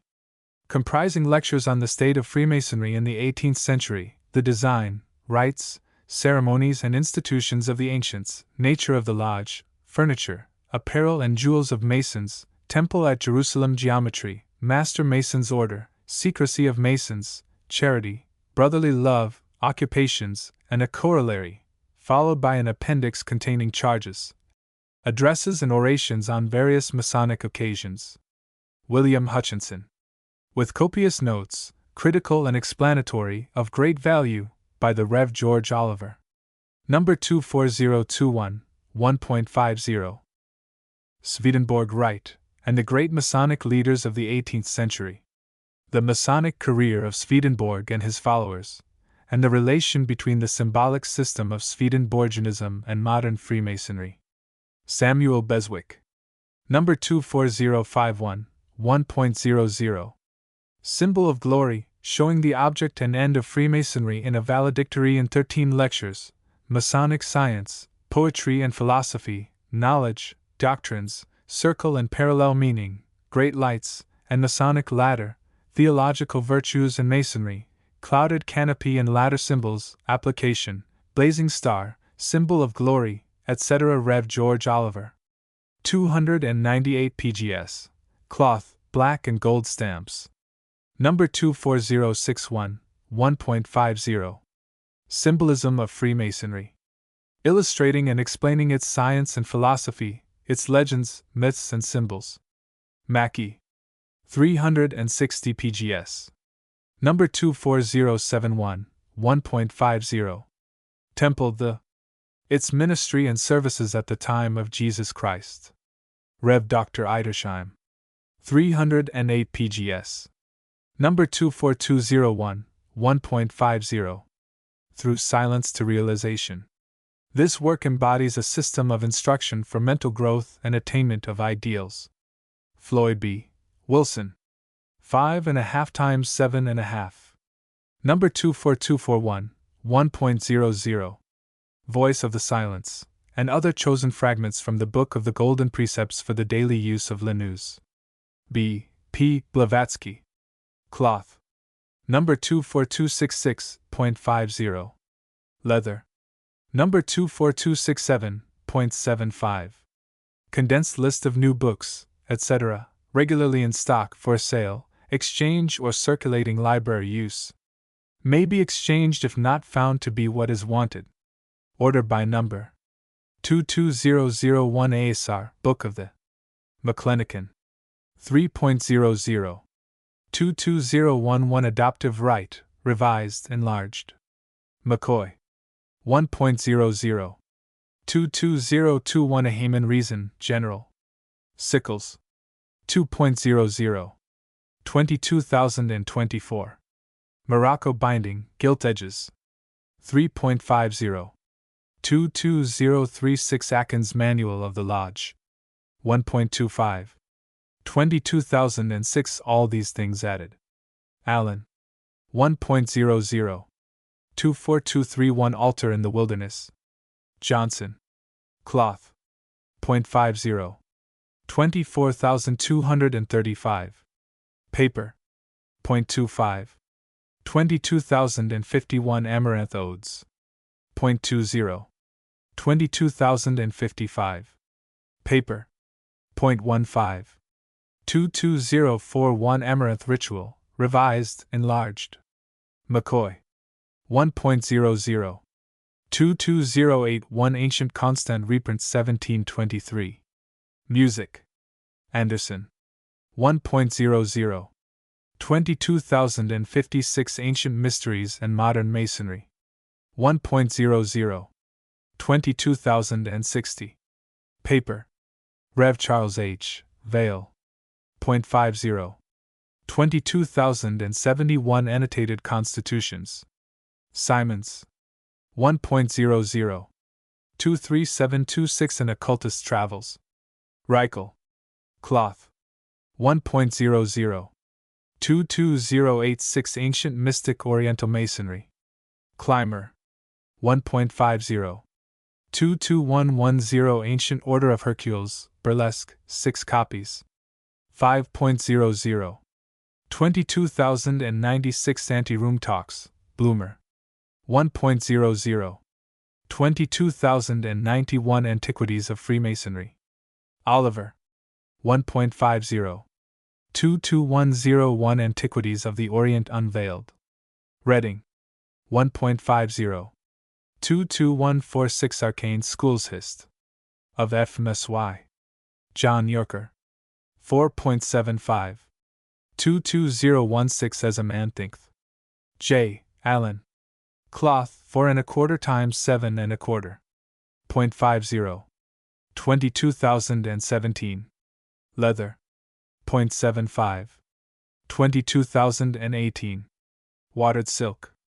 0.75. 22019. Special gift edition. 0.75. 22020. Paper. 0.15. 22076 Ben-Hur. Wallace. 1.50. 22141 Bible Testimony to Theosophical Truths. 0.10. 22175 Biography of Mrs. Babington. 0.25. 22191 Birthdays, Their Significance. Colville. 0.50. 22195. Paper. 0.40. 22001 Book of A.S.R. McClanahan. 3.00. 22146 Book of IOF Forms. 1.00. 22151 Book of the Chapter. Mackey. 1.60. 22166 Book of the Master. Adams. Cloth. 1.25. 22176 Brotherhood. Harding. 0.50. 22186 Brotherhood of Healers. J. Macbeth. Cloth. 0.50. 22161 Brother of Third Degree. Carver. 1.50. 22067 Beekner's Fraternal Register, Vest Pock. Leather. 0.60. 22181 Busby's Digest IOF. 4.00. 22151 Chapter, Book of the Maki Cloth. 1.60. 22221 Chapter Music. Ilsley. 0.15. 22,230 Charges of a Mason. Chase. 0.15. 22201 Christmas, Easter and Burial Services, KT. 0.45. 22,202. Leather. Rev. Cornelius L. Twing. 0.75. 22,204. Morocco. 1.00. 22,205. Paper. 0.35. 22210 Cole's Initiation Ritual, Burlesque, 6 copies. 3.75. 24011 Colorado Grand Lodge Monitor. Foster. Cloth. 0.75. 24,012. Leather. 1.00. 22246 Concise Cyclopedia of Freemasonry. Hawkins. 1.00. 22211 Concordia, words only. Ilsley. 0.25. 22281 Constitution and History ASR. 2.00. 22295 Constitutions, OES, Africa, paper. 0.25. 22236 Cosmogony of Evolution. Ingolese. Cloth. 2.00. 22266 Culture of Concentration. W. Q. Judge. 0.10. 22296 Constructive Psychology. Buck. 1.00. 22231 Council Monitor, Chase. 1.00. 22241 Council Monitor. Mackey. 2.00. 22251 Craft Masonry. Cunningham. 1.00. 22,254. Morocco. 1.50. 22261 Cross Masonic Chart, Revised. 1.75. 22256 Crucifixion, by an Eyewitness. 1.00. 22241 Cryptic Masonry.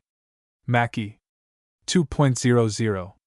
22,411 Cyclopedia of Fraternities. Stevens.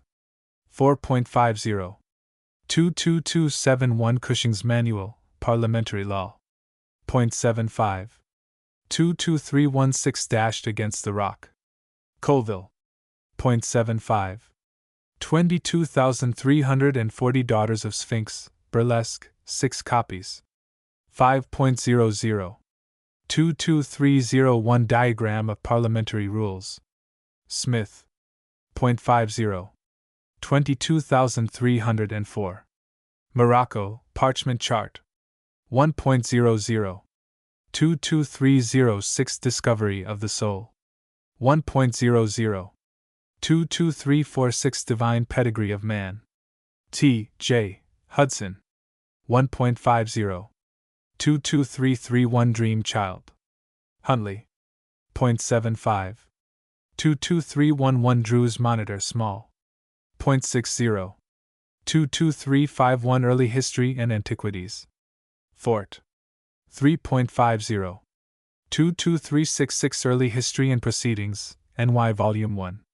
2.50. 22361 Early History New York. Ross. 2.50. 22371 Eden to Malta. Beller. 1.50. 22,381 Egyptian Symbols.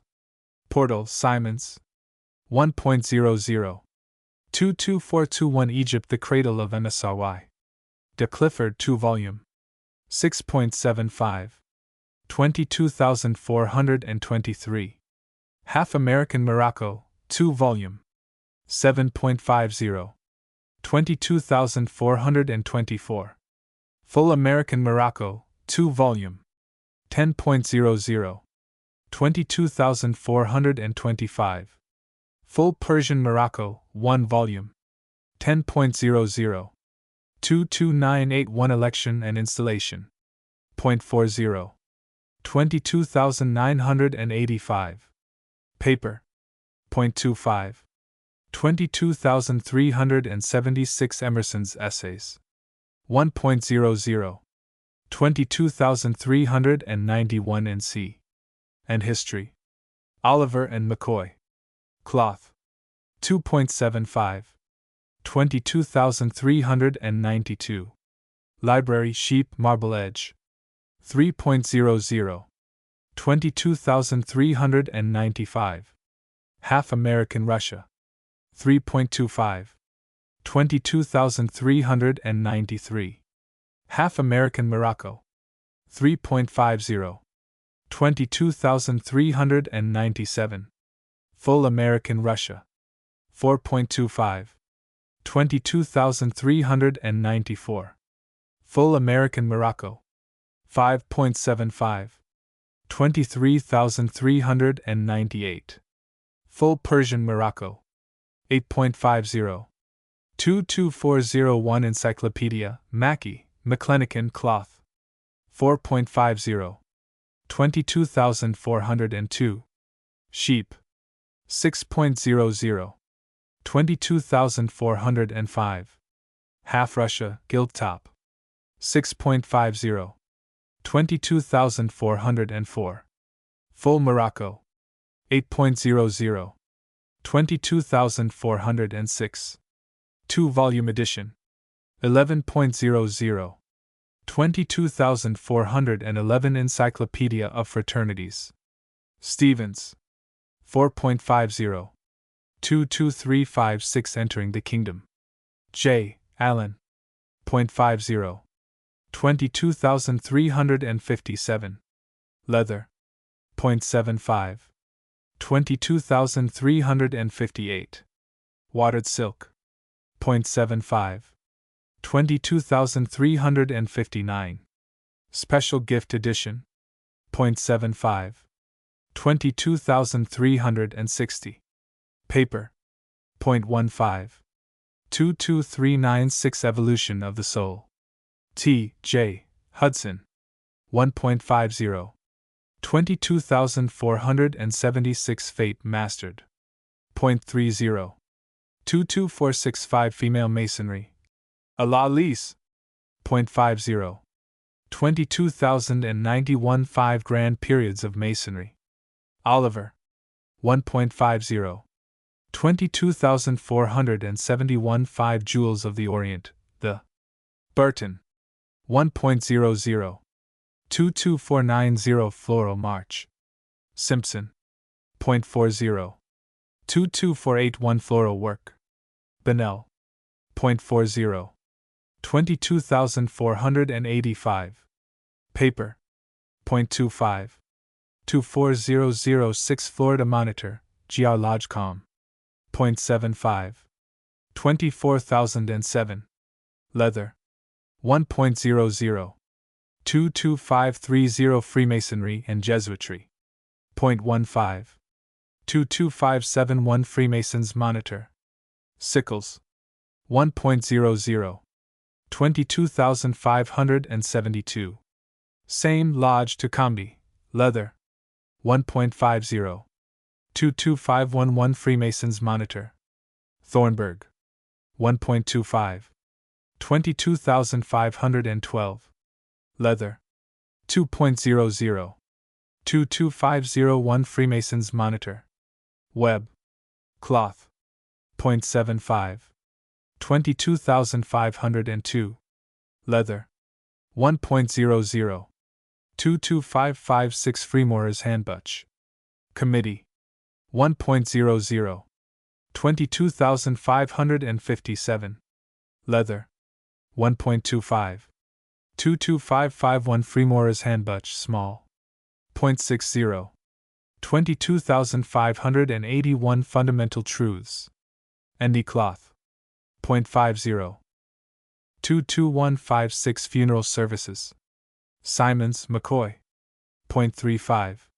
22,160. Paper bound. 0.25. 22651 Gem of Song, O.S. Pitkin and Matthews. 0.50. 22,655. Paper. 0.25. 22021 General A Human Reason, a large monitor. 2.00. 22,024. Same, Morocco and Gilt.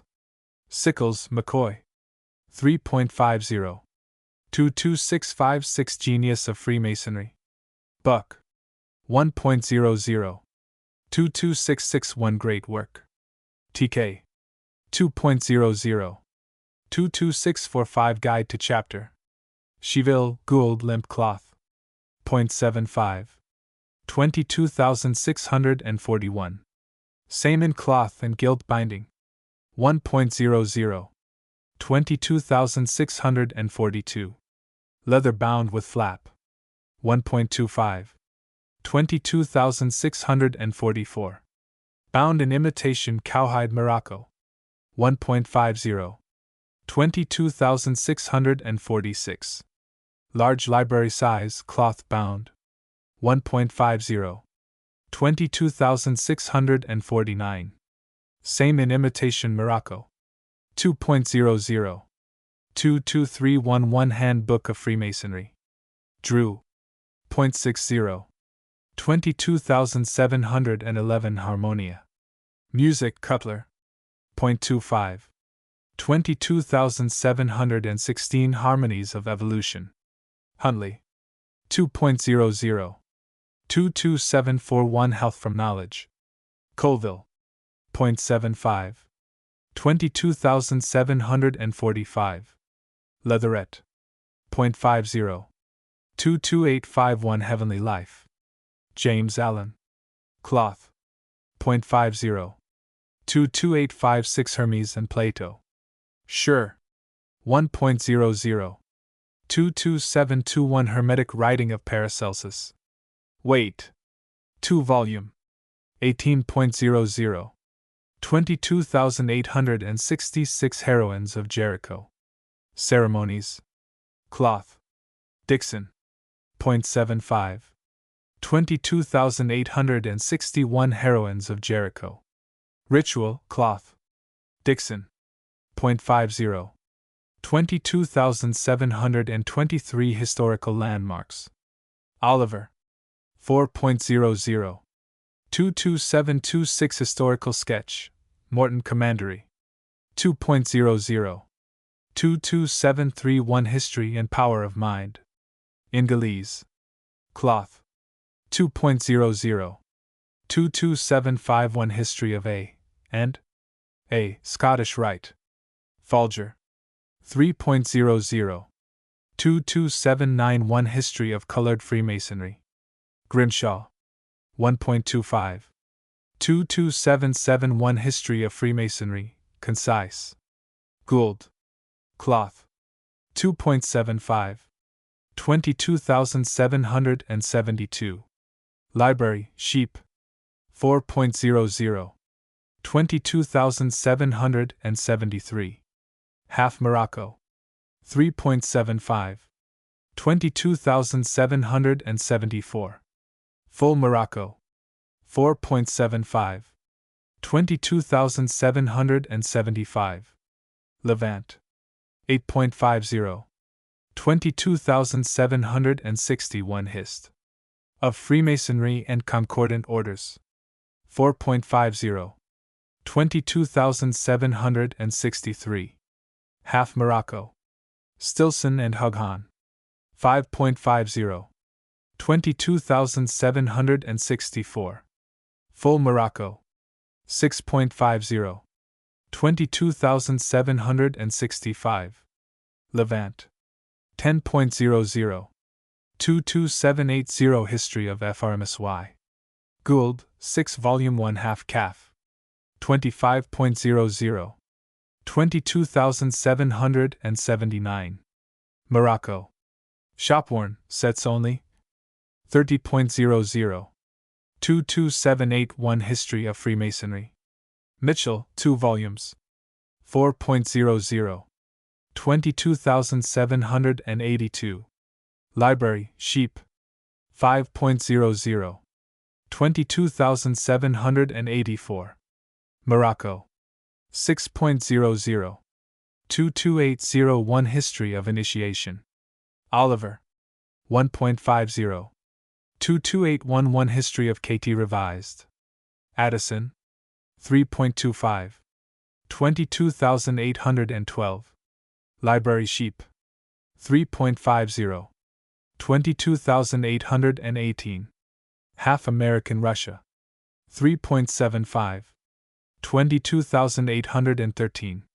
Half American Morocco. 4.00. 22819. Full American Russia. 4.75. 22814. Full American Morocco. 5.00. 22817. Full Persian Morocco. 8.75. 22831 History of OES Engel. 2.25. 22841 History of Rosicrucians, Weight. 2.50. 24276 Initiation, Way of. Rudolf Steiner, Ph.D. 1.00. 24280. Paper. 0.75. 22976 Initiation and its Results. Rudolf Steiner, Ph.D. 1.00. 23010 Initiation of a Candidate, 6 copies, Burlesque. 5.00. 22991 Indian Masonry. Wright. 1.50. 22986 In Memoriam, or in Welsh. Shopworn. 1.50. 22981 Installation Ceremonies. Simons, Whiting. 0.40. 22985. Paper. 0.25. 22281 Introduction and History ASR.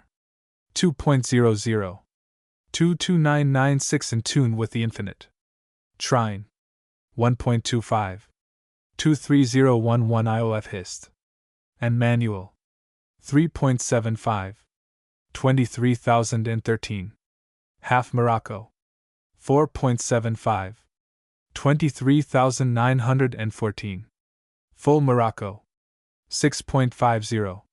23001 Irish Prince and Hebrew Prophet. Kissick. 1.50. 23046 Jericho Road. IOF Thompson. 1.00. 22530 Jesuitry and FRMSY.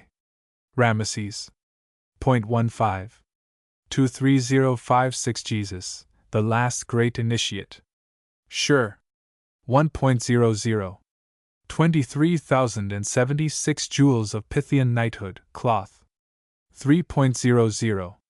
23,078. Half Morocco. 4.00. 23,079. Full Morocco. 5.00. 23061 Josephus, The Works of. 1.75. 23121 Kabbalah Unveiled. S.L. M. Mathers. Cloth. 3.50. 23086 Kingdom of Love. Frank. 1.00.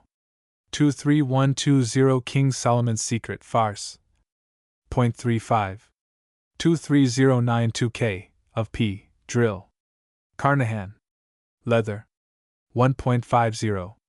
23,091. Cloth. 1.00. 23115 Knights of the Zoroasters, Burlesque, 6 copies. 3.75. 23,070 Knight Templar Melodies, per dozen. 4.80. 23,071 Quran. Translated by Sale.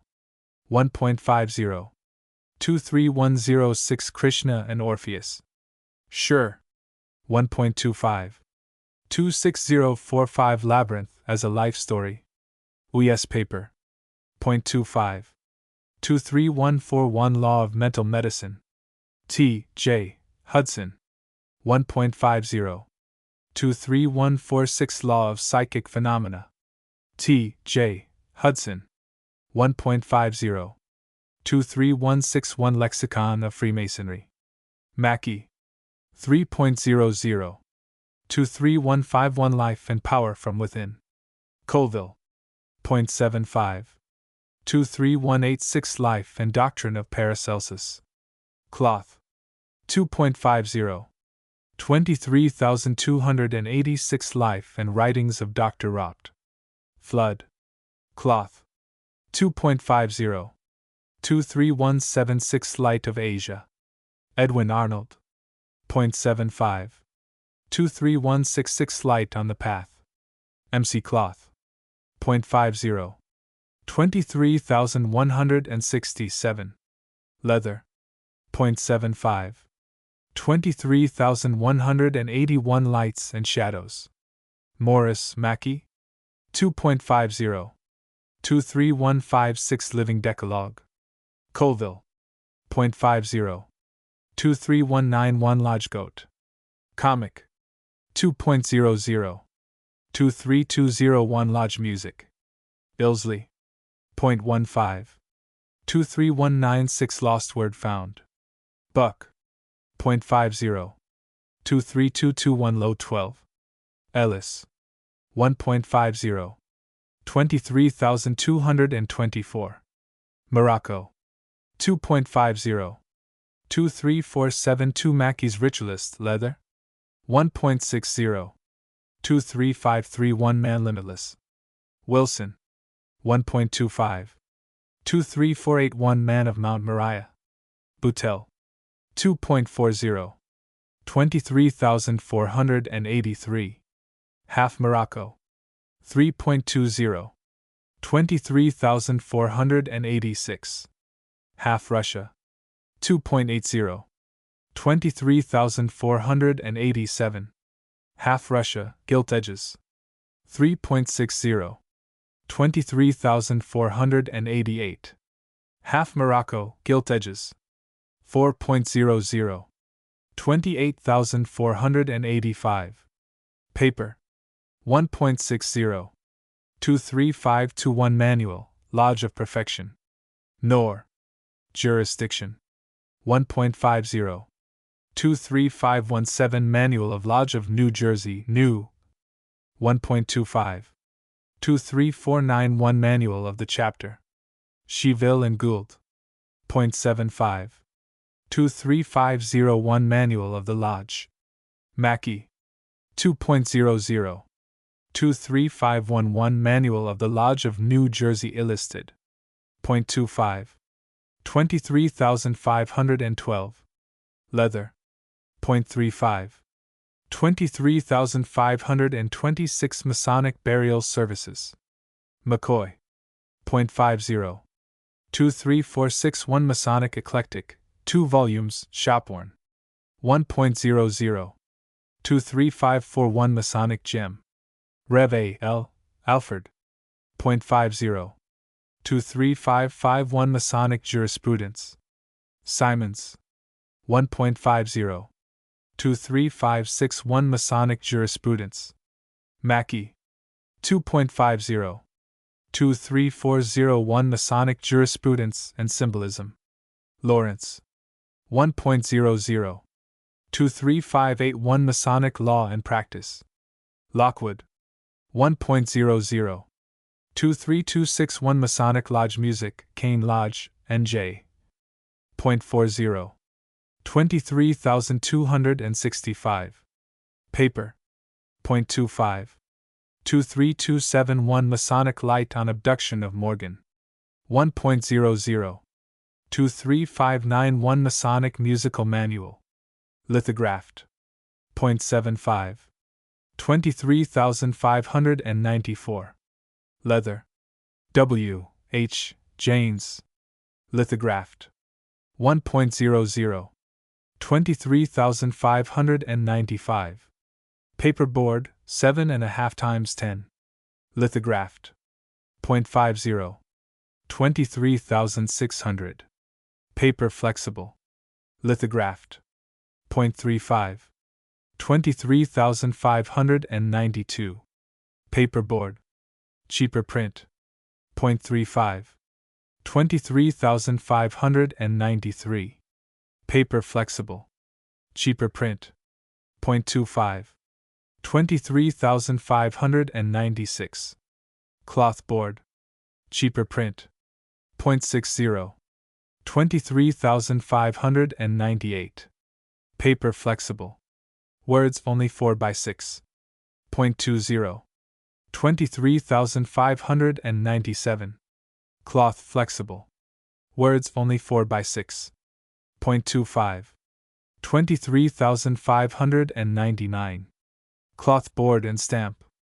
Words only 4x6. 0.35. 23620 Masonic Orpheus. Words and music. Dow. 1.75.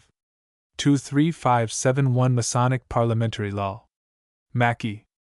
2.00. 23285 Masonic Poetry. Morris. Silk cloth, gilt edge. 3.50. 23291 Masonic Sketchbook. E. Du Lawrence. 2.00. 23311 Masonic Token. Anderson. 2.25. 23,301 Masonic Trials. Treatise upon Law. Look. 1.50. 23306 Mastery of Mind and Making of Man. Frank. 1.00.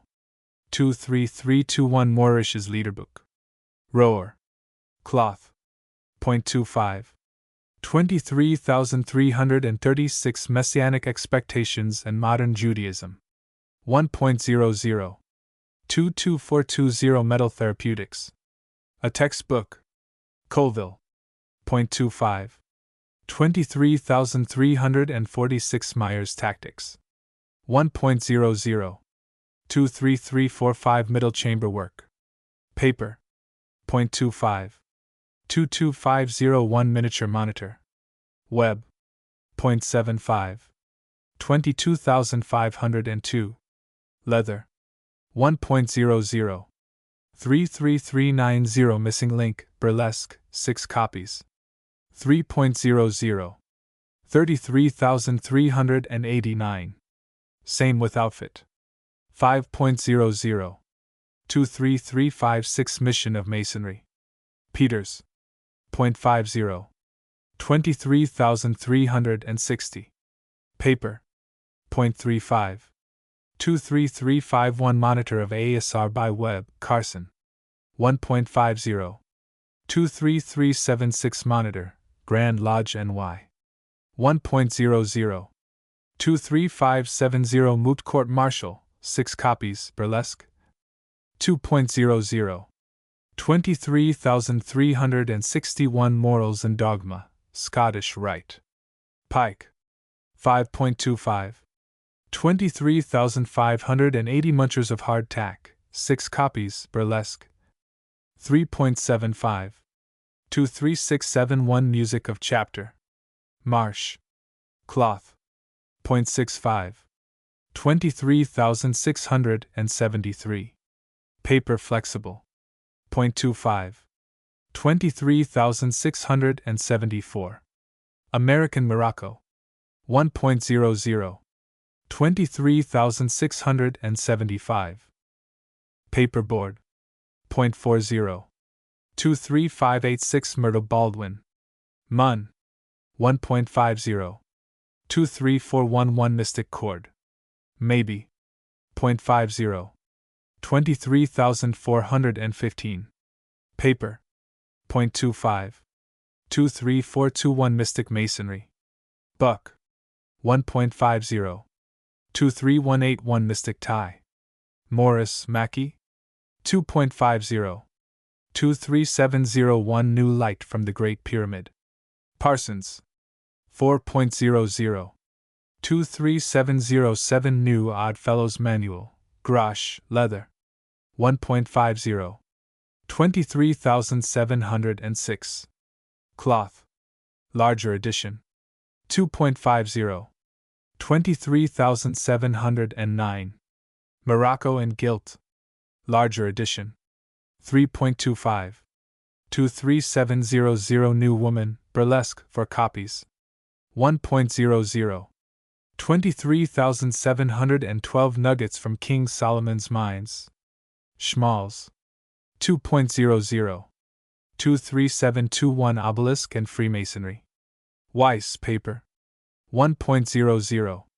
23,731 Obituary Rites of Freemasonry.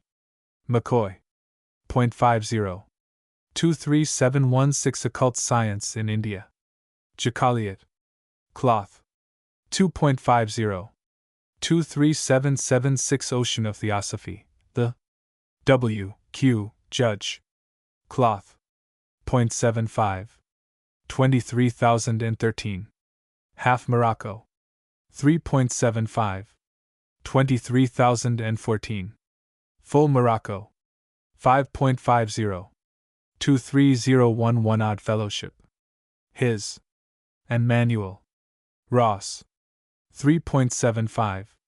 23736 Odd Fellowship, Official History. Canvas.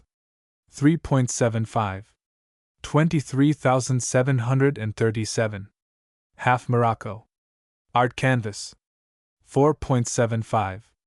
23,738. Full Morocco. 5.50. 23,746 OES Burial Services. McCoy. 0.50. 23741 OES Manual. McCoy. Original Edition. 0.75. 23766 Old and New Psychology. Colville. 1.00. 237711 Zymus Templeton. Colville. 0.50. 23786 On the Road to Self-Knowledge. Jones. Cloth. 0.50. 23640 Oriental Order of Humility, 6 copies, Burlesque. 1.00. 23821 Origin of Freemasonry and K.T. Bennett. 1.75. 22756 Out from the Heart. J. Allen. Cloth. 0.50. 22,757. Leather. 0.75. 22,758. Watered silk. 0.75.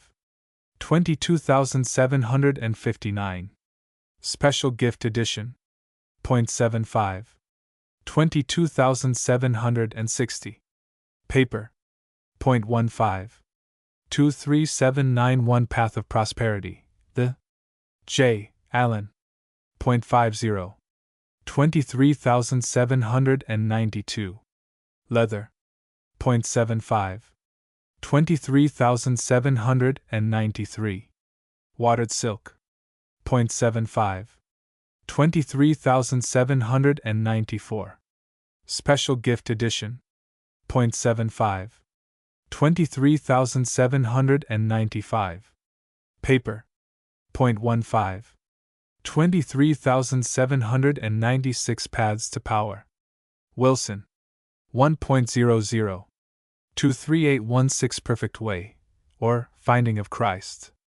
Kingsford. 2.00. 23,281. Embossed cloth cover. 2.75. 23806 Philosophy of Fire. Clymer. Cloth. 1.50. 23285 Poetry of Freemasonry. Morris. Silk cloth, gilt. 3.50. 23,751 Prelate's Lesson. 1.00. 23551 Principles, Practice, Masonic Law. Simons. 1.50. 23805 Put Through Comic. 0.25. 23811 Pythagoras and the Delphic Mysteries. Sure. 1.50. 23081 Pythian Knighthood Cloth. Cornahan. 3.00. 23,083. Half Morocco. 4.00. 23,084. Full Morocco. 5.00. 23851 Queen Mu and Egyptian Sphinx. Le Plongeon. 4.75. 23841 Queen Mu's Talisman. Cloth. 1.50. 23850 Queen of Sahara, 6 copies, burlesque. 3.00. 23861 Queen of the South. McCoy. 0.40. 23,865. Paper. 0.25. 23870 Ransford Drill. UES. 0.75. 23886 Red Blood of Odd Fellowship. 1.50. 23860 Review of Cryptic Masonry. Warvell Paper. 0.15. 23,901 Robert's Rules of Order. 0.75. 23946 Rose Croix. Gilliam. 1.60. 23,906 Rosicrucians. Clymer. 3.00. 23915 Royal Arch Companion. Chase Limp Cloth. 0.75. 23,911. Same in cloth and gilt binding. 1.00. 23,912. Leather bound with flap. 1.25. 23925 Royal Arch Standard. McGown, Limp Cloth. 0.75. 22,921. Same in cloth and gilt binding.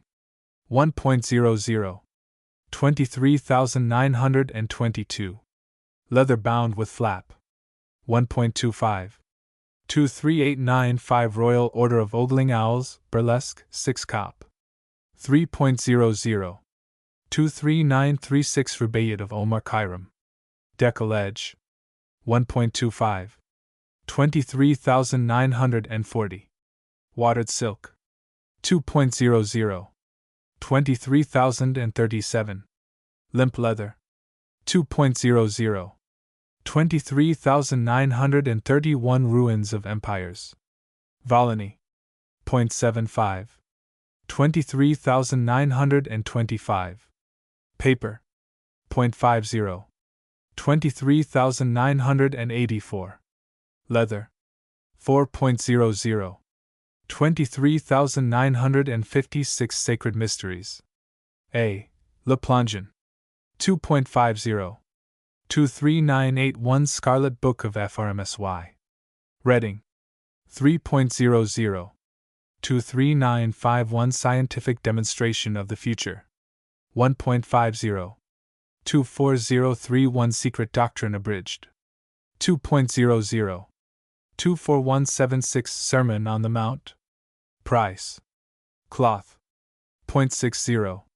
23,971 Sermons and Addresses. 480 pages. Shopworn. 0.75. 22966 Servant in the House. Kennedy. 1.25. 23991 Shibboleth, KT Monitor. Connor. 1.25. 22,021 Sickles a Human Reason, General. 2.00. 22,024. Genuine Morocco. 3.50. 22,571 Sickles Monitor. 1.00. 22,572. Leather. 1.50. 23976 Signet of KS, Freemason's Daughter. Arnold. 1.50. 23,986 Signs and Symbols. Oliver. 1.50. 23916 Singular Story of Freemasonry. 0.75. 24040 Sixth and Seventh Book of Moses. 1.00. 22301 Smith's Diagram of Parliamentary Rules, Cloth. 0.50. 22,304. Leather, Parchment Chart. 1.00. 24020 Smithsonian Comedetta, Burlesque, 4 copies. 1.00. 24026 Solomon's Temple. Caldecott. 2.50. 24,050 Sons of Osiris, burlesque, 6 copies. 3.75. 24021 Spirit of Freemasonry. Oliver, Hutchison. 1.50. 24001 Standard Masonic Monitor. Simons, McCoy. 0.75. 24,002. Same, in leather and gilt. 1.00. 24011 Standard Monitor, Colorado, cloth. 0.75. 24,012. Leather. 1.00. 24006 Standard Monitor, Florida, cloth. 0.75. 24,007. Leather. 1.00. 22216 Standard Monitor, Illinois, Cook cloth. 0.40. 22,217. Leather. 0.60. 24085 Star Chamber. Fraser, 6 copies, burlesque. 5.00. 23961 Story of the Other Wise Man. Cloth. Van Dyke. 0.50. 23,962. Limp leather. 1.00. 24051 Swedenborg Wright. Beswick. 1.00. 24071 Symbolism of Freemasonry. Oliver. 2.25. 24061 Symbol of Glory. Oliver. 1.50. 24,176 Tabernacle. Caldecott. 1.75. 24191 Tactics K. T. Grant. 1.00. 24,192. Leather. 1.25. 24196 Tactics, NY Regulation. 1.10. 24181 Tactics Vest Pocket. 0.25. 24,184. Morocco. 0.75. 24,182. Leather. 0.50. 24206 Templar Handbook. 1.00. 24,201 Temple. Edersheim. Cloth. 1.50. 24236 This Mystical Life of Ours. Trine. 1.00. 24216 Thoughts for the Occasion. 2.00. 24186 Throne of Eden. W. J. Colville. 1.00. 24241 Through Silence to Realization. Wilson. 1.00. 24,213 Traditions, Origins, Early History. Pearson. 2.50. 24225 Trial of Jesus. Drucker. 0.25. 24230 20th Century Orient, Burlesque, 6 copies. 3.00. 24,256 Universal Spiritualism. 1.00. 24250 Van Nest's Burlesque Ritual, 6 copies. 3.75. 24251 Vocal Manual, words only. McCoy. 0.25. 24265 Vocal Star, US paper. 0.25. 24266 Voice of the Silence, the Blavatsky. Cloth. 0.50. 24,280. Paper. 1.00. 24301 Washington and His Masonic Compeers. 2.50. 24276 Way of Initiation. Rudolf Steiner, Ph.D. 1.00. 24,280. Paper. 0.75. 24271 Way of Peace, the J. Allen. Cloth. 0.50. 24,272. Leather. 0.75. 24,273. Watered silk. 0.75.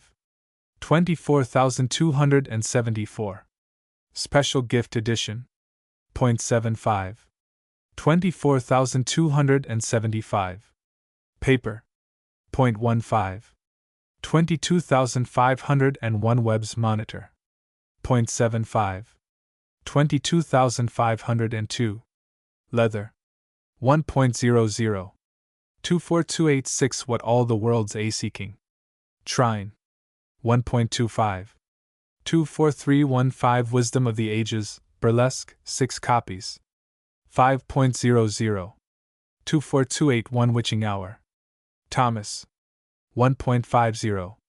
24321 Worshipful Master's Assistant. McCoy. 1.50. 24,324. Same, in Morocco and Gilt. 2.25.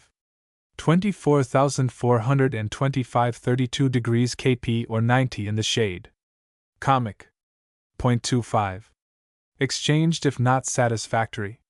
Send for list containing a more complete description of all kinds of Masonic books, rituals, music, charts, engravings, certificates and engrossing, pins, jewels, charms in stock and to order, blanks, books, aprons, and general supplies for the lodge or members.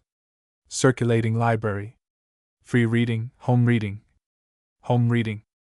For our many customers, who, having no room for a collection of books on Masonry, yet wish to be conversant with its origin and history, as well as proficient in all matters pertaining to the lodge and its welfare, we have set aside several well-filled cases of rare, old and out-of-print works, constitutions, histories, proceedings, etc., also a fine lot of up-to-date monitors, manuals, jurisprudence, Worshipful Master's Assistant, and others.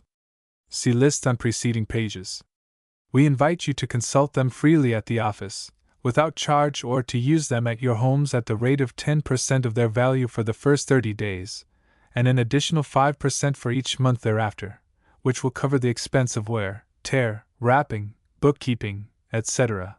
Thus, for a comparatively small item of cost you can add to your store of knowledge, for greater usefulness and personal enjoyment. As time and car fare is an important item, you can order the books to be sent through the mail or express, by enclosing stamps or money order equaling their value, which will be refunded, less the percentage, when the books are returned. Readers in any part of the United States can take advantage of the mail rates. Books, 1/8 pound for 1 cent, which we advance by prepaying them to your express or post office, deducting the same when refunding balance. To secure books on the circulating library plan, order the books in the usual way, send money order equivalent to the value of the book and state that you wish them on the library plan. Trusting you will find it convenient to make use of the books at the office or try a selection from the list for your evenings at home. We are, yours fraternally, McCoy Publishing and Masonic Supply Co. New York, USA. Footnotes 1. Translated by kind permission of the author from the Introduction to Le Mystère Chrétien et les Mystères Antiques. Traduit de l'allemand par Edouard Schur, Librairie Académique, Perrin and Company, 1908, Paris. 1. 2. A speech delivered in Paris, August 28, 1878. See also Haeckel's History of Natural Creation, 13th lecture. 2. 3. This is how Dr. Steiner himself describes the famous German naturalist. Haeckel's personality is captivating. It is the most complete contrast to the tone of his writings. If Haeckel had but made a slight study of the philosophy of which he speaks, not even as a dilettante, but like a child, he would have drawn the most lofty spiritual conclusions from his phylogenetic studies. Haeckel's doctrine is grand, but Haeckel himself is the worst of commentators on his doctrine. It is not by showing our contemporaries the weak points in Haeckel's doctrine that we can promote intellectual progress, but by pointing out to them the grandeur of his phylogenetic thought. Steiner has developed these ideas in 2 works, Welt und die Lebensschauungen im 1910 Jahrhundert, Theories of the Universe and of Life in the 19th Century, and Haeckel und die Sein Gegner, Haeckel and His Opponents. 3. 4. Die Mystik, im Aufgangenen des Zeitlichen Geisteslebens, 1901, Das Christentum als Mystische Tatsache, 1902, Theosophie, 1904. He is now preparing an important book, which will no doubt be his chief work, and which is to be called Geheimwissenschaft, Occult Science. 4. 5. Translated from Lizophrenosis, May to December 1904, a Theosophical magazine, published by M. Altmann, Leipzig, and edited by Dr. Rudolf Steiner, 17 Mottstrasse, Berlin, W. This translation appeared first in the Theosophist, October 1907 to June 1908, a magazine of brotherhood, of comparative religion, philosophy and science, and of occultism. Edited by Annie Besant, President of the Theosophical Society, Adyar, Madras. 6. In the last chapter of the book entitled Theosophy, Berlin, C. A. Schweitschke and Sohn, Dr. Rudolf Steiner fully describes this path of knowledge. Here it is only intended to give some practical details. 6. 7. It should be remarked that artistic perception, when coupled with a quiet introspective nature, forms the best foundation for the development of occult faculties. It pierces through the superficial aspect of things and in so doing touches their secrets. 7. 8. Only to him, who listens disinterestedly, comes the ability to perceive really from within, silently, and without emotion arising from personal opinion or personal taste. To such only can the great souls, who are known in occultism as the Masters, speak. As long as our opinions and feelings are in a state of vehement opposition to the communications from the Masters, they remain silent. 8. 9. The fact here mentioned, in its bearing on the contemplation of crystals, is in many ways distorted by those who have only heard of it in an outward, exoteric manner, and in this way such practices as crystal gazing have their origin. Misrepresentations of such a kind are the outcome of misunderstanding. They have been described in many books, but they never formed the subject of genuine, esoteric teaching. 9. 10. Anyone who might object that a microscopical examination would reveal the difference between the two would only show that he has failed to grasp the intention of the experiment. The intention is not to investigate the physical structure of the object, but to use it as a means for the development of psychic force. 10.